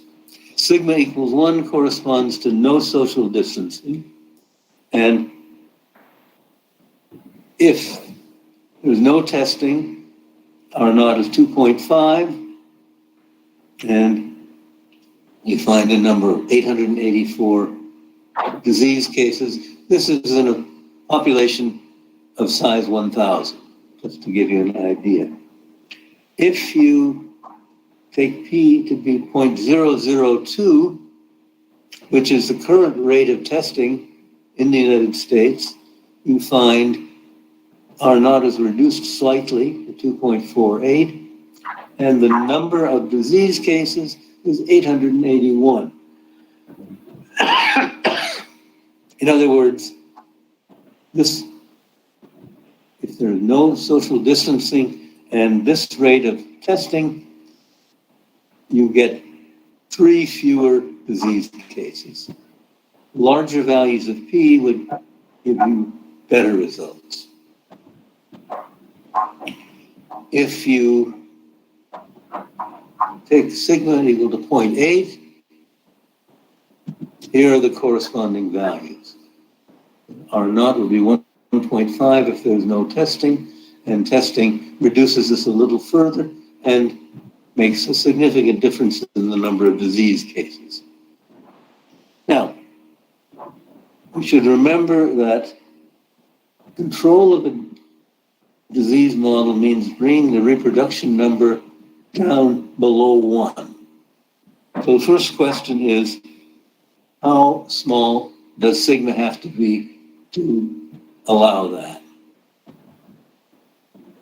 If we take sigma equal to 0.5, This gives you R naught of 1.25 and this number of cases. And even with this rather large number of tests, the reproduction number remains above 1. In order to solve our problem and bring the reproduction number down to 1, we must take sigma to 0.4. And then R naught, even without testing, is 1. With some testing, it reaches below 1. So this is a situation where we consider the outbreak to have been controlled. There are still some infected, but many few. So what can we learn from this? Well, what we've really effectively done is separate testing and social distancing. They don't have much effect. In testing and isolation have a significant effect on the number of cases and the number of fatalities, especially if the testing rate is increased. So, in spite of the opinions of some people, more testing is good. The problem now is that, in fact, testing takes too long. Many tests require more than a week before the results are returned. And this means that even when you identify that somebody's infected, it may be very difficult to find who else they might have infected. So improving testing would not perhaps affect the reproduction number very much, but it would significantly reduce the number of diseases and the number of fatalities. If we want to control the US outbreak, that is, we want to bring the reproduction number down below 1, this means we have to bring this distancing rate down to less than 0.4. And what has been tried so far involves having many people work from home, and not travel to work, closing many non-essential businesses. And it turns out that in order to bring the rate down to the necessary point, it now appears that this may be possible with universal or almost universal use of face masks. At the beginning of the outbreak, it was thought that this would have some effect, but not much. The question has been studied a great deal, and it now turns out that universal use of face masks significantly reduces contact rates, perhaps by more than a half. So, if we want to present a policy to actually control the disease outbreak, we need to have much more universal social distancing, especially including mandatory use of face masks. And many people have advocated this. There have been many objections. But what I'm suggesting with our simple model is this is the way to control the epidemic. There is much work being done now on trying to develop pharmaceutical treatments and vaccine. There is hope that this will be successful in the near future. Near future means perhaps it may be possible to begin distributing a partly effective vaccine in the next half year. And what I'm suggesting, though, is that a great deal of emphasis on reducing contacts can control the epidemic much more rapidly. Now, of course, we have done this with an oversimplified model. So before we actually adopt this, we should take a more detailed coronavirus model and see if these two lessons actually extend to a more detailed model. I'm not suggesting this as an exercise, but it is certainly something that is possible, and the hope is that someone will actually begin to do this analysis. Then perhaps we can actually achieve a practical procedure for trying to control the epidemic. Epidemiology differs from many other applications in that you can't really do experiments. We try to develop models which will not just make a prediction, but which will also compare different possible strategies to try to control.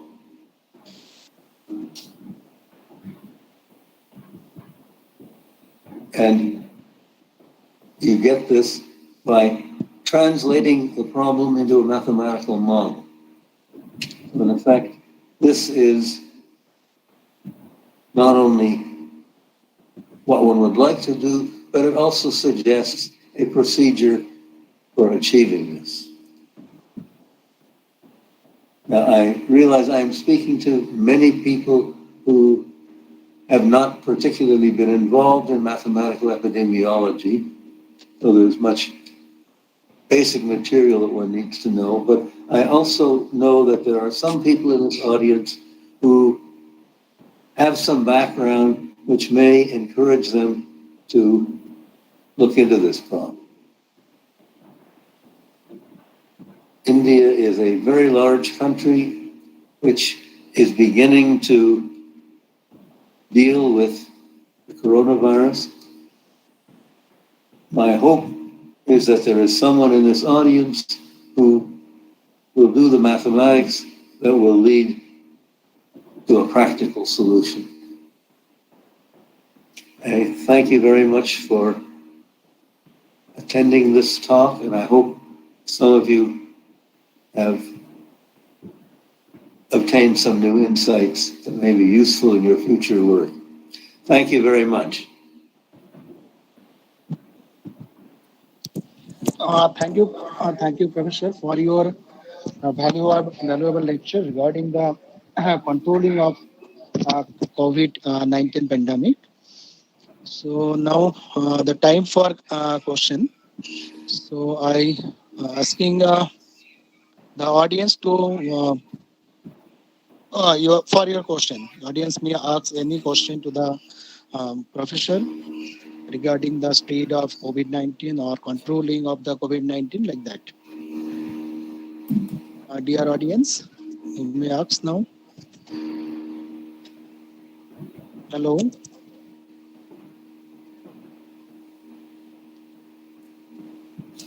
So, sir, one question is in the chat box.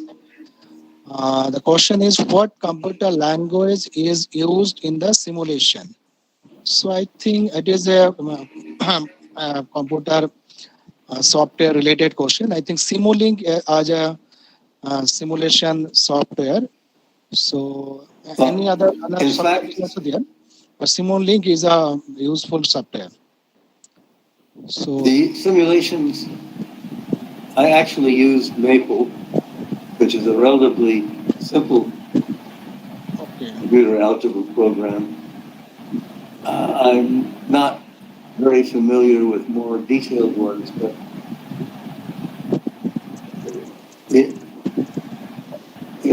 I'm simulating a model which is easily analyzed by Maple, certainly Mathematica,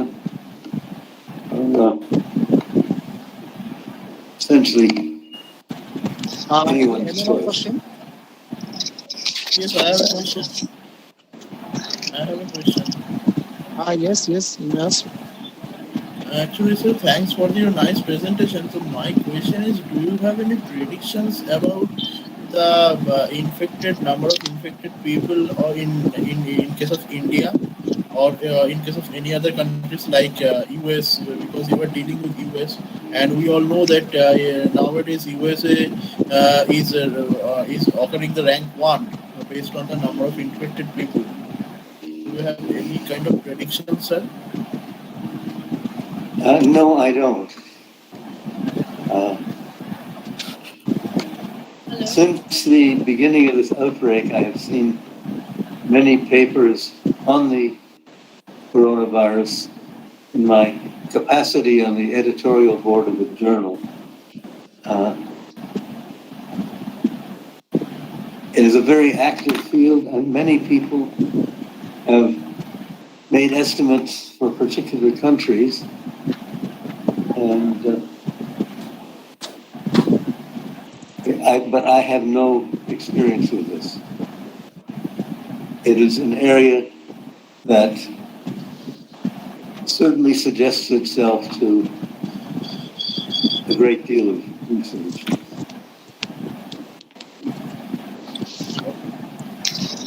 Professor Pate, there is another two questions. Can this approach be used to estimate second or third waves of COVID-19 spread? That means there is an estimation for the next spread of COVID-19. I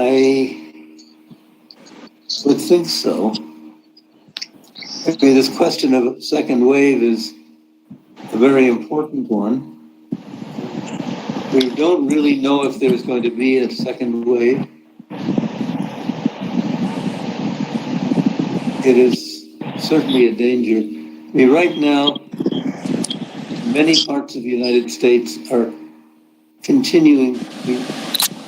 The United States is still really only in the first wave.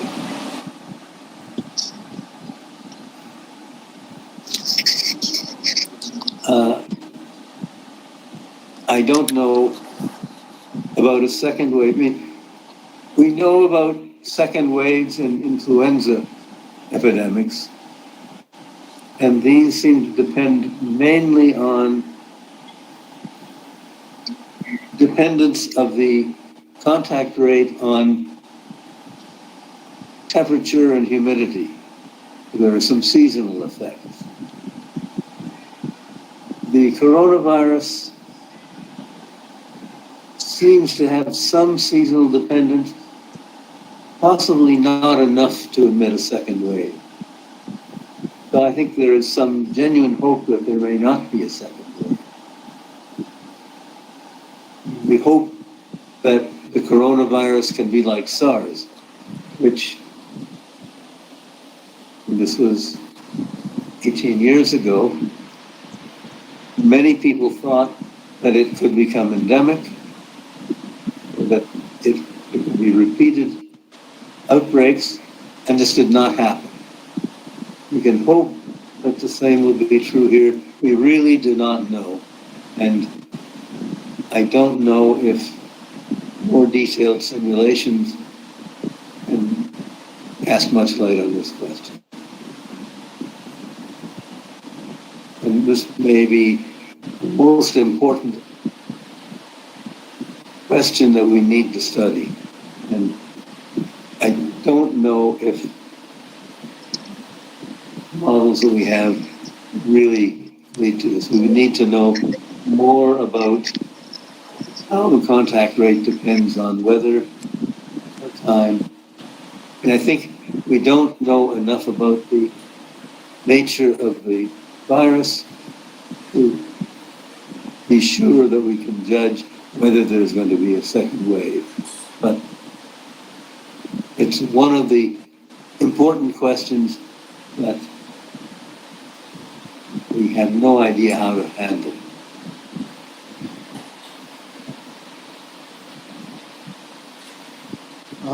Thank you, sir.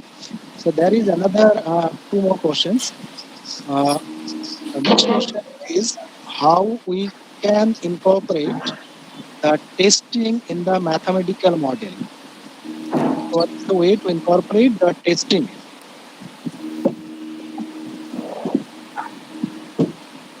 Well, I've introduced this parameter P to describe the testing rate, but we don't really know what fraction of individuals who are tested will turn out to be positive. The tendency is to test people who think they're positive or where there's some reason to believe. For example, frontline care workers are more likely to be exposed to virus and therefore more likely to be infected. One of the parameters that people look at is the fraction of people tested who turn out to be positive.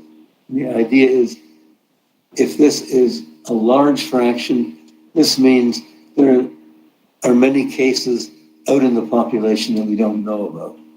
Ideally, we would like to know for the entire population whether they're infected or not. And we simply don't know that.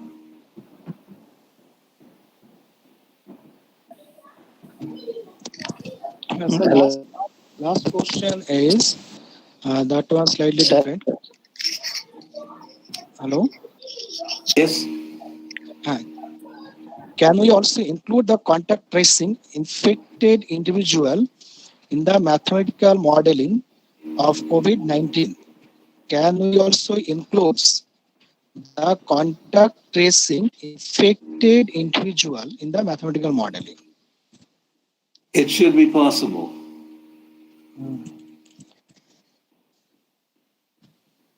Okay. So I think there is no more questions. So, Okay, sir.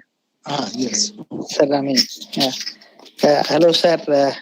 I'm very happy to see, and we are very much encouraged by seeing such a very, very senior professor still active in research. If you don't mind, could you please tell me how many years old you are now? They will be very much encouraged. I'm 88. Oh, I see. I see. In India, 88 means it is very, very old. Yeah, I am also very happy to share that I visited your university 2011. Nice to see you very much, sir. And we all participants probably are very much encouraged, and we will be trying our best to continue our research also by looking at your face. Thank you, sir. Well, thank you. I've been telling my friends that once they can afford it financially, they should retire. Because when you retire, you don't have to spend as much time on things you rather not do. You have more time for the things you do want to do. Yes, yes, sir. Yes, sir. And if you please, could you please say a few words to a young researcher how they can continue their research or qualitative research? It is very useful to talk with others. I think there are many lectures now which are circulated widely. If you have a colleague in your own department with some common interest, this is easy. But we don't always have that. I think it is good to look for public lectures on subjects of interest, essentially in order to be able to learn from other people. Yeah. Yeah.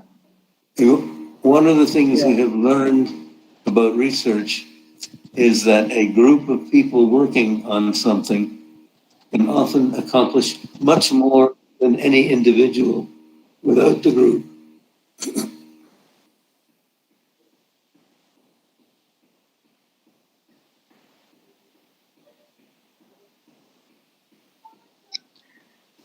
Sir, last question. One participator had posted the question. So, could you please share the references for this study? References for this study. Well, I have actually written this up. I have written a paper which is being processed now that includes some references. I can certainly provide a copy of that. Okay. So I think there is no question. So thanks, Professor Fred Brewer, for his nice and interesting and motivational lectures regarding the present issues, burning issues. So on behalf of the Vidyasagar University, I congratulate to you because you are in this age. You are also active in the research, like our Indian researchers. Some Indian researchers are also active in this age also. So our young researchers are encouraged. Some audience are mentioned that your species are inspires to us. So thank you very much for your speeches or lectures, and I wish your good health in future life. Thank you very much, sir. I would like to thank you for giving me this opportunity, and it's been an honor and a pleasure. Thank you, sir. So now this session is finished. So I think there is an announcement for the next day. I think next day will start at morning 10 o'clock. And if any participant failed to present his or her papers in previous days, first day or second day, then they can contact with our conveners, or they can write the WhatsApp group with paper number and name. So another session will arrange tomorrow morning. So I request all the participants, those who are interested, to present their paper other than the scheduled papers. They can contact our conveners in WhatsApp. Thank you. Are there is any announcement? Dr. Giri or Dr. Borman, is there any announcement? Okay, sir. We are now at the end of the day, second day. We will give the feedback form in the WhatsApp very soon. So participants are wait to send our message in the group. Do not message in the group is link like that. So we are very soon we are send. We will send.